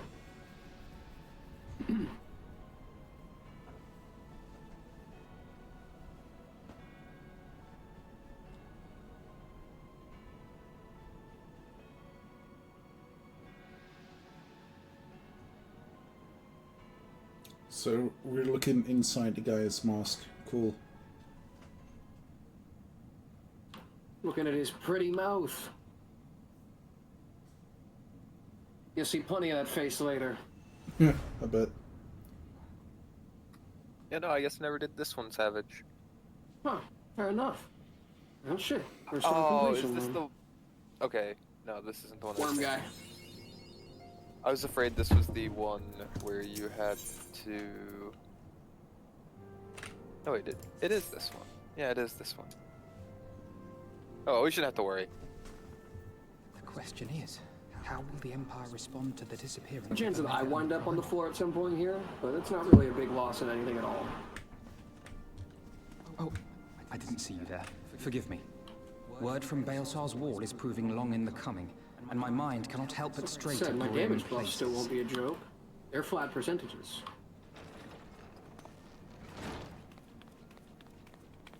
Alphino, a message from the Shame Alliance. my regeneration isn't a percentage as well. It's about time. Pray summon the others at once. Yes, sir. Plus side, we nuke the fucker down so quickly because you're a Picto that this is genuinely, we just ignore the mechanics. Yep. It's us, man. General Uldin reports that his forces have secured the breach in Baelsar's wall. Fuck that big ass worm. A minute and 42 seconds. I did it. And what of the Primal and Omega? There is still no sign of either at this time. See, He I writes did that they will begin a solo more thorough for my investigation weapon shortly. when I was doing it for Warrior and shit. And, as expected, he wishes to petition the aid of the Scions of the Seventh Dawn. Talking like 15-minute runs each time. But the The thing Alliance's is, decision to capture a part of you Baelsar's try wall queuing is for one of these. open for to fucking interpretation. Alexander Savage in 2025. See how long it takes.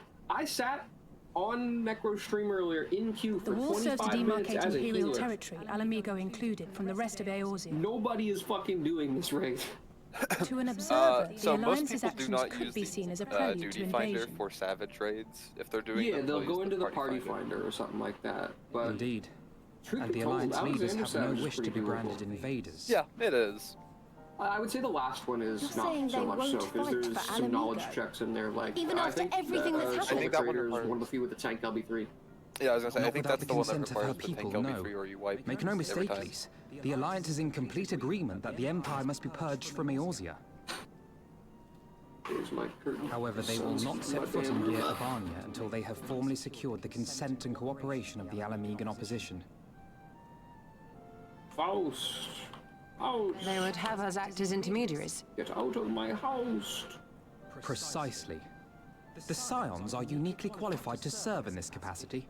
That is to say, Lise's, given her personal connection to the Resistance. Who better than you to broker an agreement between the Alliance and the people of Alamigo? Assuming you are willing, of course. Also doesn't help that I got this dog shit weapon equipped. It is 10 levels below me. Yeah. 11, actually. That Don't said, worry, when I we'll get to that. started As for who should unlocking accompany this you on relic said weapon, diplomatic it mission, was my I best had a weapon mind to for a short volunteer while. myself. I just got to level 70 before I finished the that covers goddamn the thing. talking part. But you just know there'll be trouble along the way. Are you In available? fairness, leveling in this game is actually very fast when you're doing the right stuff, and we happen to be doing the right stuff even if it wasn't my intention.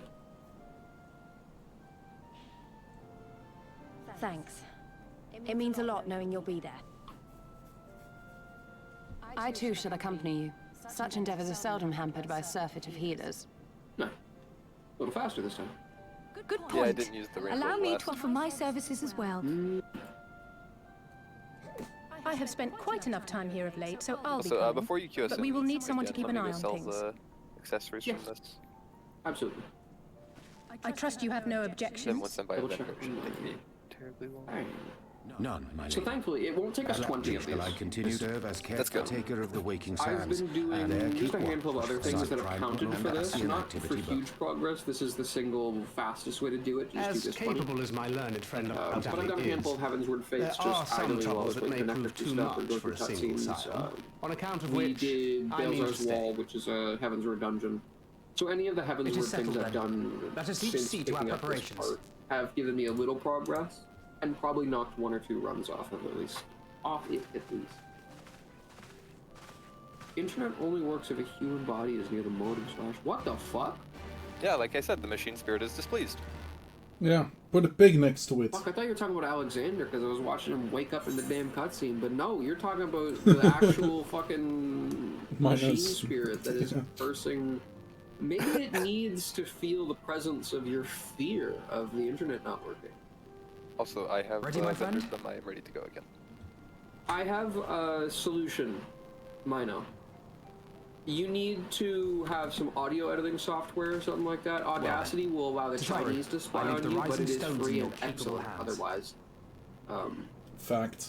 Don't worry, Alphino. I'll see that the place is still I standing when you recommend come pop back. open Audacity, record like a solid 30 seconds of you screaming in abject terror, as scared as you can be. Look at something scared. Maybe like, I don't know, hire like a dark web assassin to come and attack you so you can sound really scared. Mistress Y'shtola hasn't You know, folded if he was all. going to go that You far, are bound for just Giravania? ask the assassin to go stand by his modem for a payday.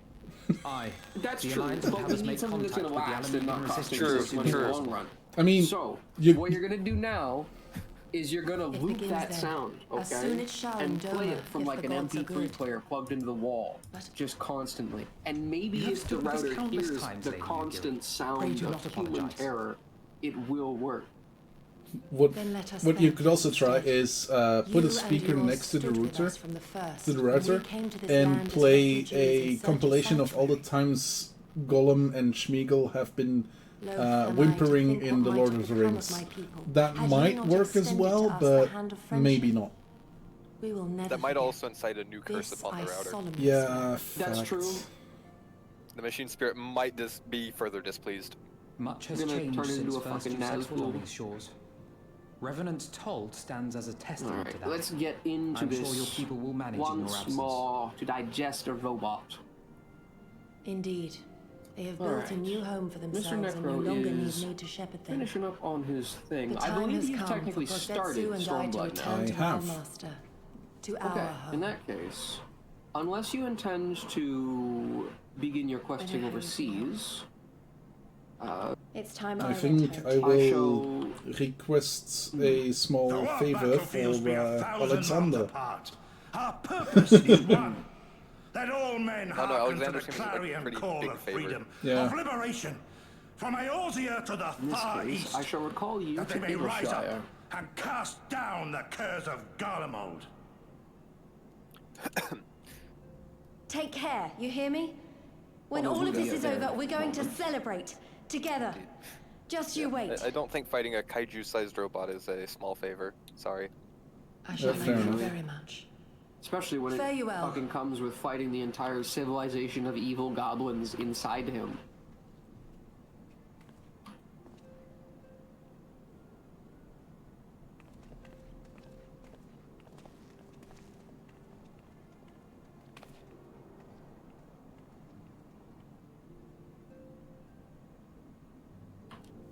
Oh, come on, it's just in and out. It won't take but a couple minutes.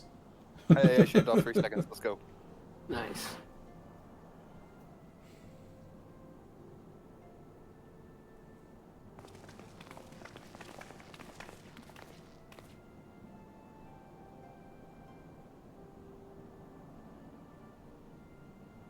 Okay.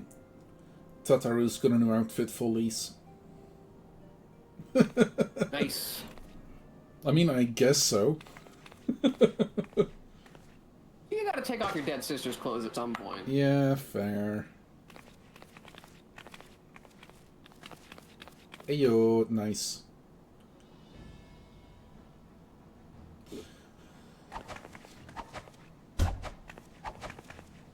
One thing I do like is that she now has a color motif. All her new outfits will be red. Just a Nice. striking kind of crimson red.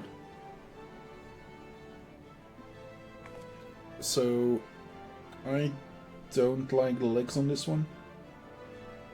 Yeah, her big armored fucking sabatons were part of it before, but kind of blended in a little bit better with the other Realm Reborn clothes she was wearing. Now she's just still got her big boots, but she's got newer, nicer looking clothes. Yeah. I don't love it. Mm-hmm.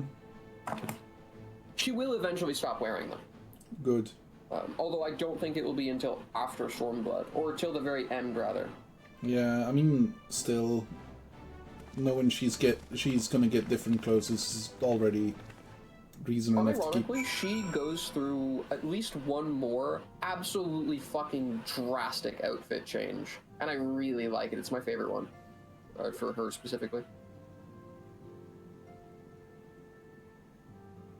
That's not. I can't spoil the context of that one because it's more just a new outfit. Fair enough. Comes along with quite a lot, indeed. I don't actually remember this first outfit change. It's been too long. It's the open vest, like the open red jacket she wears from Stormblood.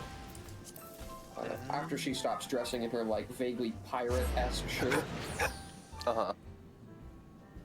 The red full metal boots. You could always just pop over to Necro's stream real quick to check. I mean, there literally is a link in both our chats with multi-stream. I can unfortunately not have that up on my computer. I have to keep the stream up on my phone, and it does not work there. Fair enough. Okay, never mind in that case.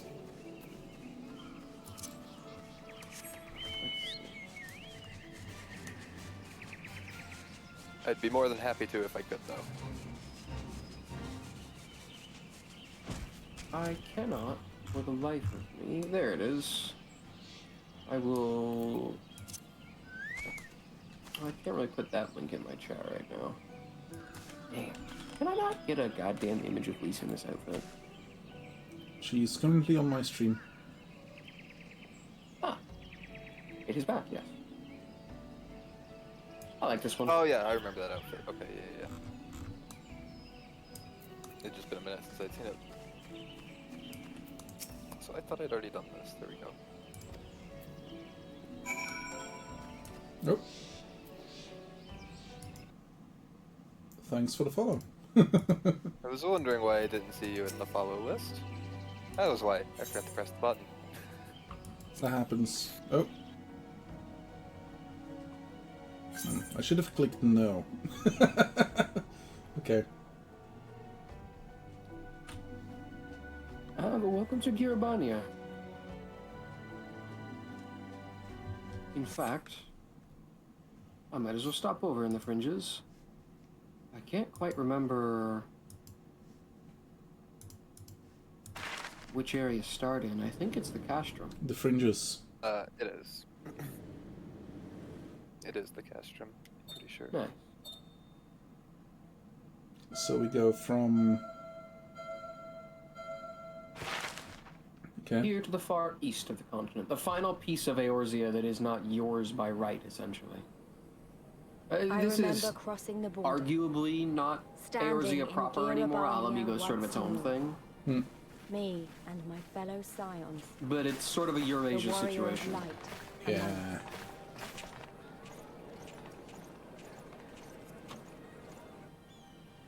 Behind us, Baelsar's wall cutting the land in two.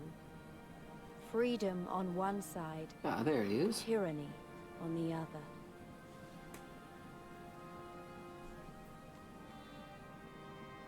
Tyranny and the promise of a new beginning. But one that could only be bought with flames. Holy fuck, something went through that mountain. Oh, yeah. Stormblood. That's one of a number of genuinely very cool landmarks that will appear in this. Honestly, Stormblood's got a lot of really striking imagery. There are some super, super massive fucking structures and shit in Doma as well that are very cool to see. There we go. Hello. I'm going to activate the aetherite before doing anything else. Because I would not know how to get here otherwise. There we go. You can come from the East Shroud, but it's an annoying walk. Fair enough. Here we are. Alright. Born to be In kings. that case, while we've got more stuff for you to do here, there's certainly more cutscenes attached. So, if you're in the mood for a break, let's go do some Alexander. Yeah, sure. In that case, I will pay for the teleport real quick to Idelshire. Apparently I can start my next class quest. Yes.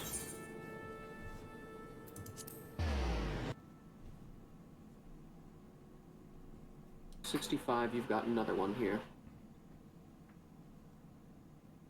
You're coming very near to the end of your class quests in general. Yeah. Yeah. Or not in... Yeah, no, you are, because you're going to be doing the Stormblood ones. Mm-hmm. To that end, you probably won't be able to do them at a certain point, because they will require you to go to Kugane. Almost all of the level 70 ones end in Kugane, because they are the Stormblood job quests. So it'll be a little bit in the story before you can actually do the thing. Now, Mr. Necro, I did link the quest to you earlier, somewhere around here. Can't quite recall what it's called though. The disarmed. Alexander. That's the one. Okay, it'll share 7565 77. Okay, so that would be more to the left and more to the downside. Okay. And this is making me remember the Alexander series, and it's a Get great it from storyline. Slowfix. Ironically, I do like it, yeah. Disarmed!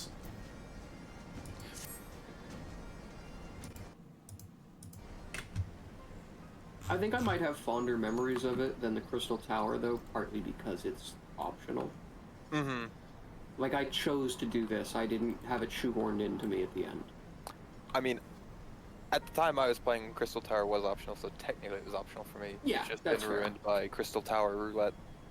Mm-hmm. I don't understand why they don't make it its own roulette. Like, I get that that would make People would leveling still even do it. easier than it already is, but a lot of people don't want to do Crystal Tower if they're queuing for Alliance raids. And the people God, that yeah. do want to do Crystal Tower, there you go, you have your own roulette for it, so you can stop making everyone else suffer. Mm-hmm. I didn't level up to level 90 to play level 50 content. Over and fucking over again at that. Uh-huh. Like, I'm fine with seeing it, right? It wouldn't piss me off at all if I sometimes got World of Darkness or whatever. Yeah. Because On I occasion like would the be fine. music, I like the dungeons, but it's all I do. It's what the roulette is. Which they've mitigated it somewhat, but only in the sense that you can't cheese it with your eye level now. If you never unlock any of the Yeah. other Alliance raids, or you queue with a single person who didn't unlock the other Alliance raids, oh, too bad, Crystal Tower. Mm-hmm. Frankly, I wouldn't mind if they just... I don't think they should make them mandatory, but I think they should more heavily incentivize them. Like... I agree. I don't know necessarily how... Maybe make them, like, MSQ levels of experience or something like that. Because then people would use them to level their alt jobs. Yeah. Like, if you know, basically, like, okay, every time I get to the end of a thing, I've got, like, 5 or 6 levels worth of experience for a job from the Alliance raid quest, you're probably way more likely to fucking click that accept quest button than if you know it's going to be maybe 1 or 2 and a lot of cutscenes and dialogue that you might not care about in the end. Yeah.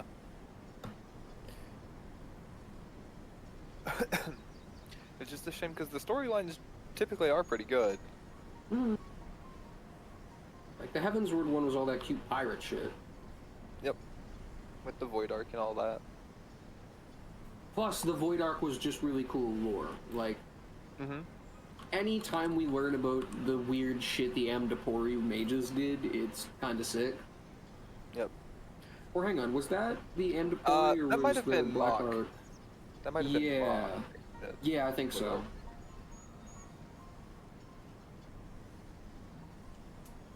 A different fuck-ass civilization, but all the same. They like Either way, they played with powers beyond their, Beyond their understanding. Okay, speak with Backrix. Check my Wondrous Tale to see if... Huh. Nope. I see where this is going. Oh yeah, I believe there is a gold version of that mount you're riding on DMB. Oh shit. I'll remember how to get it, but I'm pretty sure I saw someone on it a minute ago, and that reminded me it existed. I was gonna say I'm seeing someone riding Rathalos in front of me, but that's MFG. Yeah, that's me. That's me. Is this the first time you've seen me on Rathalos? Most likely not, but like, this is the first time I'm commenting on it. Gosh darn it! Yeah, okay, I can't fly here. I'm not even sure if it's. Ah, fuck me. Combat Would you just believe not me if I protecting told by you that coins. the Golden Gabriel comes from fucking Delubrum Resume? Yeah. Necro, would you like a lift? You go on a road trip? I mean, we're nearly there, so. Oh, fair enough. Yeah. Well, I'm not gonna have the same. Well, I don't want to see your fucking adventure play. Get out of here, man.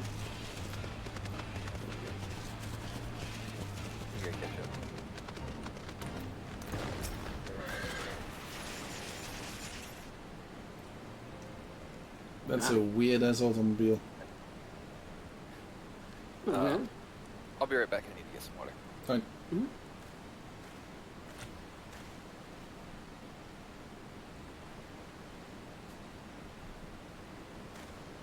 Hi, Sid.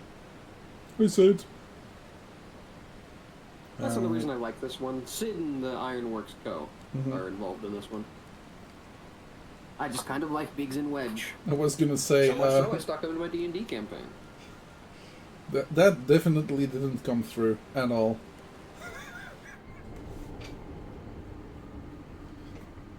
Although I should state, they're not really based off this Biggs and Wedge. They're more based on the Final Fantasy VII Biggs and Wedge, where, like, even down to the Neighborhood Watch thing. Neighborhood Watch is something I took directly from Final Fantasy VII. Biggs, Wedge, and some other gang homies are in that.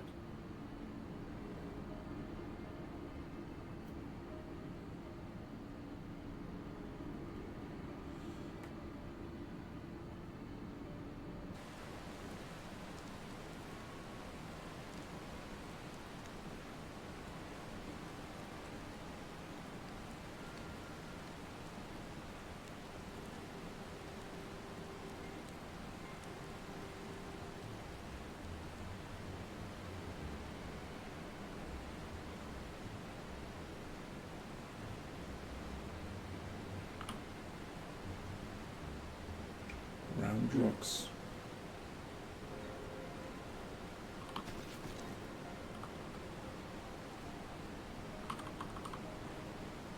Yeah, we're in the Regalia. Behold. Final Fantasy 15 PTSD. Wrong button. I don't really want to open that. It didn't open on the other screen anyways, but you never know when opening my folder or my regular files is going to show something I can't show on stream. All of the illegal downloads. All the Linux ISOs. God, yeah, just I do nothing but download fucking Linux shit. I don't run on Linux, I just download it and hoard it because I can. All the different kinds of Arch, all the different kinds of Mint, all the different versions of Nobara, all the different kinds of versions and I don't know how to fucking work any of them. All versions of Ubuntu, all versions of Raspberry OS. And that's pretty much where my knowledge of... I mean... Yeah, fair enough. Okay, so I know a little. Oh man. Yeah, okay, let's go. I did computer science as a bachelor degree. I got you. And yeah, we had one course that was server management. Half the course was Linux servers. The other half of the course was Windows servers. The teacher that taught us Linux servers just sat there right in front of class, didn't do anything, didn't give any explanation, was like, yeah, it's all on this website, go and... yeah. do whatever you want. Fucking A. Yeah, and then the other teacher that gave us a Microsoft service was like, yeah, okay, so you gotta do this, this, this, and then if it finally works, it's gonna be that.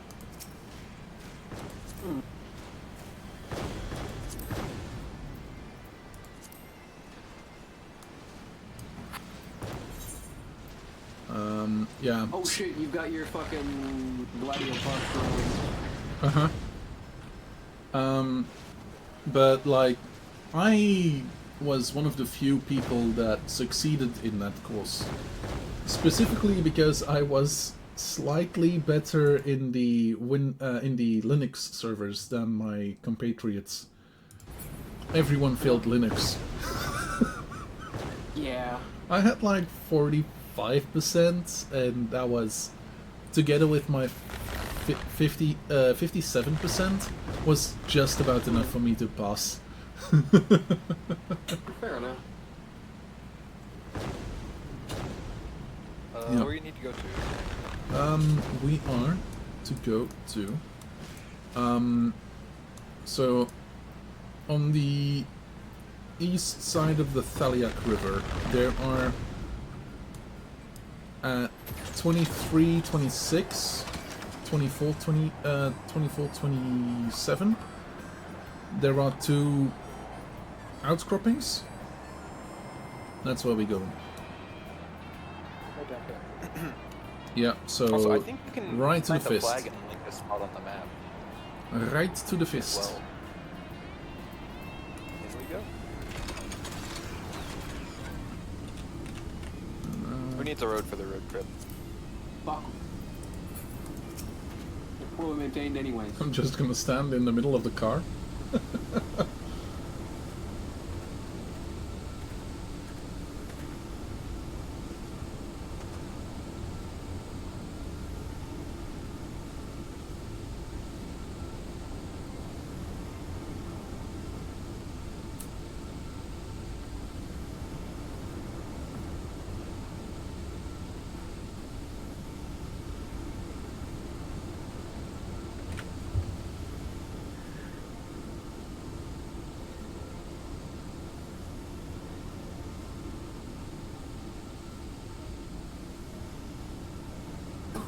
Now, Alexander is a total of 12 raids.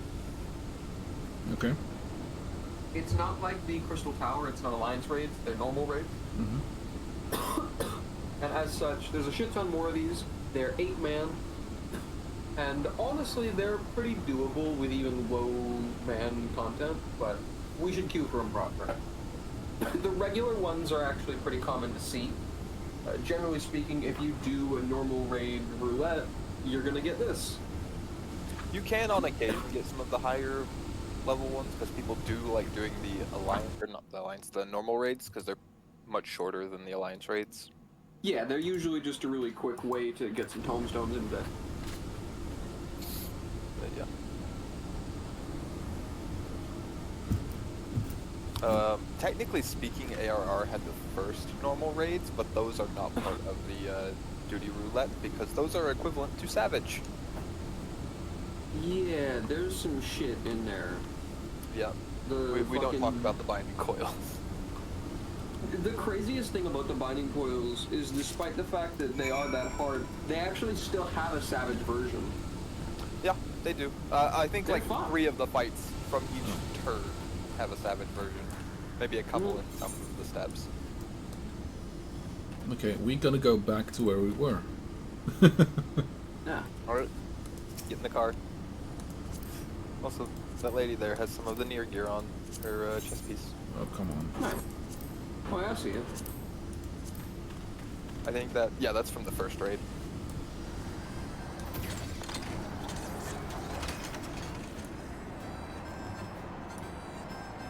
I love the music of the Regalia. Should play. I don't remember the name of the song. I have it on the orchestra. Is it from 15? It's from 15. I think so. It is Okay, from whatever, 15. guys, Here, I don't have my mount music on, but I can. I usually keep map music off nowadays, but I do sometimes turn it on when I use this thing. Because the music reminds me of a game I played as a kid. Do you recall where the mount music setting is? Under system, under sound settings. Ah, it's a system one, gotcha. Mm-hmm. Yep, play music on mountain. Ha! That's the goddamn Hammerhead theme. We'll pick you up later, Necro. Sure. Honestly, this is kind of one of the nicer ones they could use. There's a lot of music that makes little baby Final Fantasy 15 fans cry. That I think is more iconic than the Hammerhead theme, but this is one that if you've booted the game for a couple minutes, you've heard. Oh yeah, absolutely. Right after the Florence in the Machine. Right at the opening, they put you. It's it's like the third or fourth song you hear if you include the ones in the opening title and credit, or title and like the opening thing. Also, it is, in fairness, a song that I deeply associate with the Regalia, given it is where you constantly return to repair and repaint it. Hence why I said it's the Regalia song.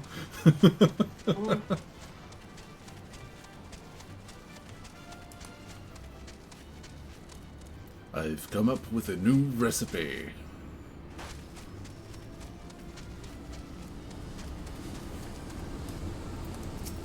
You think they get used to that every now and then, like after a while, right?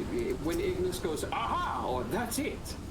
It always means the same thing. It's always 99% of the time it's food. Yeah. 1% of the time it's he realized he can save the world via an alternate plot line that doesn't get explored in the main plot, but does it in his own DLC as a side option for an alternate ending. It's pretty cool. Which is a weird 1% to have, but it is there, I guess.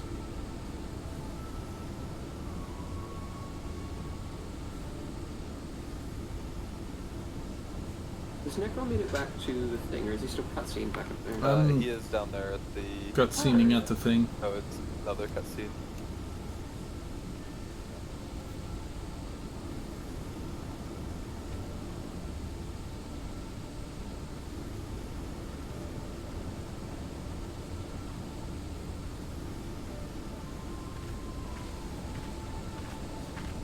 It's a fish person.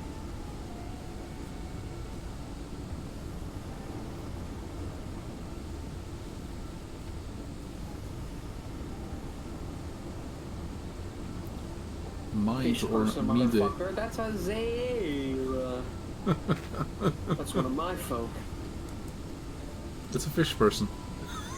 I mean, half your species lives underwater. I feel like you could be called fish. Not my species, motherfucker. That's the white scale. The white devils. Go on, light skin. Tell me about your problems. Tell me what's your impression of light scale.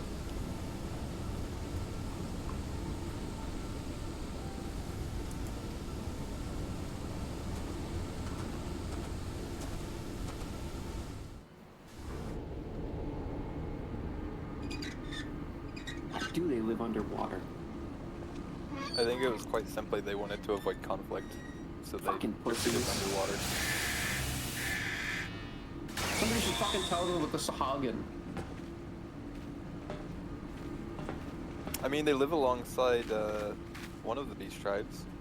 That's true. They should kill each other in the plains like real fucking dragons.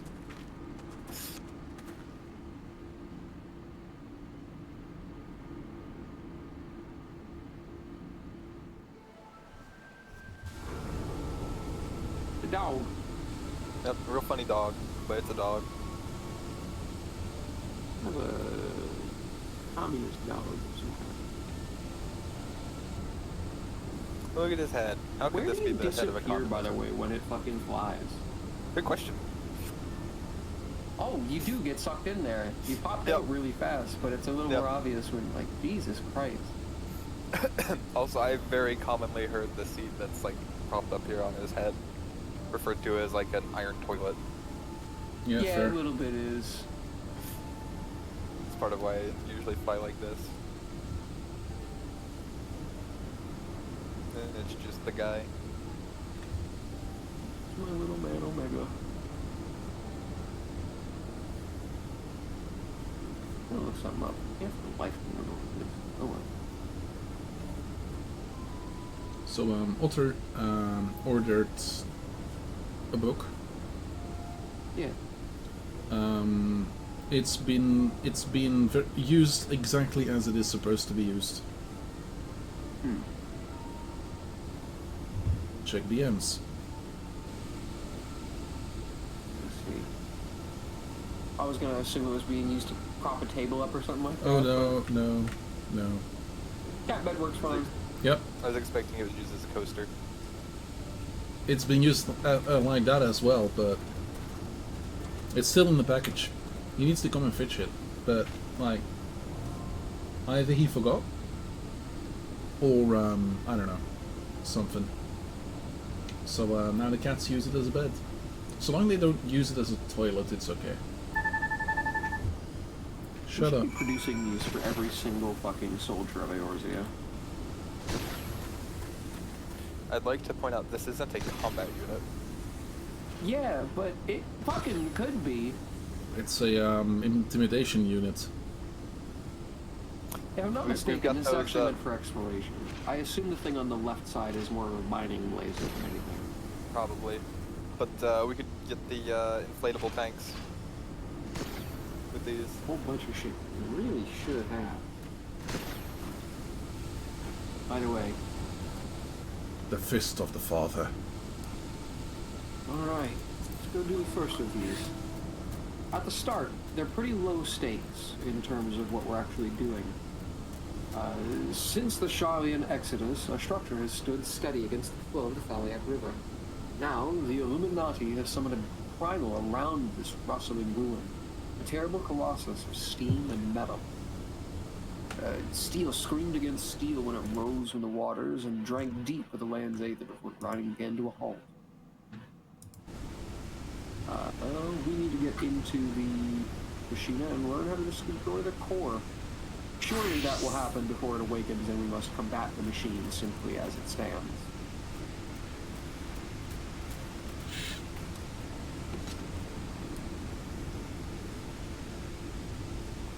Oh, it's an 8-barrel thing. Take a second to get into these. With 3 of us queuing, we'll cut down the times considerably, though.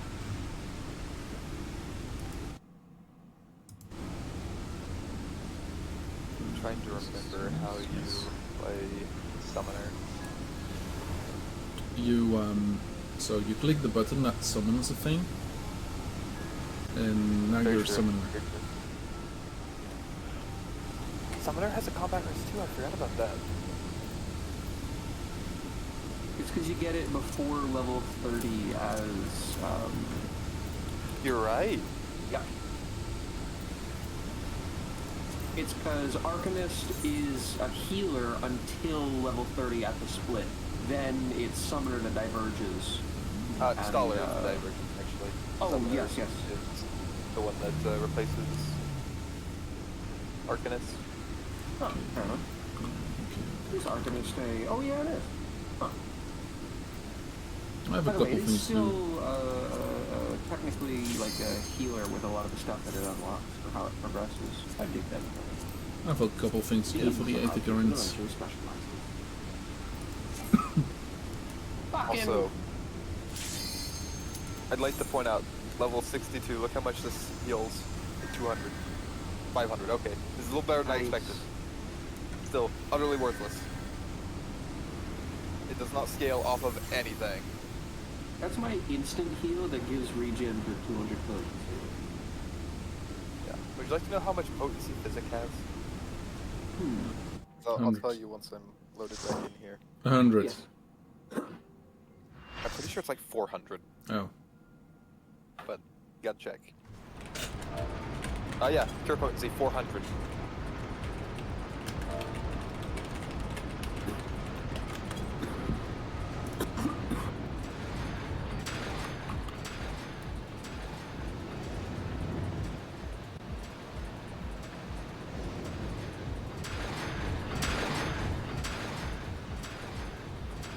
making strange threats to the party at the start of these dungeons and raids and shit. Like saying I'll only heal you if I like your glamour plate or something like that.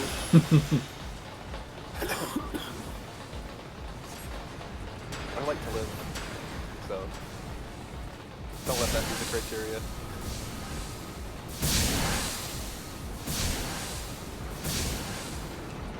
Yeah, I have been called a fish person by DMB, so I don't think I would get healed at all.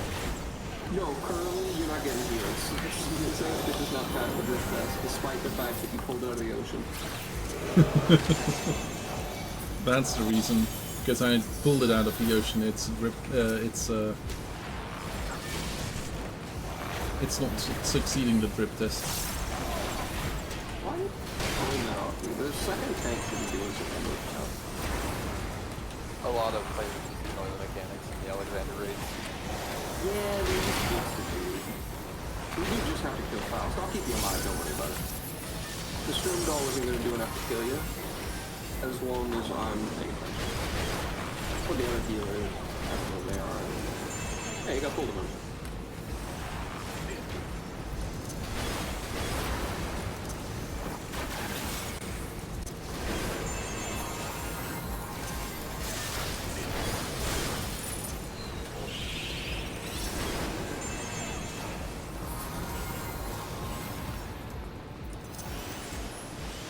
Okay.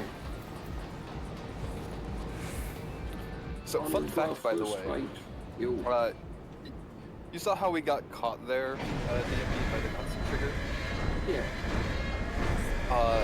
Reaper and Ninja are capable of triggering the transition on the conveyor belt during that particular movement skill at just the right distance. Look at I know that, this because I annoying. tested it once. Machinery Bay 444. Wait, you gotta take notes. Right. Oh shit! Necro's here. My most recent note is that the battle has started. Alright. Brilliant. I'm like a Skyrim NPC. I just write down shit as I'm being killed by it. Must have been the wind. Like, okay, picture this. You're fucking on the run from monsters or some shit like that. And you're fucking, like, about to die. They're breaking down the door. And you remember in your last moments, ooh, I keep a journal. I have to write so that my fucking hand trails off the page as they kill me or whatever. Every goddamn time. Yeah. Yeah, this one journals have always been super fucking whack. Like, alright, I got a treasure that no one knows the location of, and that's super secret and important probably me. So I'm gonna write it down somewhere where fucking anybody can pick this up and find out where it is.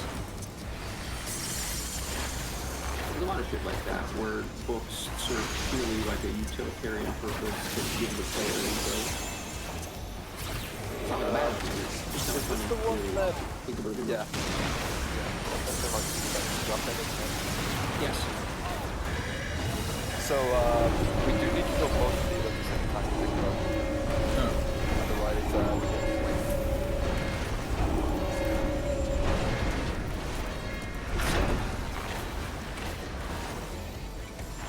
We don't even die at the exact same time. Yeah, we get a little bit of leeway, but it can be bad if the second one has as much health still.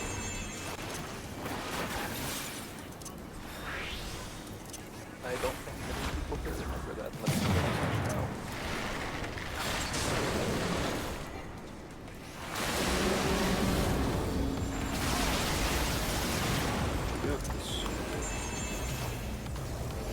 No, was attacking it. Yeah, but other people are still Yeah. on the other one. Oh, we did it. And then the other healer just...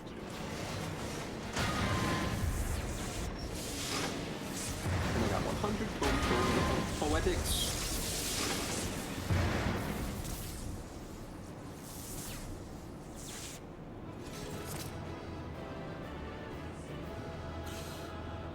be a whole series of first clear stuff right now. That mage has the most intimidating armor. Pretty much just I a didn't want phone. you to be completely alone. Fair enough, thanks. This is for the gear. If you want any of it, you're welcome to it. That was the other reason I stayed, so if you wanted to open the coffers and see what was in them. Because I think there can be minions. Yeah, or I have Destron rolls in no idea. Do I use that to, like, craft stuff? Okay, no. So it's those trading. are currency, basically, yeah. In theory, those ones don't matter, and they're only inventory clutter. Fair enough. Yeah. Because they give you the worst version, that you can't die, that has worse stats. But every time you complete one of these, you'll find a new precision item in your inventory. A precision bolt, a precision fucking whatever, right? And these can be traded for... Actually, for instance, I can show off one of the armor sets that's in here. If I pop over to my Dragoon and change my glamour, because my Dragoon uses one of these. I really like some of them. Others not so much, but... That's down to personal taste, and of course that is limited only to the ones that I've seen. I don't know what the ranged armor looks like. If you'd like to check them out right now before we continue into this, I believe the Splendor vendors in Heaven's Ward have them. I think so, yes, but I know for sure that they're in Adelshire. Brandrocks. Specifically, you'll come out here and talk to the Alexander Parts Exchange lady, Sabina.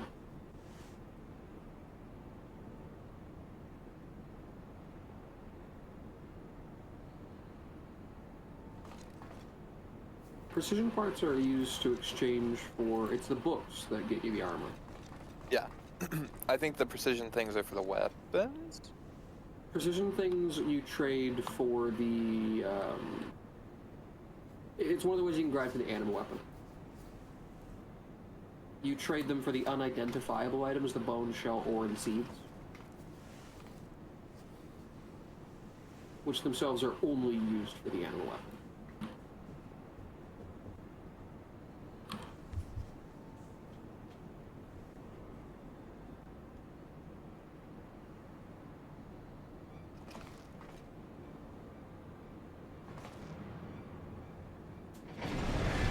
Until I make another one of these weapons, which I shudder at the thought of. Godspeed.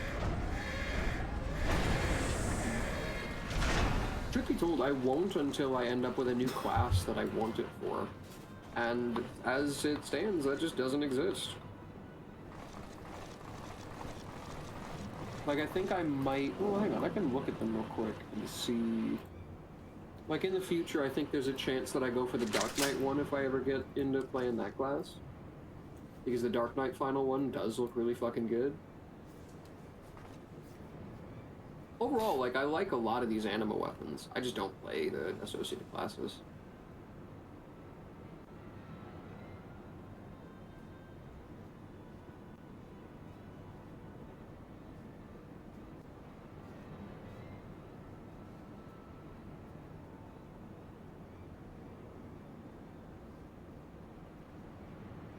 I do really like summoners, I think that is. I think Scholar is the one with the big feathers, but Summoner is the one with like the dragon wings. I think so, yeah. If so, I do like that. Whichever one that is.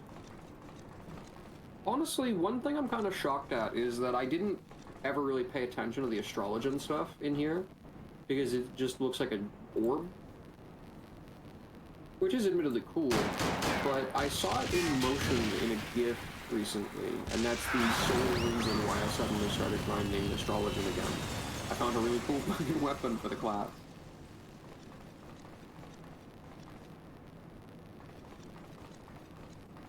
Neko's watching the Illuminati blow shit up right now over here. I actually like how they look. Yeah. They remind me oddly of the Death Cult assassins from 40k.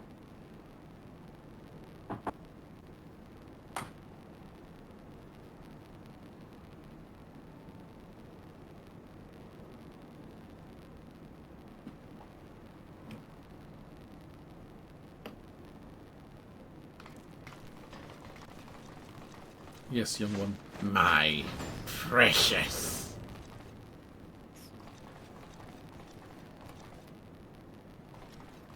You fucking leap into that hole, damn. Yeah. Like, that's a full-bodied... And then hoping you don't fall on something sharp. Well, if you do fall on something sharp, suddenly it's no longer your problem. Fact. Unless you land on it funny, in which case it might really still be your problem. Yeah, that's true. That's true.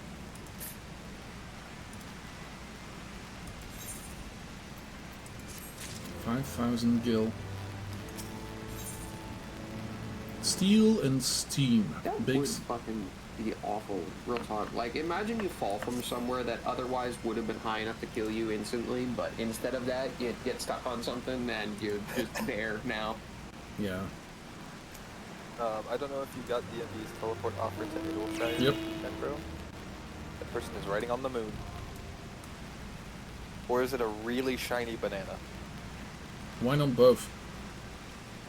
True. Actually, it's the DreamWorks logo. True. They need a fishing pole though. They need a swap Yeah. fisher. So this one's that. Enter the cuff of the father.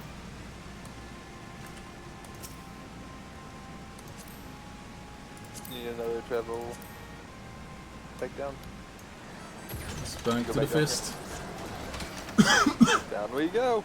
Fly me to the fist. And let me play along the cogs. With a G, not with a CK. You want to play along the boats?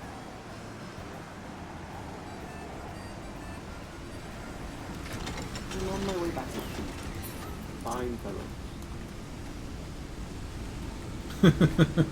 Meanwhile, Lovely. Geffen, my channel is... Okay. Is it just literally here? Oh yeah, it is. Cuff of the father with a party of other players. I could. The cuff of In the that father. case, we shall queue.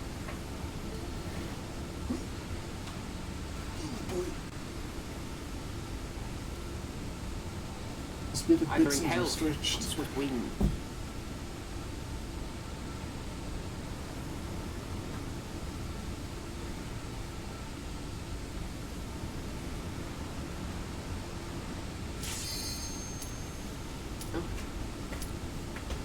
I shall endeavor to land Yep. first. There we are.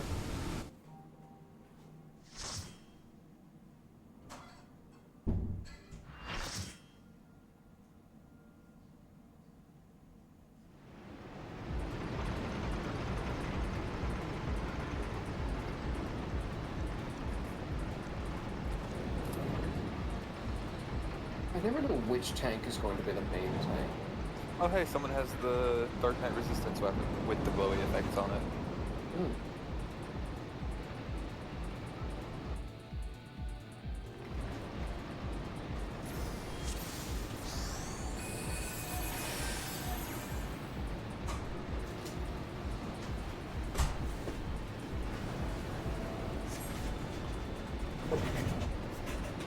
Mr. Waffles is staying with the waffle. His name sounds much more goofy than it looks for me, because his last name is abbreviated. So he's just Mr. W. Ah, fair enough.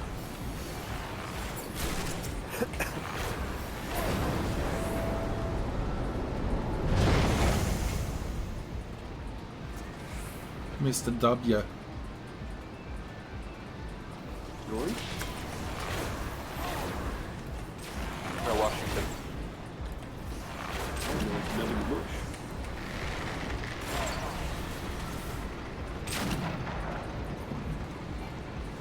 Whee.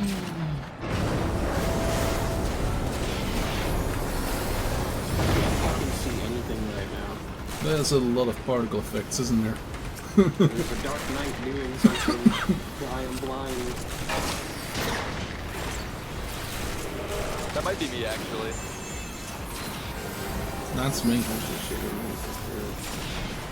I am playing Legion.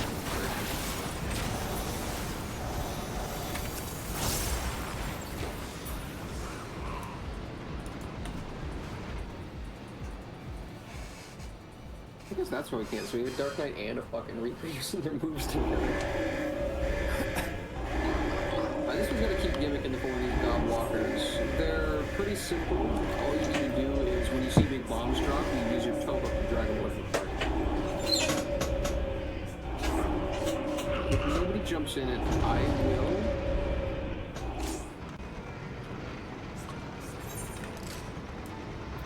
Alright. Should probably do that. Gorgeous too. Put it. I thought Mr. Walker was going for it.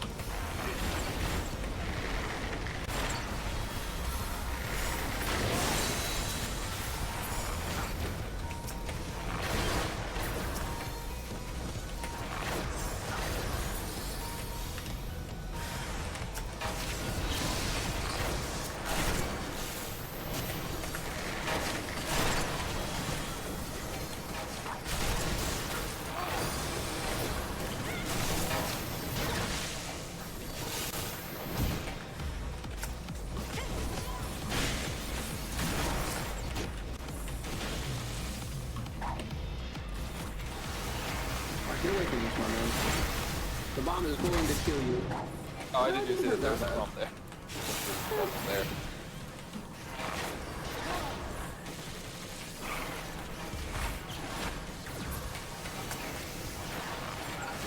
Well, I can vault up these dudes.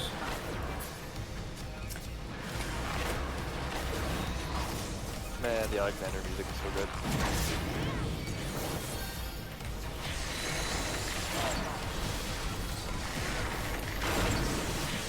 And the way that they subtly change between each trade is so nice.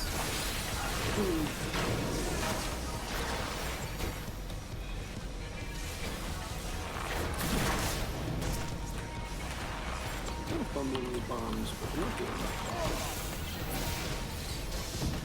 I feel like you could ignore this one.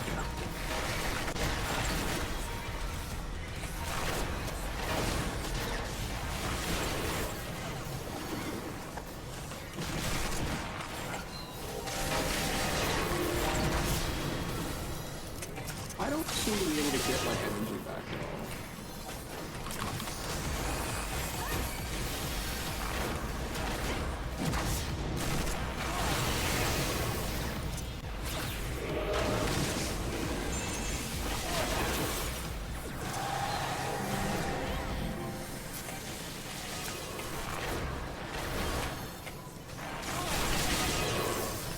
I have no idea what's fucking wrong with this thing. Okay. Fuck it.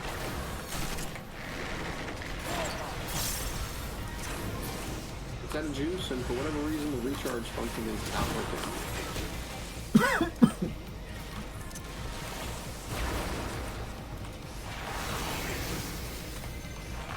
Besides, our computer is getting damaged. Someone's gonna patch him up.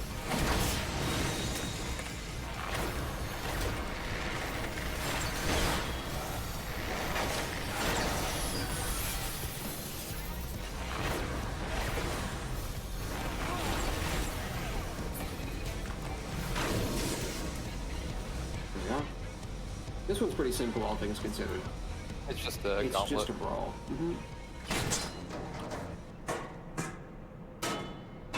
Bomba.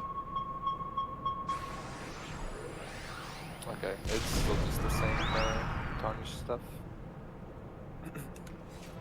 Yeah, they come in groups of 4, so the first 4 will have the same ones.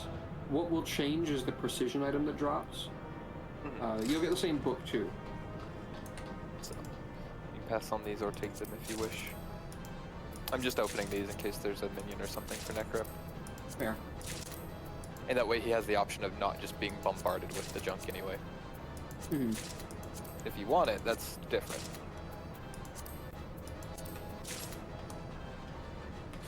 Does remind me, there used to be people who would open these up and see if everyone else could run out first and dump it in someone's inventory to troll them. Yeah. That's the old etiquette that I remember. I ended up failing that test a lot. I'm At least it's funny. I'm getting cutscened to that fate right now, so... Well, that's why I'm waiting, so that Yeah, you fair aren't enough. subjected to that. But at the very least, I'm giving all those people's extra tombstones of the poets or whatever. Yeah. You're also getting those extra poetics if you're not capped out on them. I think I'm kept out of them. Do you have the Heaven's Ward tombstone gear, Necro? Mm, got some of sure. Some of it. I think the bow, the bow I'm currently wearing is the bow. It might be worth going to grab it. Yeah. Since you're getting tombstones right now anyway. True. True. I think I was kept out of them. Yeah.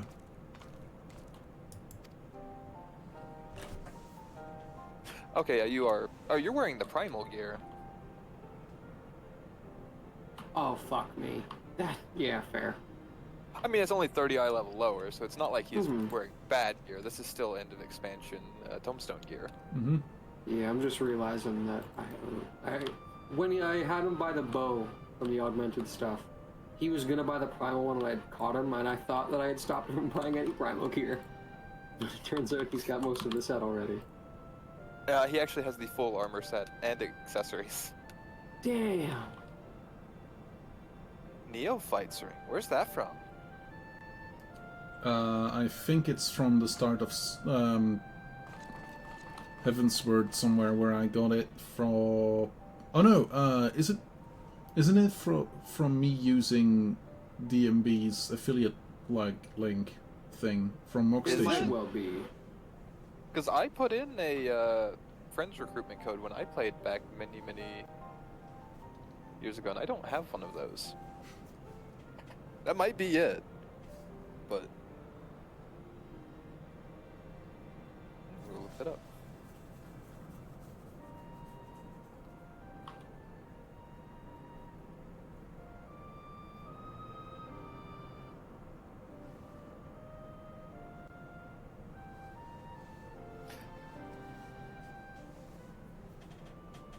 Oh, it is a Hall of the Novice reward. Oh, fair enough. Completing the main scenario quest, Hearts on Fire.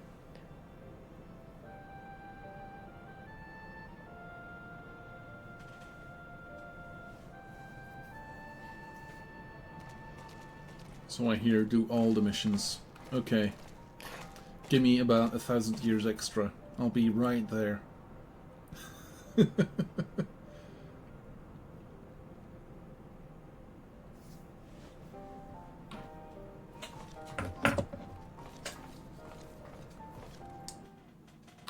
Why the fuck did they put this enemy up here? Can I even actually reach him from inside the goddamn thing? No. I have to leave it and come back. Fuck you, Squeenix. There's a reason nobody does these fucking things.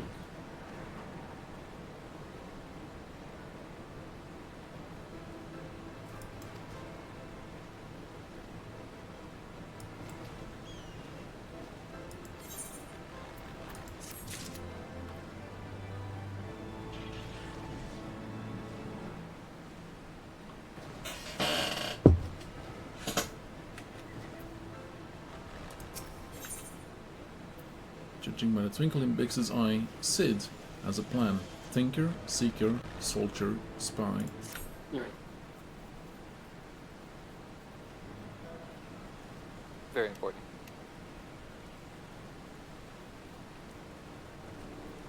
Etheric condensation.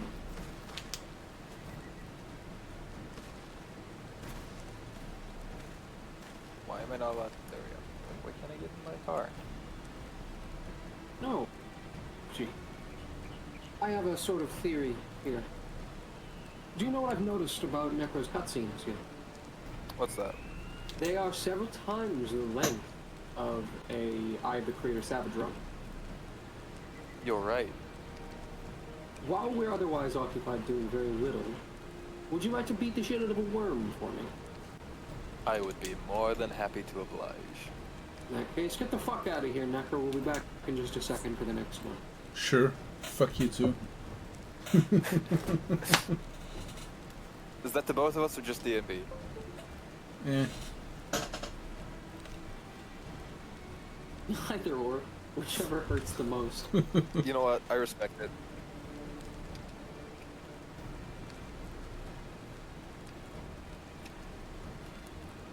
One thing I find interesting about the Savage version of this is that it is structurally slightly different.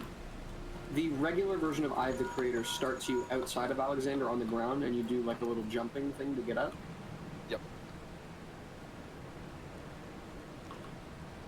But this one here, otherwise, just gets right the fuck into it. And I think it makes sense that way. Yeah, I was gonna say, this one doesn't need to build the, like... Yeah, like if entering. you're doing this one, you've already fucking killed Alexander. You don't need to get whimsical about, oh, let's jump up and climb the structure somehow. Yep. They do away with a lot of that, and it's just like, alright, here's your fucking fight, boy.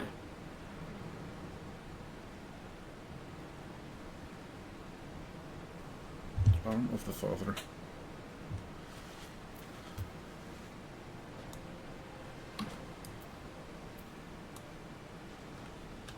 Oh no, he hit me with his hand. Here, I'll protect you.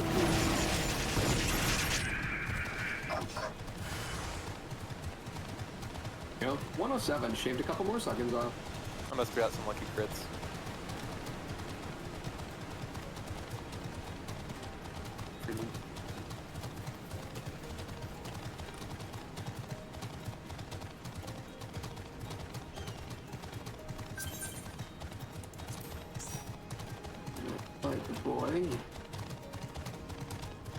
Playing with these settings a lot, but Arm of the Father.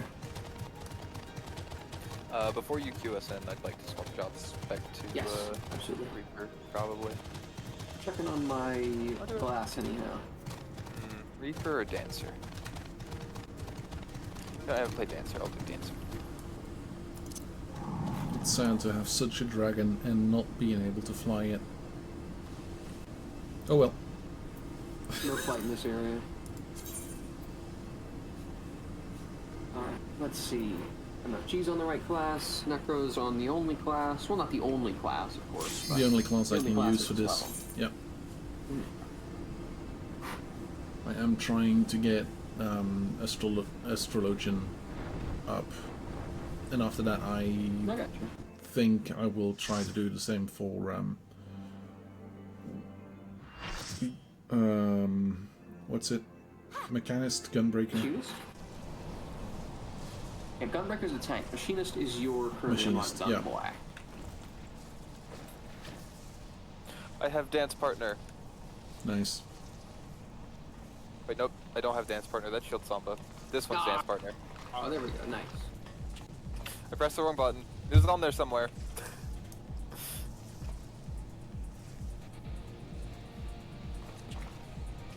I was close.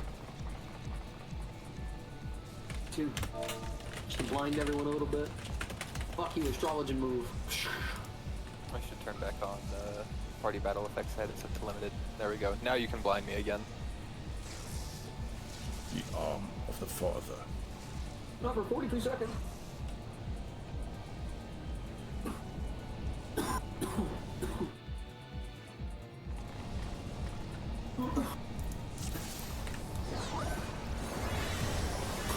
Death. I'm dying of death. Have you considered not doing that? Dying is typically bad for your health. Yeah. It's not often good for you. I mean, sometimes it cures terminal illness permanently. That's true. Sometimes it also cures the hiccups permanently. Also true, yeah.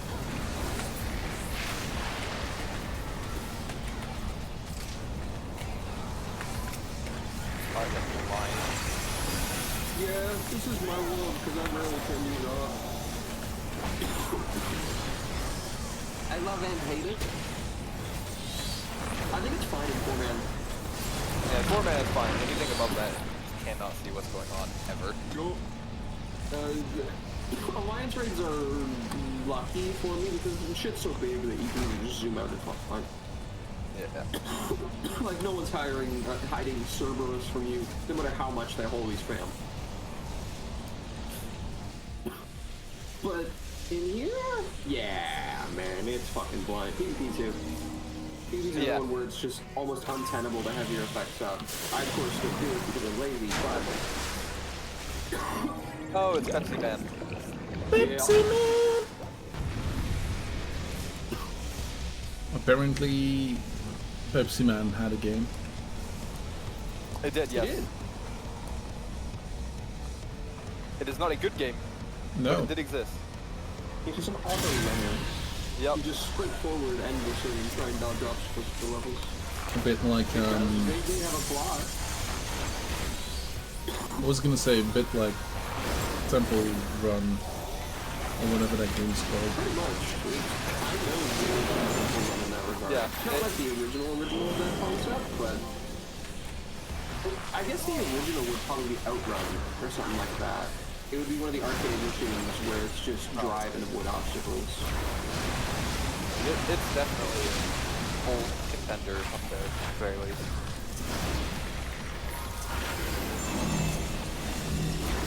Well, speaking of just older gaming shit, there's kind of like, I don't know if I think about it much, but every now and again, I'll get a vague desire to have the specific niche gaming experience of playing one of those old submarine equipment games, like the proper first video games.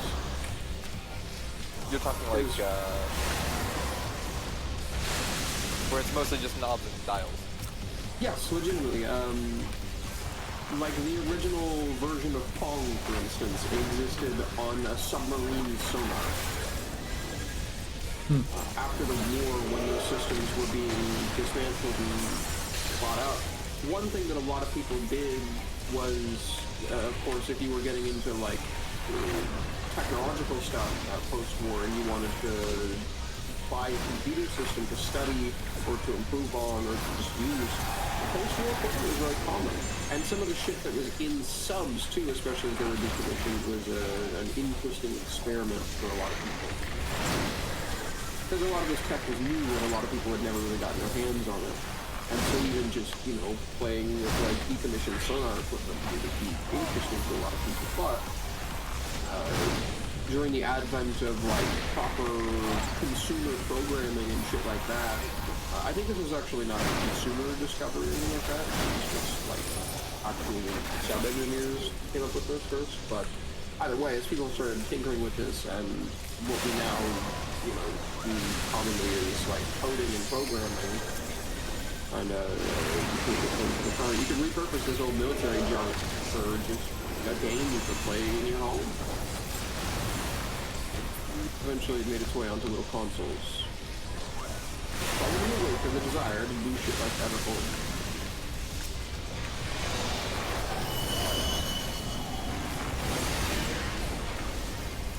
Ultimately, though, that didn't happen until, you know, arcades had had their incumbent age. Video games didn't come home for a while. Although there's some early interesting attempts to do it before more popular stuff kind of came out. Video gaming industry in general has got kind of odd history. I forget. Oh right, we need to stand near each other.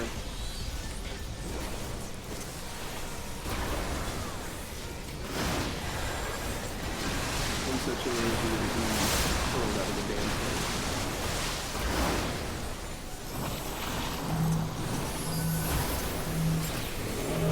It's up.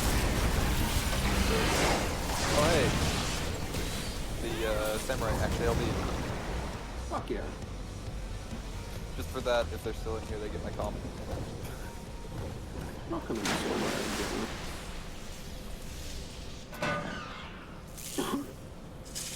I can't tell what it is, but someone cooked something in my house and it smells kind of fucking off. It smells like, I don't know, like an old fucked up cabbage. So someone let out a very big and loud fart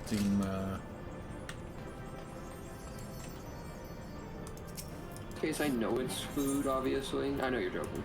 But, Yeah. like, my youngest sibling is vegan. And he doesn't eat most of those, like... He's not, like, opposed to, like, meat substitute shit like that. But he prefers to cook his own recipes and stuff, because eating vegan is very boring if you just buy prepackaged vegan stuff from the supermarket. Yeah. Because it's going to be generally pretty bland, and additionally, I think is, you know, it's as boring as eating any prepackaged food constantly. So he cooks a lot. But every now and again, he'll get to cooking something that just stinks like hell. And I'm sure it tastes fine or whatever, but fuck me, the Eastern European vegan cooking shit he's on is foul. Do you know kimchi? Eastern European food already smells like a motherfucker. I know kimchi. Yeah, so kimchi is a character in, what's it again? Damn question. It's from Cartoon Network.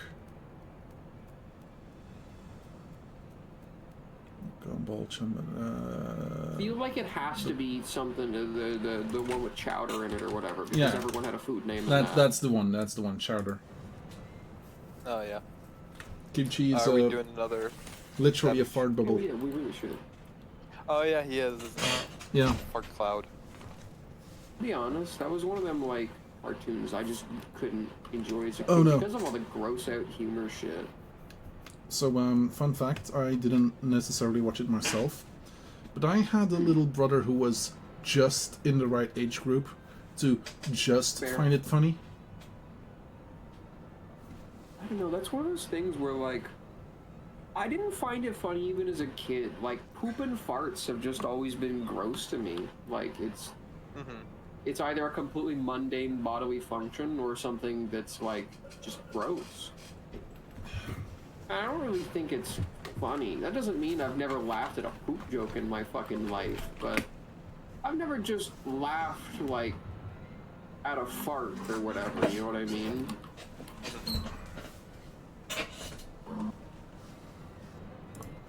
And I don't know, I don't get it. I feel like there's some kind of, like, mental childhood brainwashing I avoided or something that resulted in me just not liking it. There's a formative experience that I lacked that a lot of other children had that I'm grateful for. I used to like have this guy's ears. I used to have to donate my my privilege to have the remote to my sister.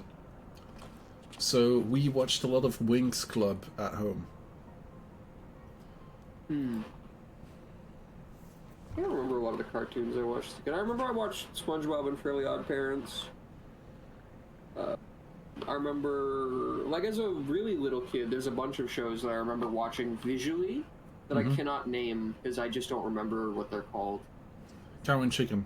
I know that there's one with, like, a big yellow and red polka dotted monster dude. I think I know that one. Hold on. That's Pokemon with Pikachu.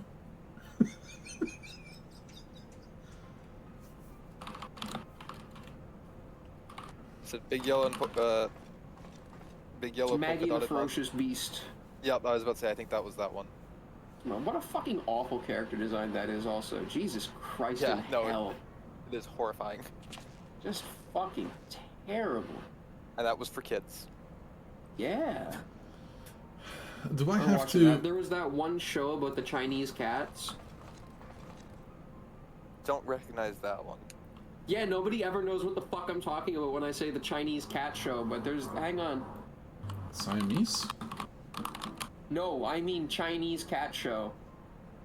They happen to be Siamese cat, but I mean Chinese cat show. Okay. Sagwa, the Chinese Siamese cat. Okay. It is... Honestly, it's adorable from the pictures I'm looking at, but definitely, almost certainly racist. Oh! I have seen that before. It's been a long time, though. I did haven't. not even know that was its name. I haven't. There's like a lot of random ass fucking shows that like I can Google on occasion like little images I have in my mind, like yellow, red spotted monsters, easy enough. There's other ones that I can't even fucking describe what I'm seeing in my mind right now. I know how that feels. Ambivalent. So I have talked about Carbuncle, right? The Dutch A little.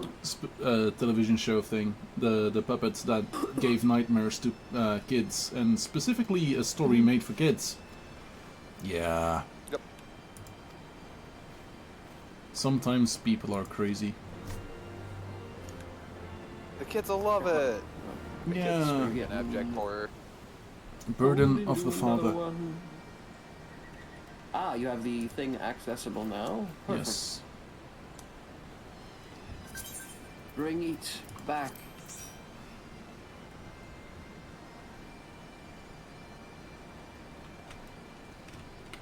Okay. This is the last of the Father series. After this, you will enter the Son's stuff. The You will Father, the fist, Son, the the cuff, Holy the Spirit. arm, and the burden. The Father, the Son, the Holy Essentially, you go Spirit. up both arms and then the head. That's why. Fair enough.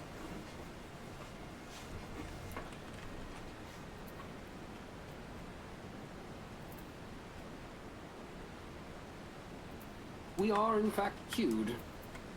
Nice. Let's go. I don't You get wanna my see my hammer trick? combo, but I'll still have my hammer. I'm gonna come and show Necro my delightful trick that I do. I'm gonna see this. See, my mount can do something that your mount can't. I mean, Really have yeah. your fucking mind blown? Check Sure. this shit out. Hold Oh, on. it can spawn a dungeon. Nice. Very cool.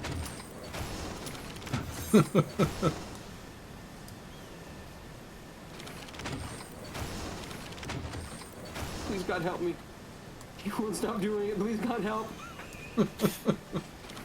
Which mount are you on? This one is Gabriel. Does Gabriel have anything it can do? Oh, you haven't borne witness? I'll show you after this one. I'll have to break it down for you. I mean, it definitely is breaking Oh, down. I see what you're doing. Okay, I see it. I saw it on It's the Necro fucking stream. taking off and landing animation are a series of spins and flips.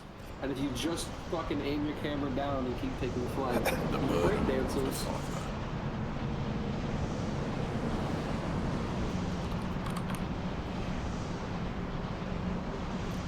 Wow. Alright, gimmick here, we got legs we gotta kill. When we break the legs, the body will drop. You know, in a way, we're basically being a virus, popping in here and destroying critical functions of its body. These are functionally antibodies as well, yeah. Except for the fact We are that... literally blowing up his organ. Except for the fact that we are not procreating. No, that's true. We're not. We don't know about the other 5 randoms. Yeah, They could be fair. doing some weird stuff in here. Fair.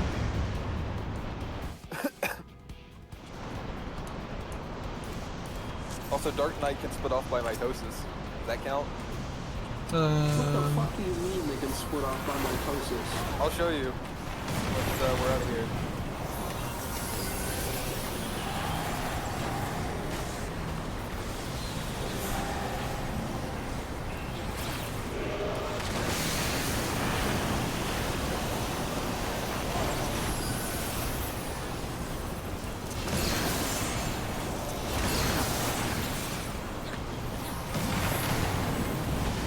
At some point, someone else are gonna get sucked away into other rooms, I believe. I was wondering if that was this one. I think it is, yeah. Demon Collector. Oh, the other thing is the astrology. This happens pretty goddamn often in my experience. There aren't that many healing classes, of course, but astrology seems pretty popular, and I can see why, all things considered.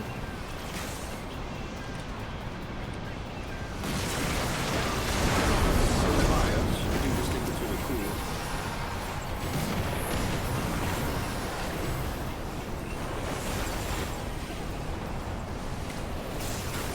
You know.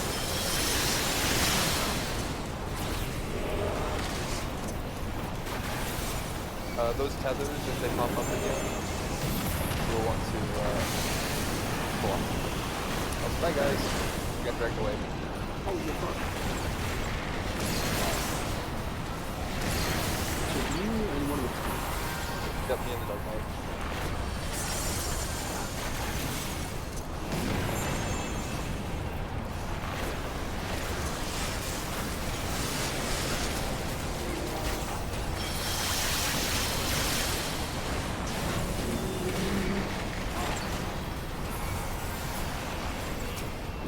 Body sack again.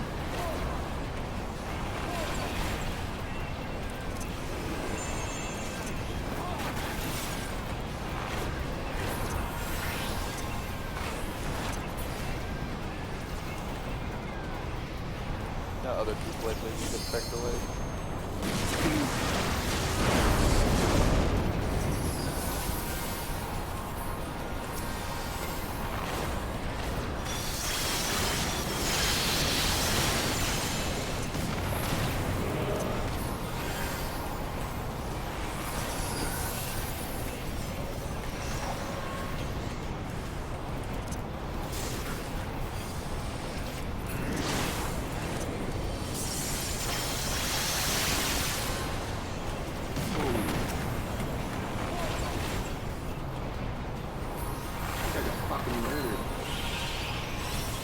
It's because they have like two tethers and no one blocked them.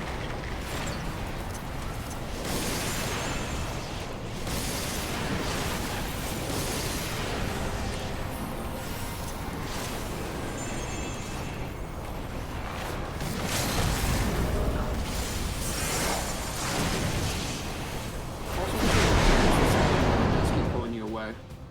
Yeah, I think so. Sins of the Father. There's the people trying to hit you with the... Fortunately, I'm here. Because someone opened all 3 boxes and then ran like their life depended on it.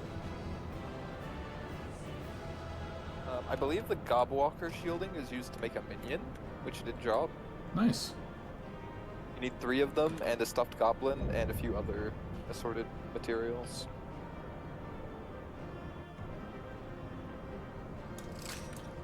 I do think it's kind of cute that you need a stuffed goblin to make the Gobwalker minion.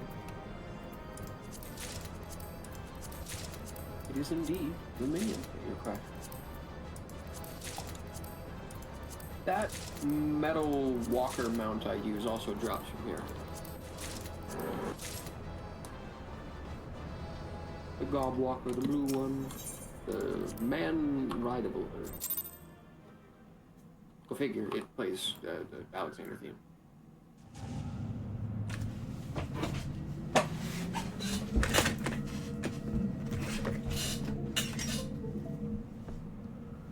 Alright, Necro's getting cutscened again. The Gordian Knot.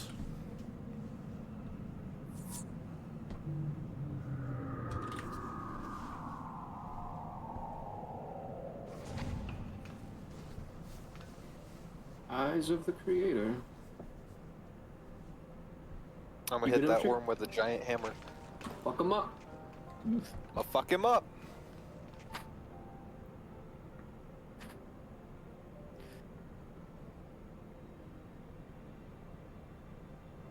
Okay. It's nice playing 14 again with friends. I agree. This is definitely better with people than without, from my limited experience. Like, a good portion of the story is enjoyable just on your own, though having friends along for the ride makes it better still. Absolutely. Like, one thing I've been doing is playing a lot of the story off stream still, but I still think it's kind of fun to, like, I've been, like, the Anunnaki at 4 points of the story and stuff, so he can see where I'm at. He's often got something fun to say about that, and that is a huge part of it even, just sharing your progress. Getting to reminisce again, like every time Necro hits something that I'm nostalgic about, it feels cool.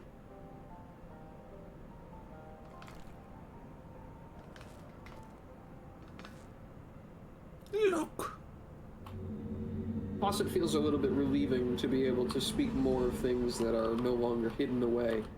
Like, being able to say Lisa's name after, like, God knows how long of hiding the Yida thing. Half a year. Her name's no longer on lease. Jesus Christ.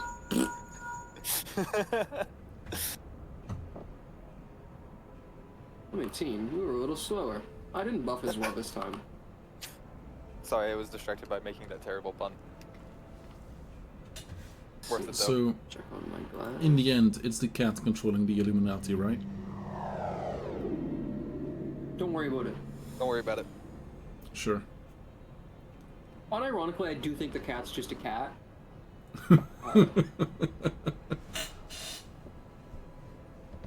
But I remember that this Alexander storyline does go beyond the goblins pretty soon. Because it turns out they are not at all in control of the situation they have fucking created, like with any primal summoning, and Alexander is an especially potent one. Uh-huh. It'll all make sense. One of the reasons for that, too, comes down to how he was conceptualized. Sort of like how Shinryu probably would have been a Bahamut-level threat because he was conceived as a Bahamut-level threat. Alexander is conceived of by the goblins as far as they can imagine a thing to be, just unfucking defeatable. I believe, to put it as simply as possible, I think Alexander was summoned as the goblins' concept of omniscience. Basically, like, it is everything to them. It is their massive industrial factorum, it is their pinnacle of technology, it's their home, and it is it's the their world. greatest weapon. Like, unironically, it is the world to them. And thus, it should know all and be able to control all. For if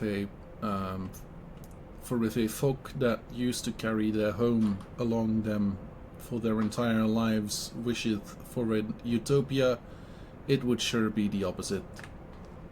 A home that could carry them.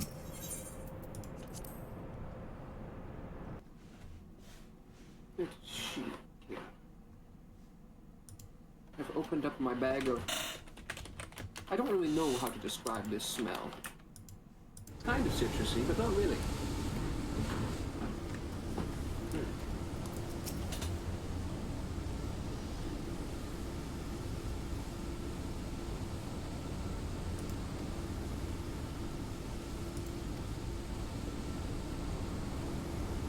Fucking hate potheads, man. You know what I'm smoking right now specifically? It's a strain called fucking unicorn poop. Nice.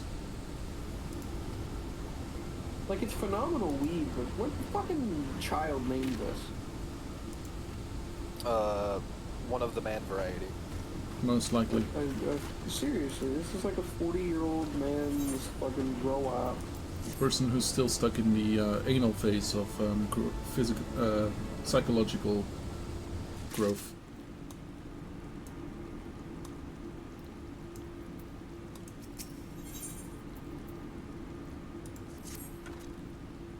Okay. Speak with What does it mind. set you to Mide. now? It's sending me to the short stop. Oh yeah. More cutscenes, I assume.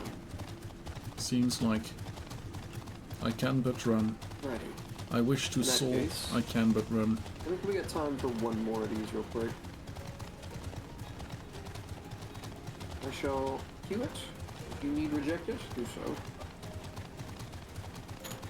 I will never reject the opportunity to debunk something with a big hammer. Boom. That's fair. To be honest, Least of all when I get to do so and give them lead poisoning. to be honest, that is one of the joys in life. Taking a big hammer and Exactly. swinging it. Exactly. Like, Or big there's sword. few things that I in real life have liked as much as swinging around a big hammer and destroying stuff, and wearing like a chainmail with full plate over it.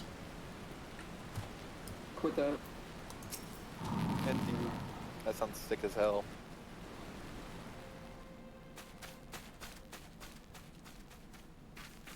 Heavy as fuck though, but I could still run for a minute. Yeah, it's one of those things where, like, you definitely get used to armor over time, but it's something you gotta condition yourself to fight in it.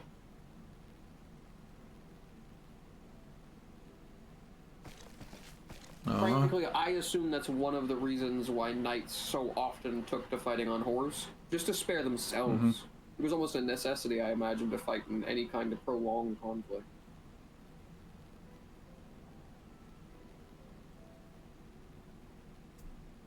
Roundrocks has lost her stuff to the Illuminati.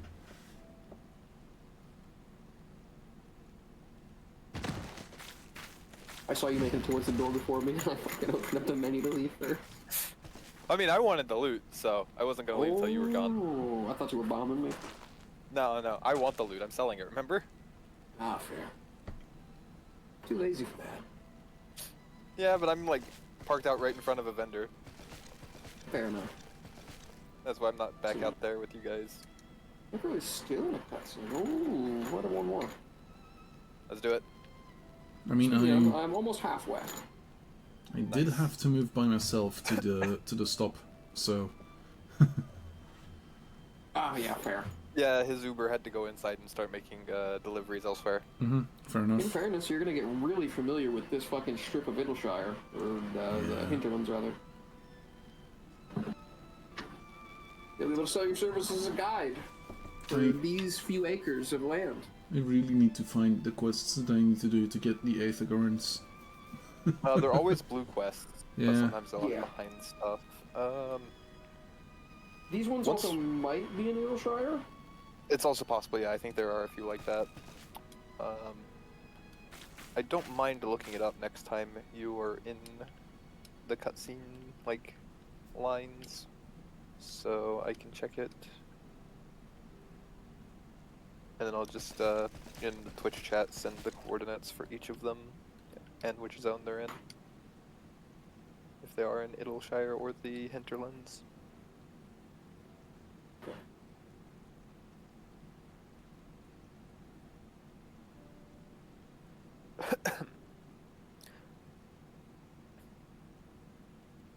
I am also perfectly happy to be your air taxi to each of the quests if need be. And yeah, we should go out of our way to unlock Flight Firm real quick. It'll only take a few minutes, the quests are always super simple. Yeah. And the aethercurrent locations themselves are very, very easy to do. We just go from point A to point B. With your flight in a car, it'll be very, very easy to get through it all. I think I have the locations, just not entirely sure. Those are the green. You'll be able to check in the travel. Those are the green diamonds, right? Green diamonds are the travel one, or the location ones. Yes. Gold diamonds are the quest ones. I have one green diamond left to collect from somewhere. Okay. Well, I'm heading back out there. I will come assist. Once DMB brings you back into the party, at least. I can't let you in the car otherwise. Sorry. No, That's it's the okay. policy. Yeah. He's just finished watching the thing, or at least as far as I can see on stream. Y'all I'll are, be a little behind. y'all are doorkeeping me into the car. I get it. It's fine. Well, cars do have doors typically, yes. People usually keep them locked. Hence why I'm saying doorkeeping, not gatekeeping. Let me open your thing. Get this on. Speaking with Sid and Biggs and Wedge. I always thought that Wedge looks like a fucking acorn. Yeah. He does.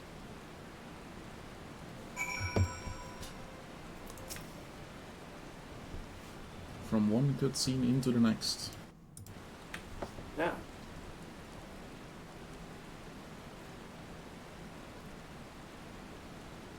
In that case, yeah, fuck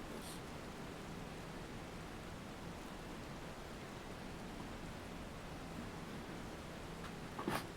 Spare parts and condensation. An odd pair of things to go fight a robot god for, but sure. We've done more for less. I'm so goddamn losing. On occasion, we've done a lot for nothing. Yeah, literally.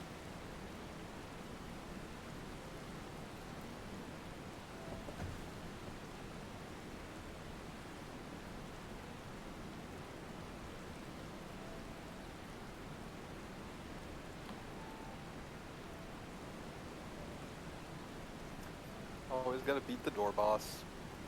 Mm-hmm.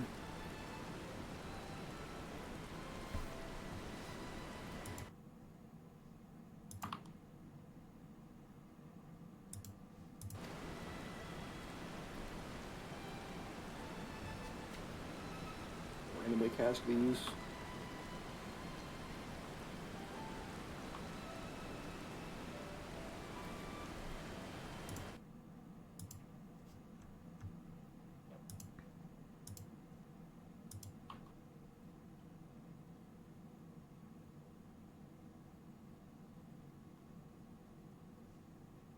No.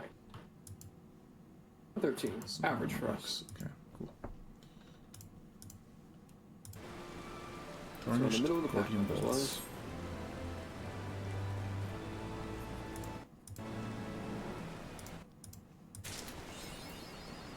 Awake the just metal. got let out of the quest. Yeah.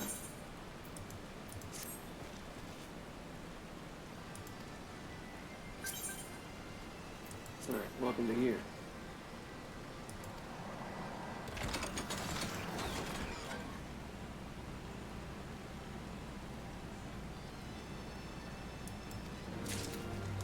Here we go. Search for might and deliver the glowstone to her.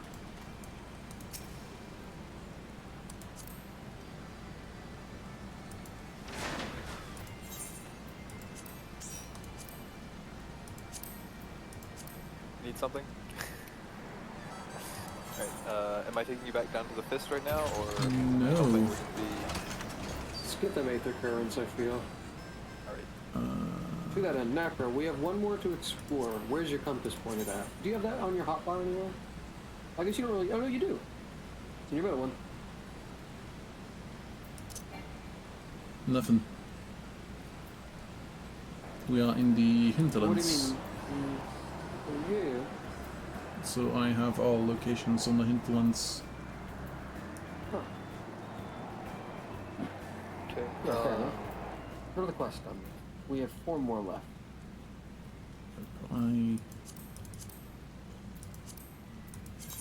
Looks like there's some at the short stop.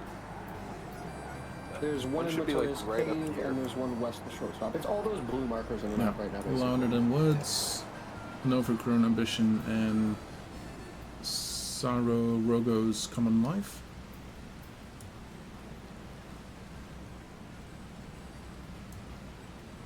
Okay. So there's one right up here, right? Yeah. The little town. Yep. And there's one over there.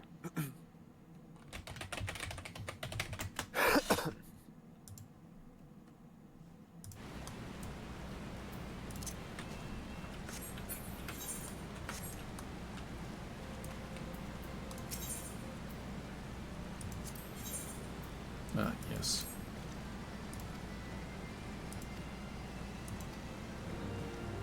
Go, quest accepted. Slay Illuminati patrols at the designated area, which is literally... I figure we should hop around and grab all the quests before we just start doing these. Ah, yes. Fair enough. Yeah. Because we can circle around one way and then circle back. Yep. Just complete all the objectives, basically. To that end, we need to head west across the bridge. Yep, head over here. There's another random quest near the location I believe it has set by what the boat brought in, which you likely still have on the map too. Yeah. Paths of Contemplation. Yeah, there should be something here. Oh no, it's just to the left of that actually. In it's at this building here. Left. On the left Is side. that building? There you go. Should be somewhere, don't you? It's not this quest, because I still have this quest here. This blue one? Yeah, Yeah, it's not this one. Huh. I wonder what fucking quest this is. Which, it says... Oh, it's the Arboretum. It's a dungeon unlock. So yeah, I think the one we're looking for is slightly more north of here by this lady. I'm not having a quest here. No. Not on the map here. Okay, Dravanian Hinterlands. It says there should be one at the entrance to the answering quarter. We have... Oh yeah, louder than words. 2 in Idleshire and 2 in Matoya's cave. Yeah, okay, we're so gonna it's... get back to Idleshire. Fair enough. Okay, so I'll take Idleshire.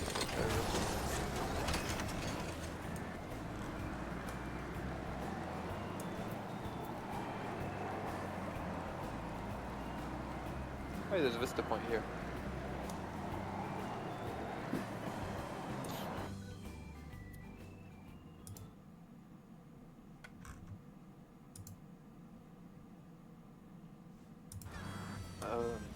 Do you see where it is, Necro? Among the many, you'll have to check some of these blue ones. Ebb and ether flow. That is right here. With 6:30, I believe.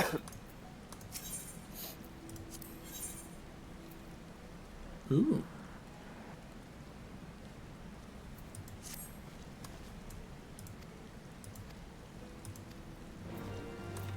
There we go. And then we have taken stock.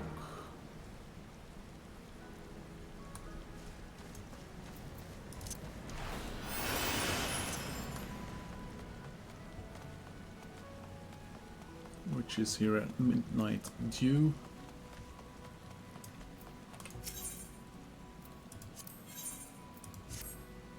Oh, I see what it is. These were the field ones. That's why I got confused by the map. There we go. And then Matoya's cave. I have 2. No, because one of them is literally an MSQ. I think I have Forbidden Yeah, you Knowledge. already have the MSQ one. Yeah. Oh,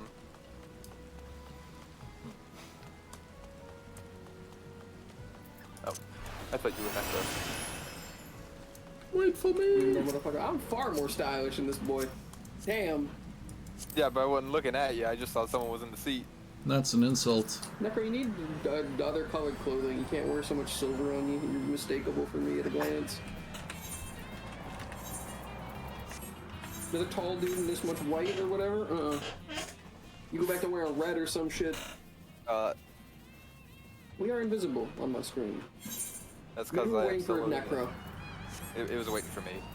Oh, fair. My computer is old. Yeah, it was a strange experience. Yeah, I've heard that it's a weird one. So I'm taking us to Matoya's cave, right? Yep. Cruising down south across the thing. Got a bit of a fight ahead of us, but it's at least a nice destination. As a reminder, there is no shared instance in... Hey, hang on. Is that cave down there accessible? Which one? Down, motherfucker. Oh. Down here. Like down, right under us in the wall. Okay, do you not see it? I am very blind, no. But, yeah. Oh, shit. Let's fucking go. It's Vista Point, too. Here. Oh, I already got this one, I guess. Nice. But to answer your question, yes, I am blind. In the meantime, I changed clothes specifically to... Oh my fucking god, you did!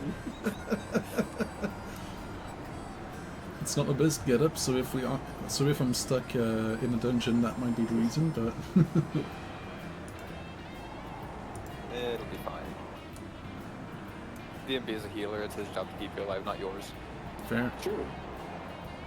Also, I think I accidentally sold one of the pieces of this armor set. Oops. Fuck. There is a way to re-get the artifact sets, I believe. Usually there is, yeah.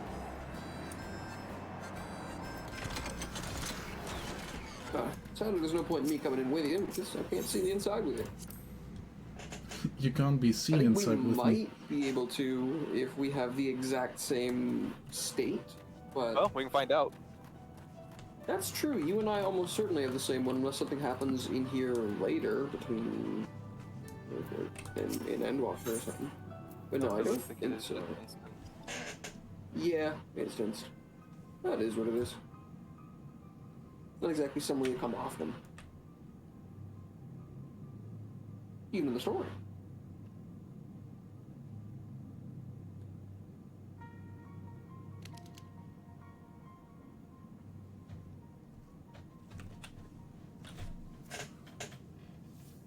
They kind of wish we had more of an excuse to come in here. You know, just to say hi. Yeah. You kind of can. You might have experienced this a little bit yourself, Necro, but over time, NPCs will start saying different shit to you throughout the story. Like, during Endwalker now, if I talk to a lot of people, they have shit to say about the events, especially in the areas where those are happening. Anywhere where stuff has changed or anywhere where characters have kind of experienced shit. Like, if you spoke to Aymeric during Heavensward, he says different things than if you speak to him after, of course. But that'll continue to change throughout the stuff. Like, when he shows up, because he's the faction leader now, anytime Ishgard's involved, he's involved typically. Now that he pops up, he will interact with you invariably in the story, and he will, of course, respond about that shit now, too. For instance, now I think if I go speak to him, he'll talk to me about Lucia and the contingent we're a part of.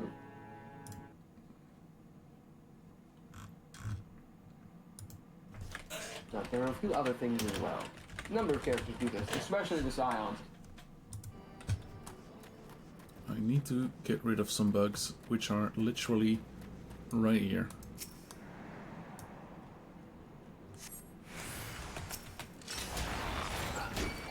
And since you've gotten all of the... Don't worry, I got it. I bonked the shit out of them. Make sure that's not refreshed. Mollywop him.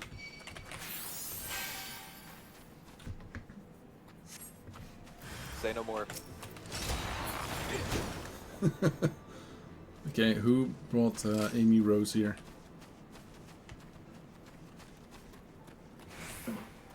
The same Giga Hammer shit.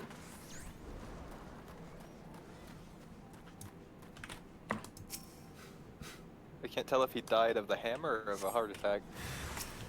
Both. Hello, no problem.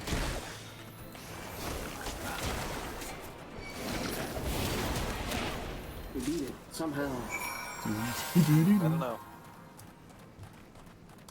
I'm gonna report your success, boy, and then we can finish the other 3. Then you can fly your damn self around. Good. So you're less annoying to do the rest of the Alexander stuff and anything else over here. If you do relic stuff, you'll definitely come back here at some point, depending on which ones you do. But aside from that, typically, if I'm being honest, there isn't a lot of reason to unlock flight in some areas. Other than just wanting to have it for the sake of having it. Absolutely. Like, if you do fuck around on the map a lot and just travel around for kicks or whatever, it is absolutely worth it, but a lot of content doesn't send you back to places sometimes. That's not true for the Eorzean ones. The main Eorzean places where flight is automatically unlocked, you come back off. God, I don't want to remember the dark times before flight was even possible back there. Turning back to Eorzea, boys. Who's excited to go to the area? You can't use your fucking cool shit. Okay, so I have to go to 1318.2. Did it? Come on. Click the fucking mount. You can click my name in the top left and right click up there. You don't have to click on me. Okay, I was clicking on the mount.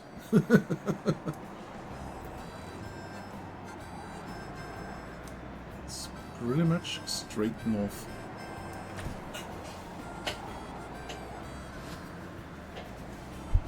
So yeah. This one is where our quest marker is, I believe. It's very close at the very least.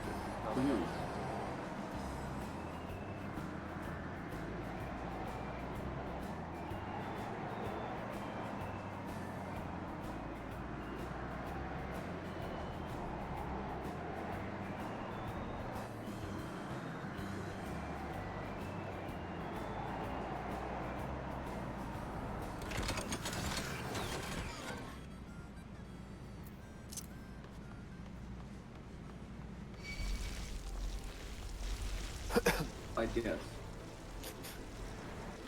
I was a little off, sorry. Oh yeah, it's Midnight Dew. This is the one that gave you the quest, I assume.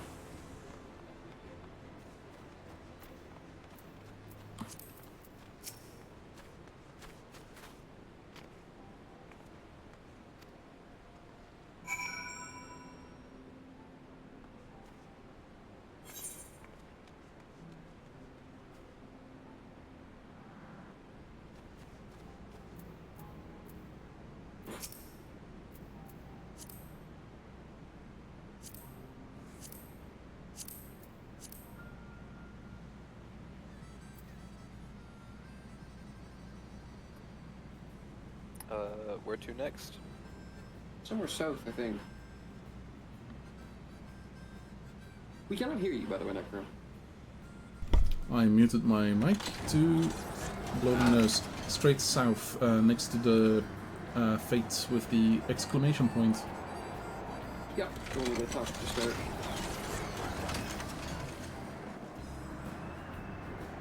So, right about here? Yep, exactamundo. And now I have to find stolen items. Ah. Aha, I think I found some. Once again, it's up a building.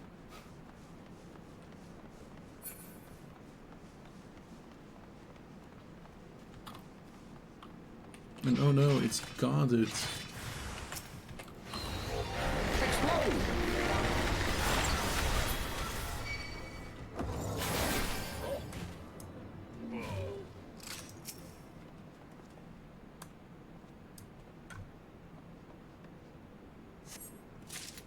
It is one thing that I do kind of wish I played Black Mage for. I often do shout explode as I cast my moves, but no one really casts explode quite like them. Yeah. Arguably, Oh, Blue Mage does. Mage, yeah.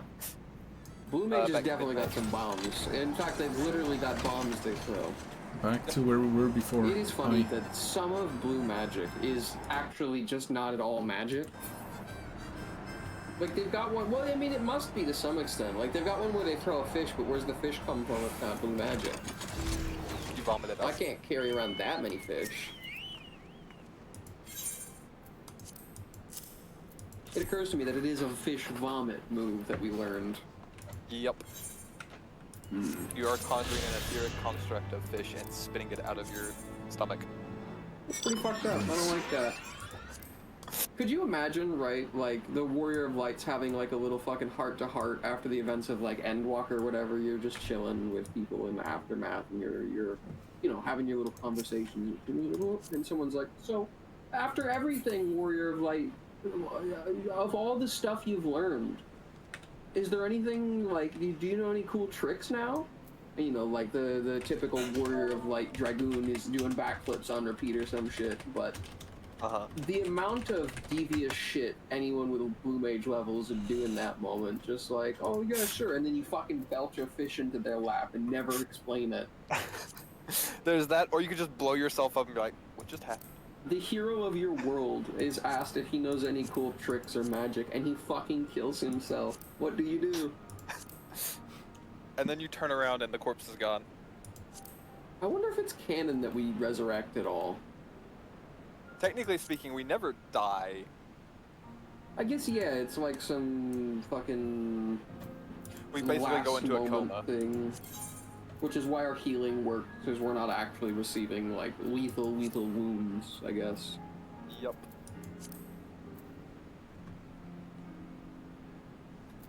Okay. As I've once heard it described, Phoenix Down is like a smelling salt. It wakes you up, it doesn't bring you back to life. Fair. It's definitely a little more ambiguous than some of them. Yeah, and some of them it is, but... It does also heal, like, anything that could be potentially lethal wounds when you're downed. It's a pretty goddamn cool ability, nonetheless. Indeed.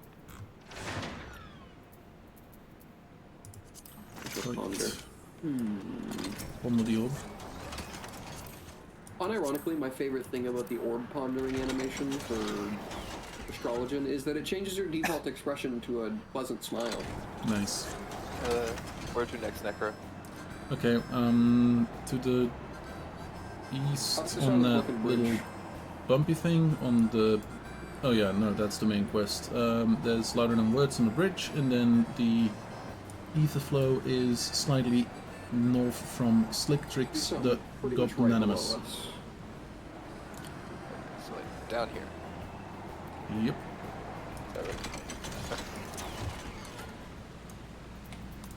Because I was trying to check the stream, make sure I didn't fly too far or anything. And the next one is like right over where the fate is, if I saw the map right. Yep.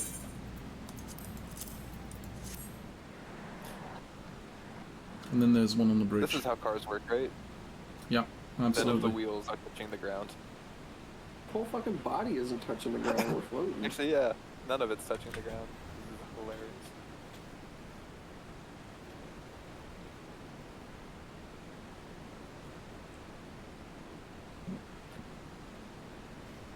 Have fun figuring out how to get in this necro.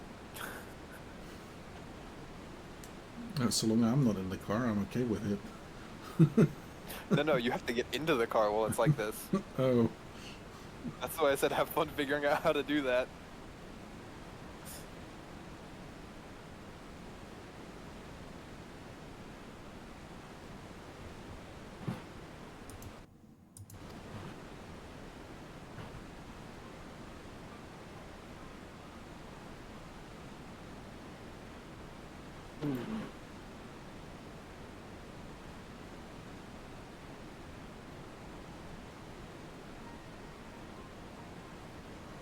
I hadn't realized, but this is one of the Alexander quests, so Necro is currently cutscened again.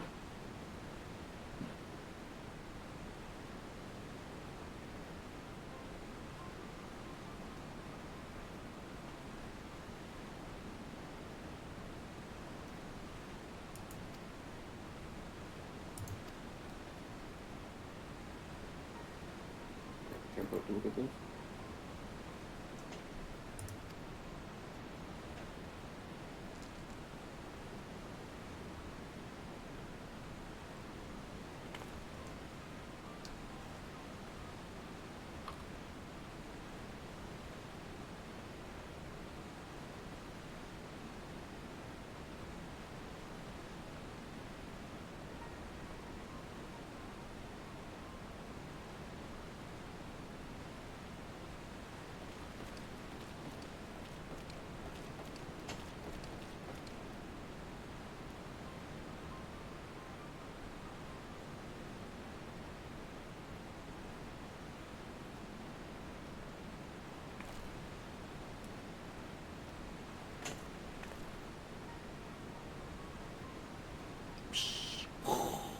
Let's see.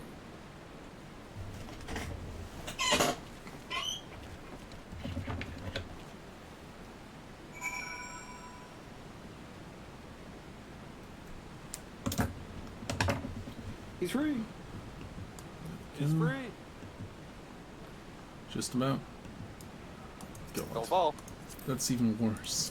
For someone with fear of heights. Oh, I understand that completely. I do too. That's why I did it. Uh-huh. I feel like I'm in a weird situation with heights myself, where I don't have a fear of them per se, but I've got that call of the void super bad, so I do not like being near ledges. I always feel myself like subconsciously leaning towards them.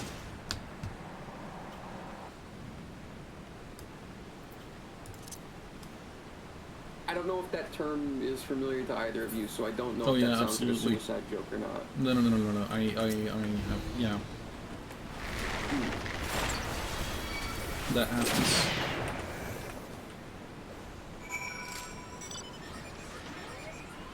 I assume that does mean that subconsciously I am scared of heights to some degree. It might not be like I don't have many like pressing fears, I guess.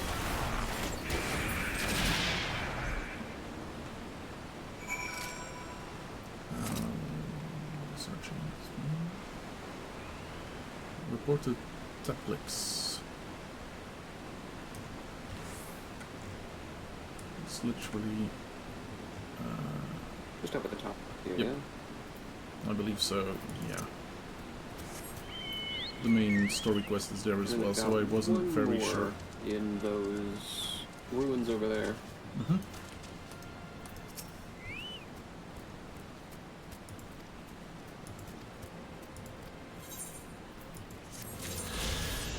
Go. I think one of the pieces of evidence you can hold up that the Squeenix devs had like a lot of Final Fantasy XIV written in advance is the Charlian architecture we see in Heavensward. Mm-hmm.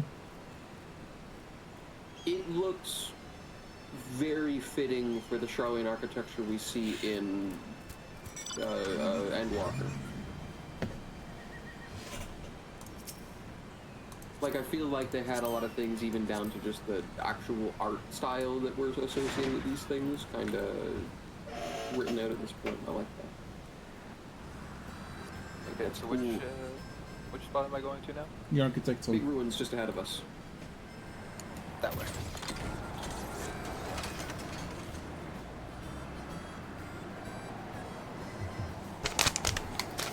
I believe we're headed for the main building. The large one. It's got a hole in the ceiling, I think. Sure, looks like it, yeah. I think this door. Nope. Through the roof we go. Hi ho, it's through the roof we go. Sorry. You're fine. What are we up to in this horde of goblins? Yeah, so apparently we have to look for They've some been stuff. sentenced to death. By the fucking Rainbow Road? Yep. Sentenced to death by the Rainbow Road. I got it. Grab your things. Illuminati pot. Killed this goblin super bad in 6 seconds. Never mind. Sorry. I will explode nothing in 6 seconds.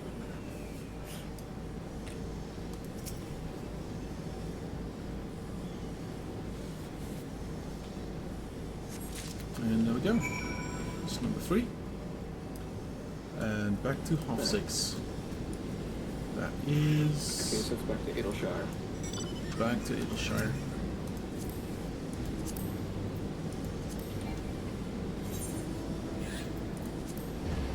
Stu?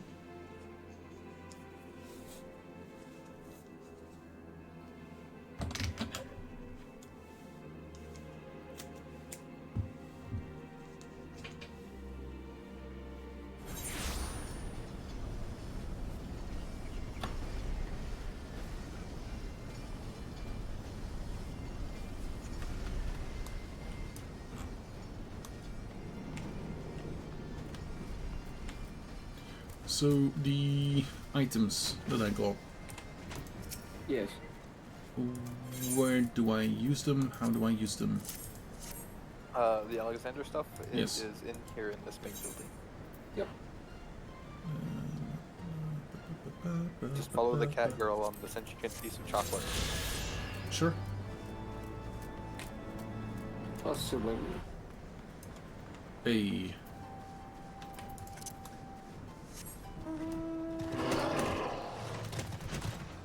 Oh, still can't.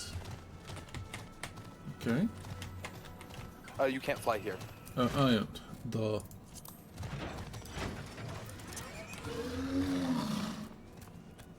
And this one. Like Alexander Parts Exchange, of course. Goldian items, I guess. Man, imagine what Adelshire was like at the end of Heavensward. How many people were here? God, yeah, just a fucking mess. You happen to know what this robot mount in front of me is? This one? Yeah. Or over here? This is Cruise Chaser from the Alexander raids, the boss. Ooh. Oh, yeah. It's from the cash shop. It's a 2-seater mount. Oh, cool. Oh, yeah, And I can it see plays... the hug the other thing there. Is the name of the song is Exponential Entropy, right? I think. Yeah, I'm pretty sure that's what it plays from the Alexander Rage. Which makes it so much more upsetting that it's from the cash shop, because that is probably my favorite song from the Alexander raids. Fair. Hang on, you know what? He's making me feel bad about how short my mech is, so... Time to overcompensate. Oh shit, is he switching mounts himself? What's he doing here? Oh fuck! He pulled out the 8-seater whale. I think you lose.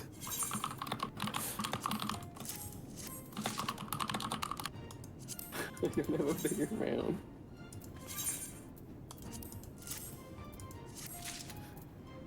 He won. He just beat me. That one's also from the cash shop. You can carry a full party in that thing. That is a fucking 8-man mount. He's used to mount measuring contests. I took on a pro. Fuck. I had to clap at it. Okay, so... Ooh. Help, I Skywheel. think there's a Monster Hunter player behind me and I'm scared. Oh, I can see the outfit, yeah. Help, I'm scared. Speaking of, I was thinking about it, and yes, I think there is at least one crossover character who's Warrior of Light strong. In Kugane, there's a fucking straight-up monster hunter just chilling, and it's clearly like a player character type one. There's a monster hunter pro tag chilling out in this motherfucking game. What is that? And that's fucking big as shit too. If I had that, I could have been big as well. Shit, I could have competed with the whale.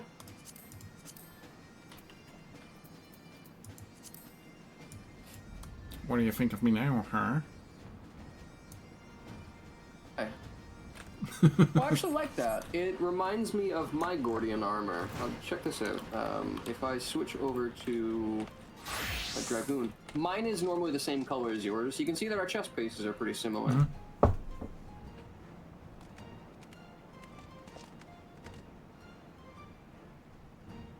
I'd mind silver because it made me look more knightly.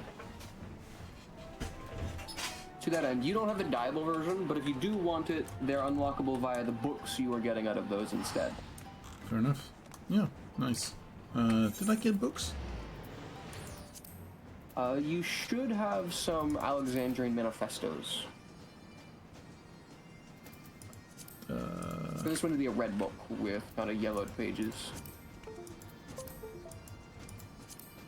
If not, there might be something you have to do to get them, like maybe you have to beat the series in order to get the stuff. Yeah, maybe. I don't know. Okay, cool.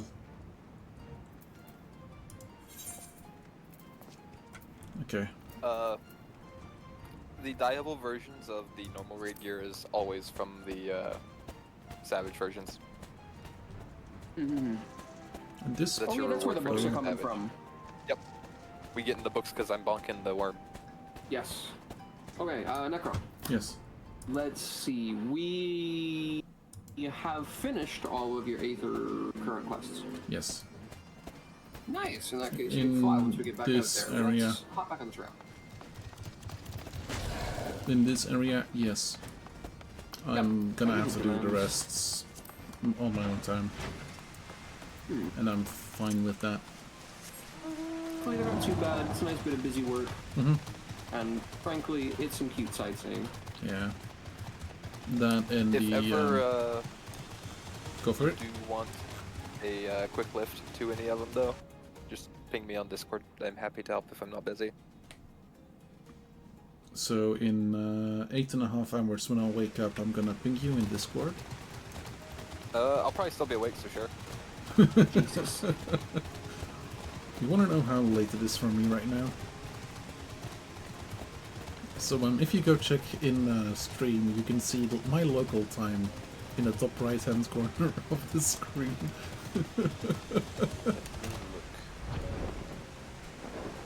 Oh yeah, it's just a little late for you. Yeah, I mean, I have played this game for 2 hours longer than this the last couple days.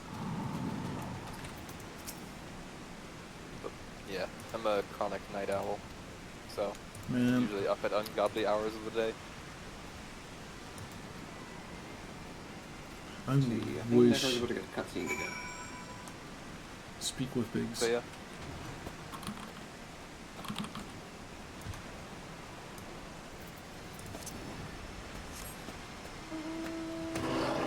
What's this one?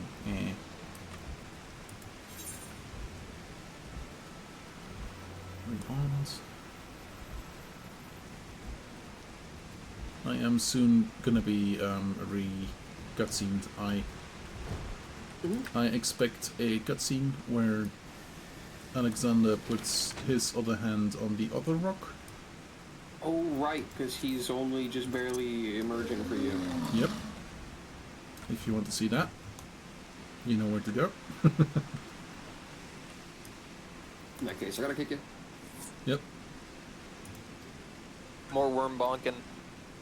Let me at him. Let's go fuck that worm to death. Oh, hold up. I need to actually withdraw this because I'm on dragon. Oh yeah, you know, Nashko.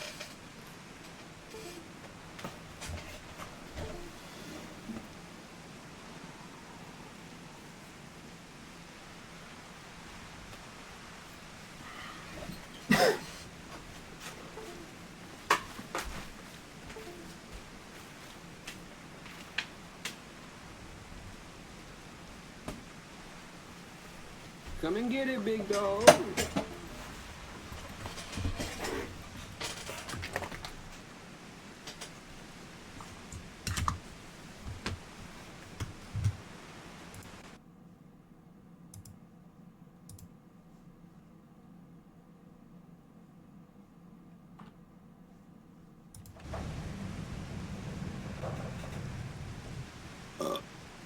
Door.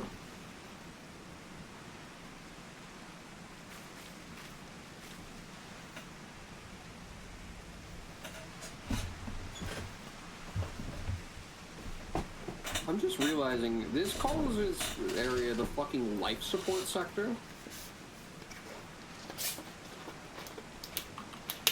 I guess that explains why it's all dirty and shit in here. It's a filter.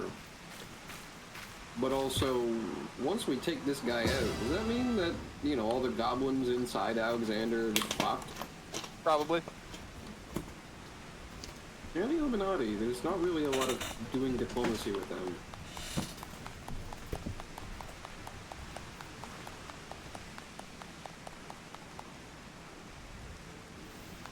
I'm beyond loot. I grabbed my condensation. There we go, halfway done. 5 out of 10 runes have been lit in my glass.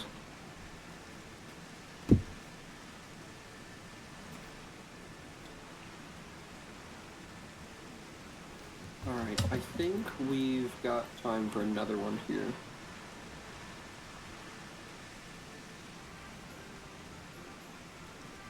Also, one of the reasons that I like Biggs and Wedge so much is because of the Alexander stuff. Fair. Sid fucks off, and we get a lot of shit solved by Wedge. Like right now. With the electro cannon. Alexander kind of turns into Wedge's project in particular. Biggs gets his own moments, but he's less of like... He is technically very skilled, of course. He wouldn't be with the Ironworks if he wasn't. But among his friends, he's physically the most capable and adept. He's definitely the biggest and strongest. And where he gets his moments to shine in character, it's less solving problems that the others can't, and more protecting them while they solve the problems. Very often, when those two are in danger, Biggs puts up to defend Wedge well before we show up. Here goes. Second hand. Well, second hand, fist, whatever.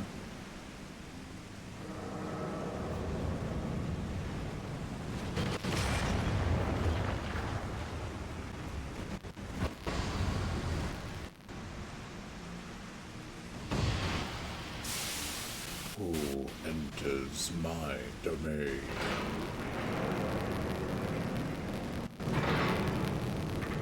There.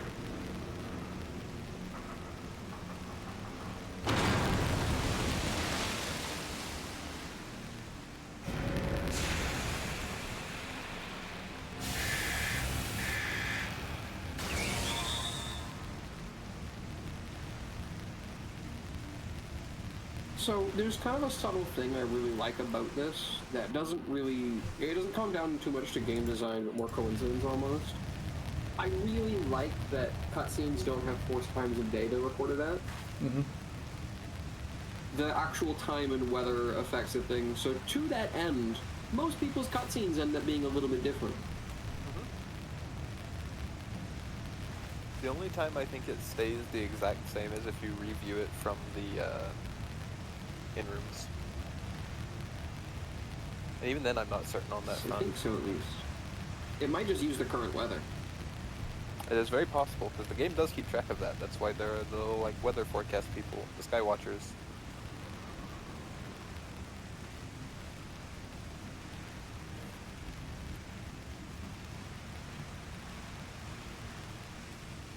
Yeah, so apparently in Minecraft there was speak of a mod that would check your local weather forecast system and change the weather in the game to the weather you had outside. Yeah, the people making that mod stopped because it was too depressing. Fair.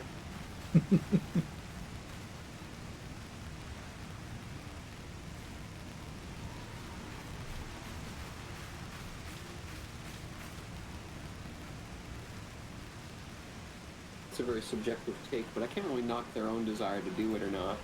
Hmm. You know, if I think it's a cute idea, I should learn to fucking make it myself. Yeah, it's a cute idea. The quote-unquote problem lied in the fact that they had people tested that lived in an area with a lot of rain, a lot of thunder, so they couldn't go outside to do stuff, and they had to stay inside, where suddenly it's now also raining in your game, which... It's the thing, right? It rains in my room every goddamn night when I sleep. I'd like that. Uh-huh. Frankly, I'd prefer Minecraft a little bit if I could have a little more rainy weather in my life.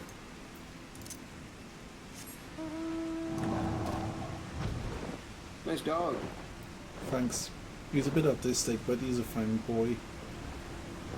Little. I mean, he changes from small to big to small again, so yeah, a bit autistic. I think that's kind of cute that he is actually doing that. Yeah. Like, this little tiny form he assumes isn't because he's like a little tiny itty bitty baby man. There we go. So he can travel around with you, unassuming. Awaiting thine party invite. Alright, light skin eyelid has ushered you into the thing. I shall rally you to our cause.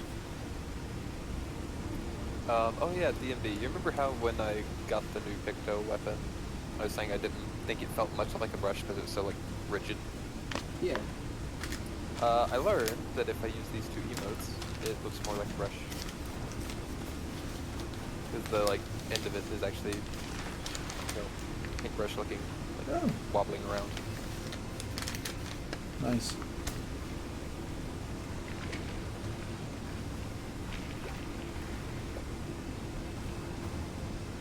It just feels very weirdly, like, solid when it's normally in hand. There's no give on it. To that end, there are brushes like that for sure. There are. Stiffer bristles and shit like that. You just got a calligraphy brush. That's true, yeah.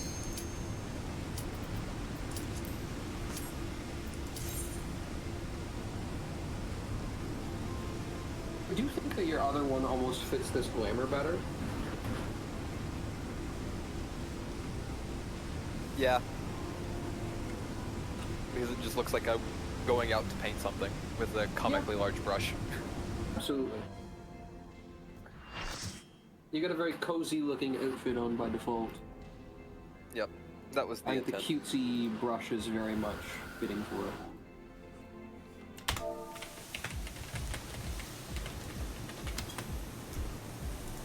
We lost someone immediately. Wow. They saw we got this and they left. God, that might not even be it. I don't hate Fist of the Sun though. Also, I kind of like a lot of the ones where you just get to explore a little bit more of Alexander's internals before we fight the boss.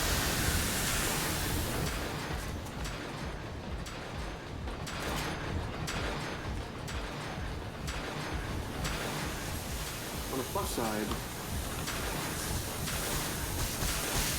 we've got 2 healers for 1 tank. We should still be fine.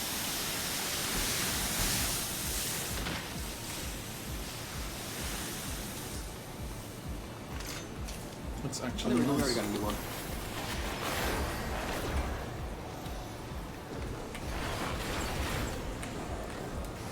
If you look over the edge, you can see there's all kinds of shit down here too. If I'm not mistaken, we will go down there later.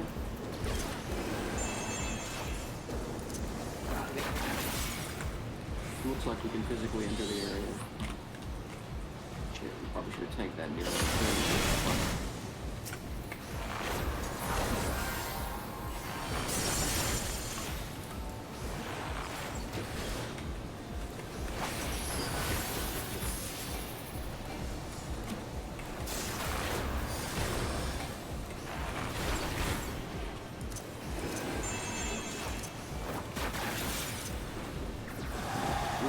Suspiciously bitch slap mode for a second this month.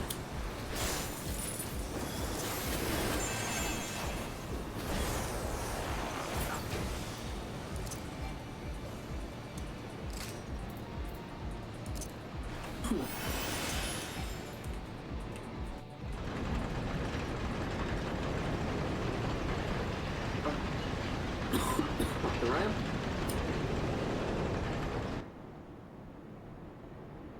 Go. Blunderbuss, go. The savage version of this fight's fucking crazy. It's one where you genuinely have to know all the puzzle mechanics. I think to that end, everyone has to have kind of a similar understanding of the mechanics for that case too. This is the serums, right? Yup. We've got Crash Cazador and Billy Bob Joe as our 2 Gunbreaker tanks. I trust them. Somehow those are the 2 most Gunbreaker names I've ever seen in the game. Yeah, in both regards. I can't remember if I'm supposed to stand by this or not. I think you gotta have someone on it.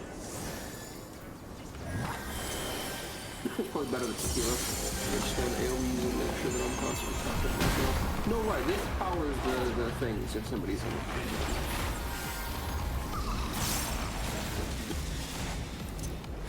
All the same, I can totally just tank this the entire time. That might not be a bad idea.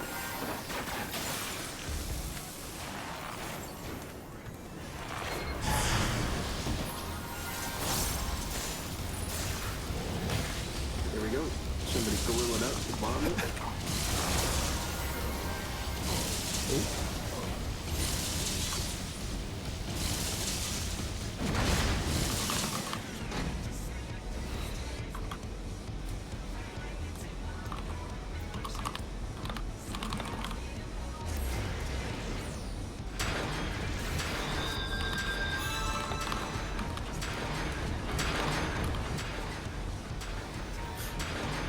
But now we have... Knowing is half the battle. That's true. I was tanking it because I thought it would be convenient just to have the things open. But it turns out between the thought of that yes, it would be convenient to just always have the serums open. As such, it eventually overloads. I wonder if there's anywhere to visually track its process and overloading. It doesn't really look like it around.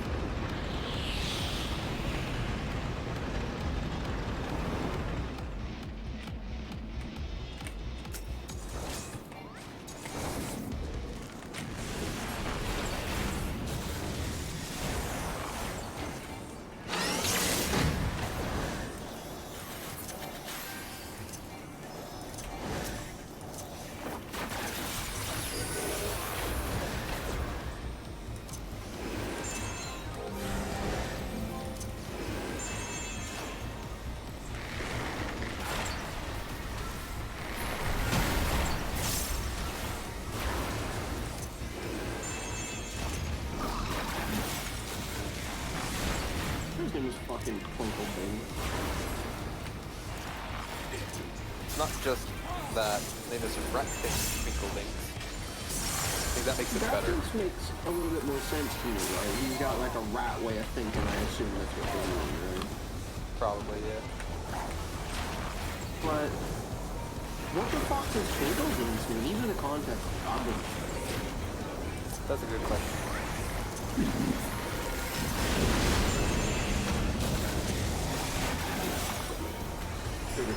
Probably really gotta get on the wall.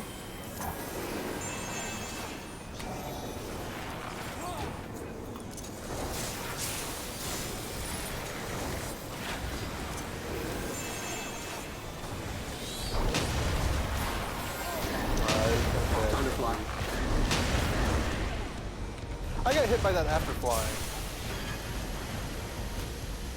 One, two. Go back. Oh, nope. Don't do that. I think we just have to wait it out. Unless we do this. Tried, yeah. Maybe the apothecary thing in the... Yeah.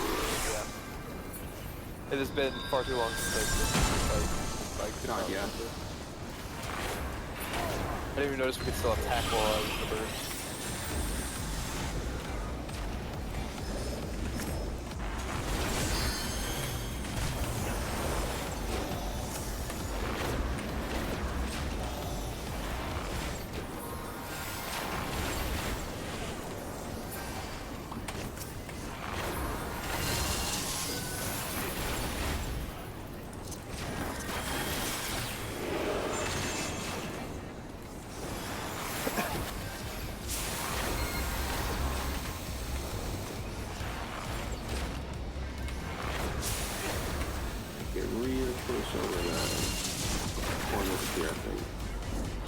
Yep, both bombs are over in that corner there. See, motherfucker, I did say.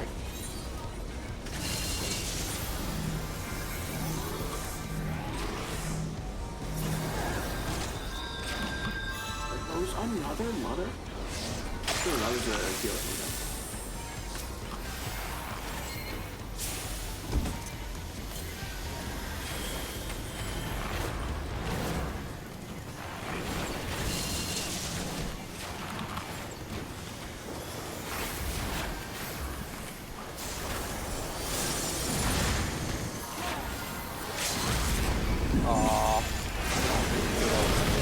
It's better than they did, but still wanted to. Here we are.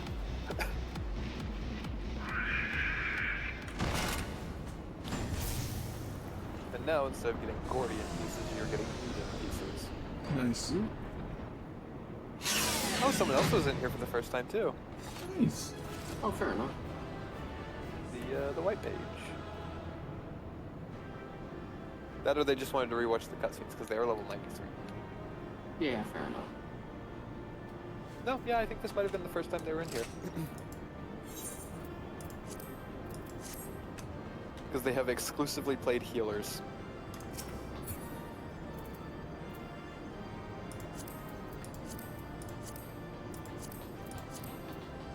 You want this stuff, Necro?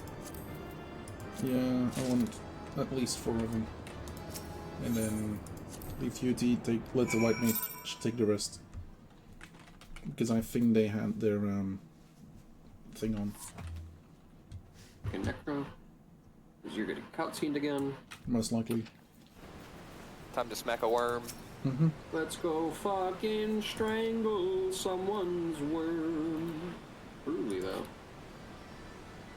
Also, don't forget bludgeon it. Very, very painfully. Bludgeon they worm, beat that worm up.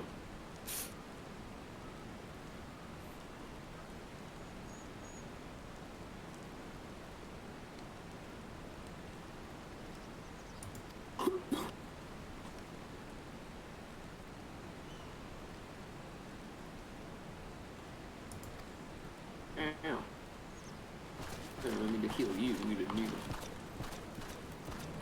Ow. Heal.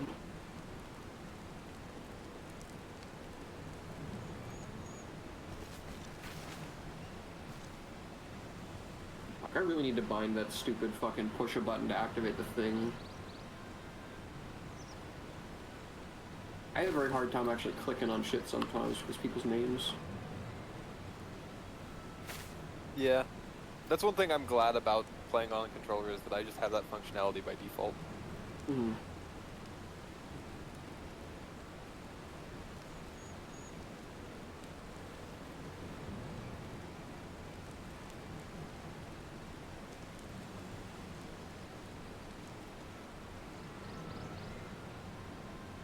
Say it's fucking remarkable that this game is even playable on a controller, by the way. I mean, this game originally came out exclusively on the PS3, I think. Fucking wild to me. I have 3 odd bars, and I still lack all the buttons I need. You want wild? I'm pretty sure the other MMO was on the PS2. What the fuck? I didn't even know this. That's...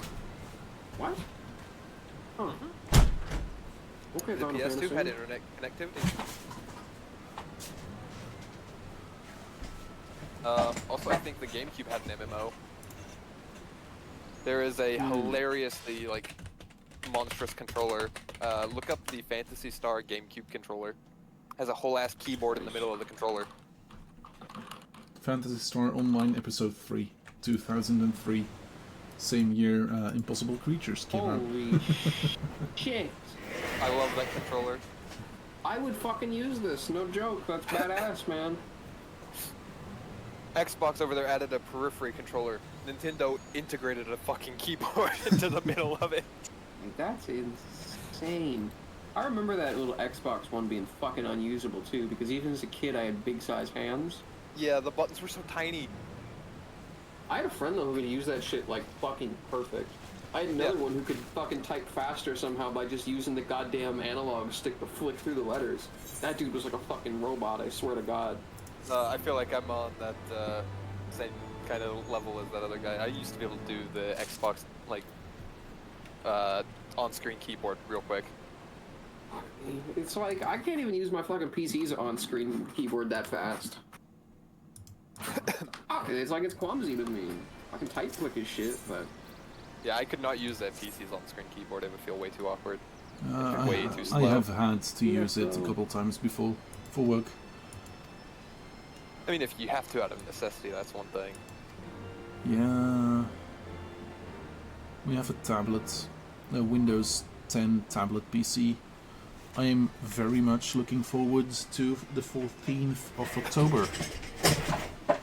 Because that's the last day Windows 10 works, and that tablet is not Windows 11 compatible. Fair enough. Fuck, I forgot about that. God, I'm not gonna like that. Yeah, me either. I have had multiple ideas, but like, there's certain softwares that I cannot use on any computer except for the Windows. So I'm gonna have to either find the Xbox points to keep it a year, pay $30, or upgrade to Windows 11. Also, I have the Cuffs of the Sun ready to go. Before we queue up, I need to use the bathroom. Fair. That does remind me of the book. Use. There we go, nice. I will also be right back. I'm going downstairs. Fair enough. Grab something to eat.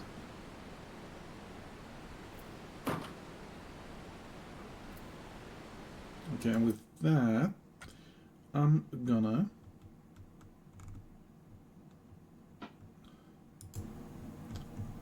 Okay, apparently... Oh no, I have been speaking. Okay, and with that, I'm gonna stop streaming for tonight. I'm gonna send you over to a friend of mine who is currently playing Final Fantasy XIV.